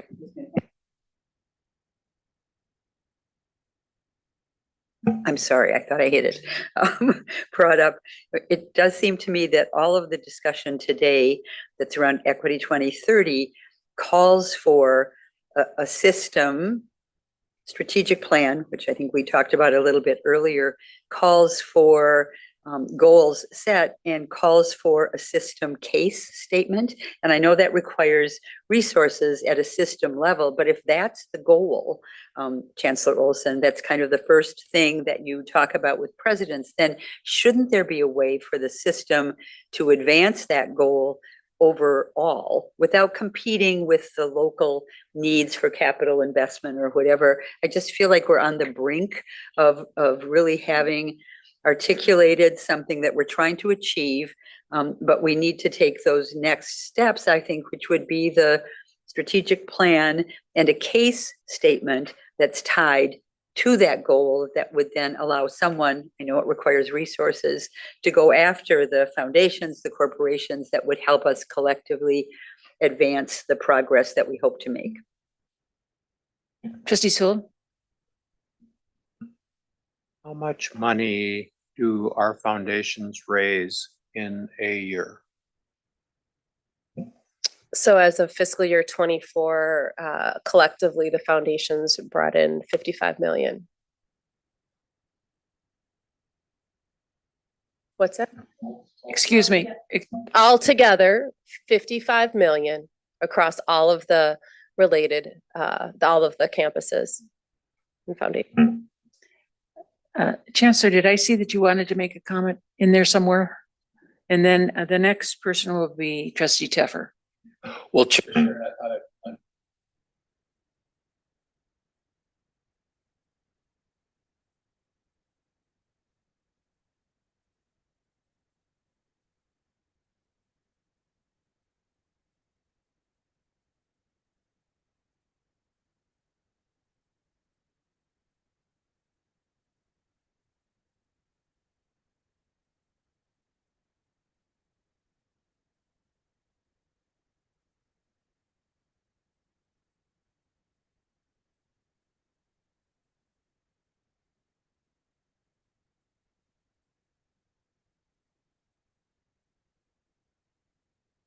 Trustee Teffer and then Trustee Erlinson.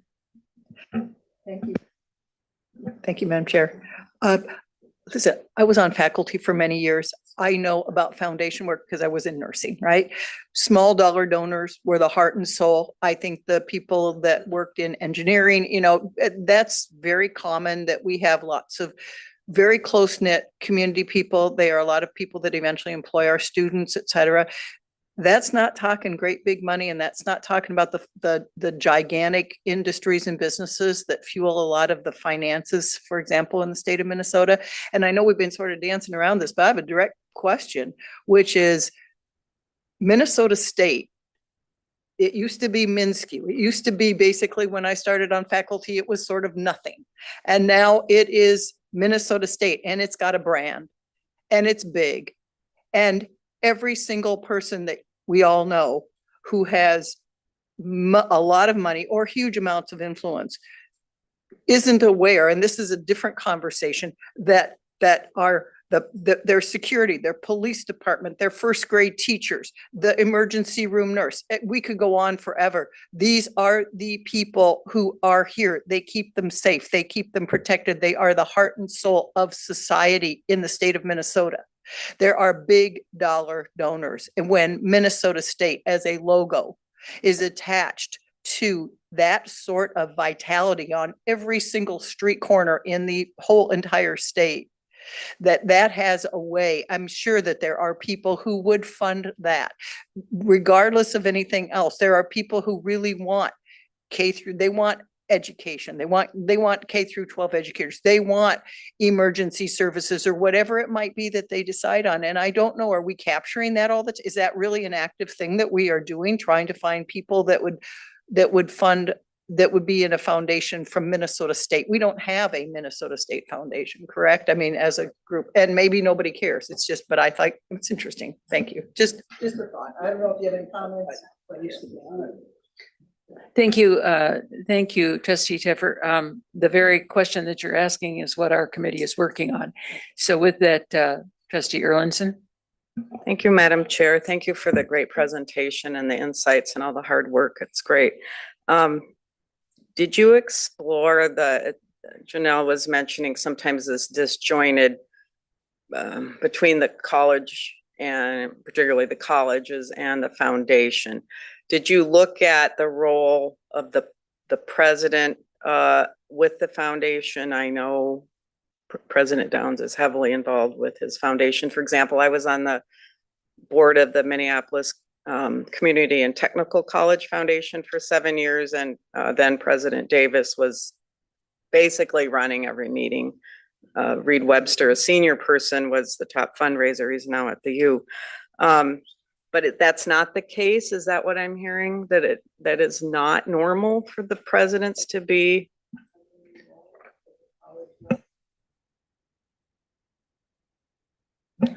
I'm sorry. So I think in the smaller shops, it is more common. And I have to say too, Riverland is not that. I know my president's sitting behind me in the room, but Riverland's president has always been involved, but there still has been that kind of disjointed feel.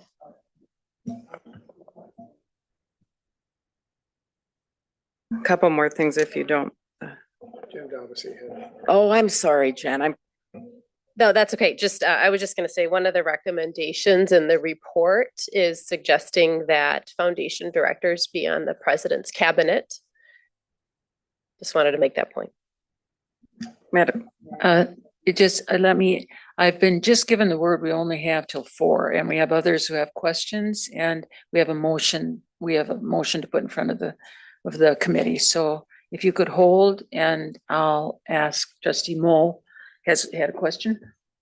Thank you. I'm just curious, when you go through your higher education to be a president, are you trained to raise funds?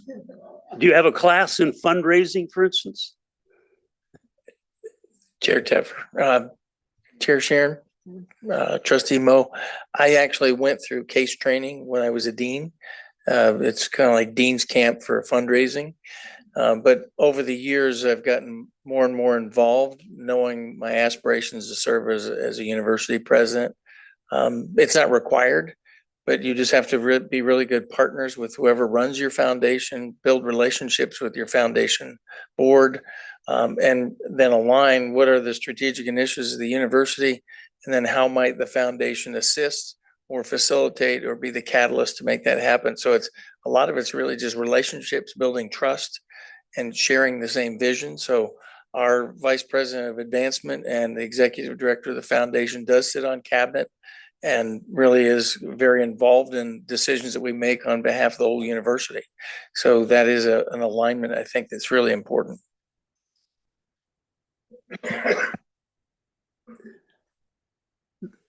I once saw a poll. It was kind of interesting about this. That 9 out of 10 people who are in a position to give don't give. And when they asked why, you know what the answer was? I wasn't asked. Thank you, Trustee Mo. We have Trustee Hirsch and Trustee Erlinson, so if you can be to your question, and then we have a motion. Thank you. The great report. Thank you for bringing it forward. One of the pieces that I didn't see in there, but that I would love to see how we continue to build upon is I know there've been a couple sessions where we've brought together board leadership across mini foundations to learn from each other.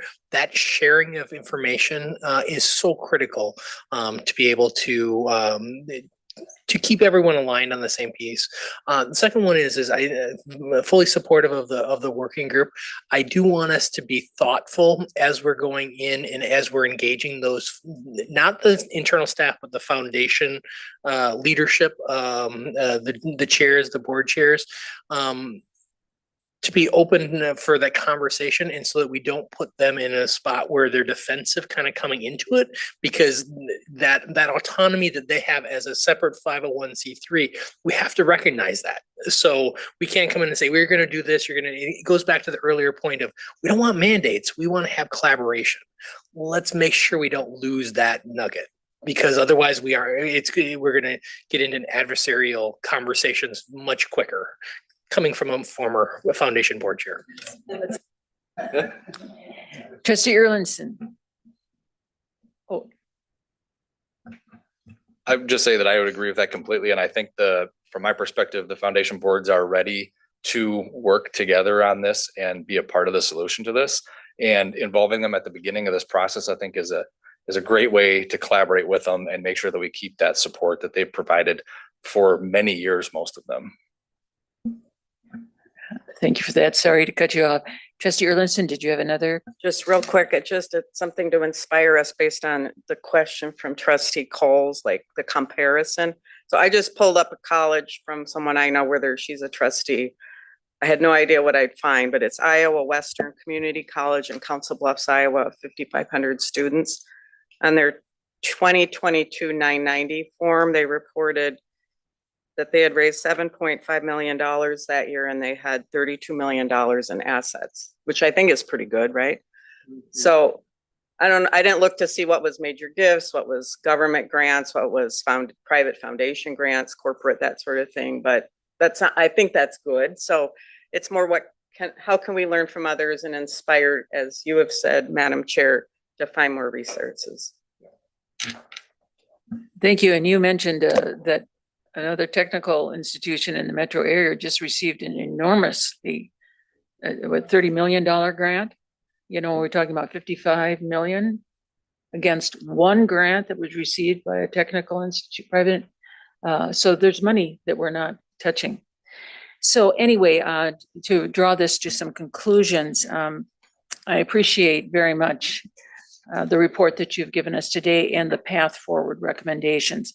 I'm just wanting the committee to remember that today we had a distinct focus on the foundations at the campus level and how the system office can support and engage the campus foundations to support more resources, skills, and there's a path forward to accomplishing that at the campus level.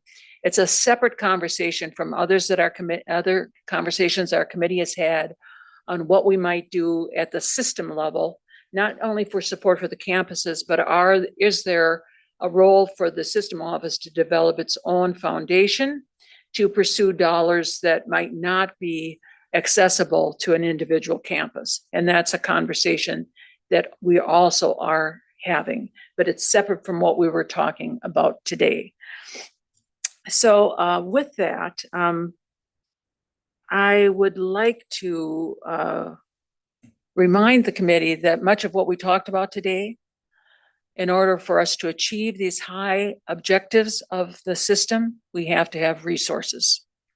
And that's why outreach and engagement has been very committed to talking about how we can find supplemental resources for our campuses to be successful and for our students to have success. So these initiatives, I just want to heighten everybody's awareness as to why we think this is a priority, a high priority, which is around resources and financing what we have established as our strategic initiative and strategic plan. This is foundational. So what we want to do, both for the foundations on the campuses and that we might do as a system office, is we think a very high priority. So with that, our committee is considering a motion to advance for tomorrow for the committee of the whole, a motion that closes this joint audit and outreach and engagement committee meeting, and I'll read it to our committee members for their vote. The Audit and Outreach and Engagement Committee recommend that the Board of Trustees affirm its support of philanthropy as a means of support to Minnesota State's colleges and universities as an alternate revenue stream. In addition, the committee also recommends that the Board of Trustees endorse the creation, as is recommended here, of a work group as described in this advisory report, as well as the continuation of the work group charged with identifying the opportunity for large private funding pursued at the system level, and charge the Chancellor and his team with providing an update to the board in the fall. This is a motion that is in writing and has been in front of the committee members. So did we have a first? So moved and seconded. Is there any further discussion on this motion?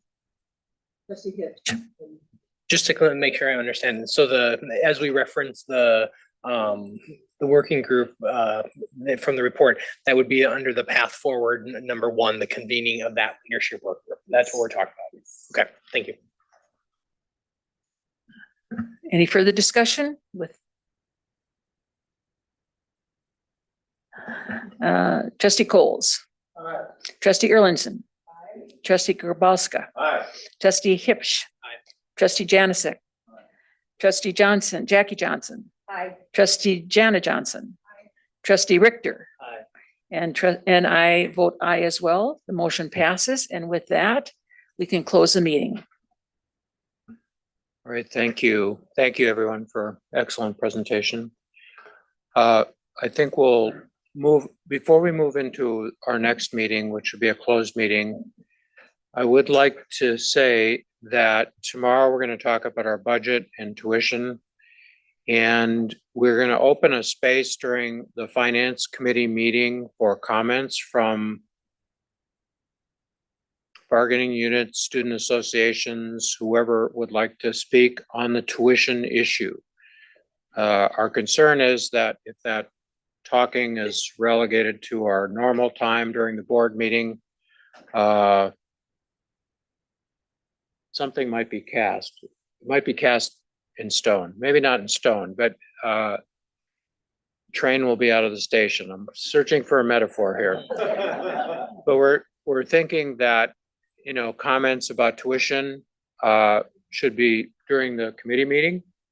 And if bargaining units, student associations, or others want to make brief comments specifically addressed toward the budget or tuition, that would be a good time to do it. And if you, Carrie and Amanda, could make sure that the bargaining units and student associations are aware of that. The meeting starts at 1:15. There's a capital aspect to the meeting. I don't think that'll take a long time. So we'll probably be talking about budget and tuition by 1:30. And we'll have our staff presentation, Vice Chancellor Mackey, and then we'll open up some time for comments. So Thank you, and I think we'll just transition right into our closed meeting here on bargaining. Thank you.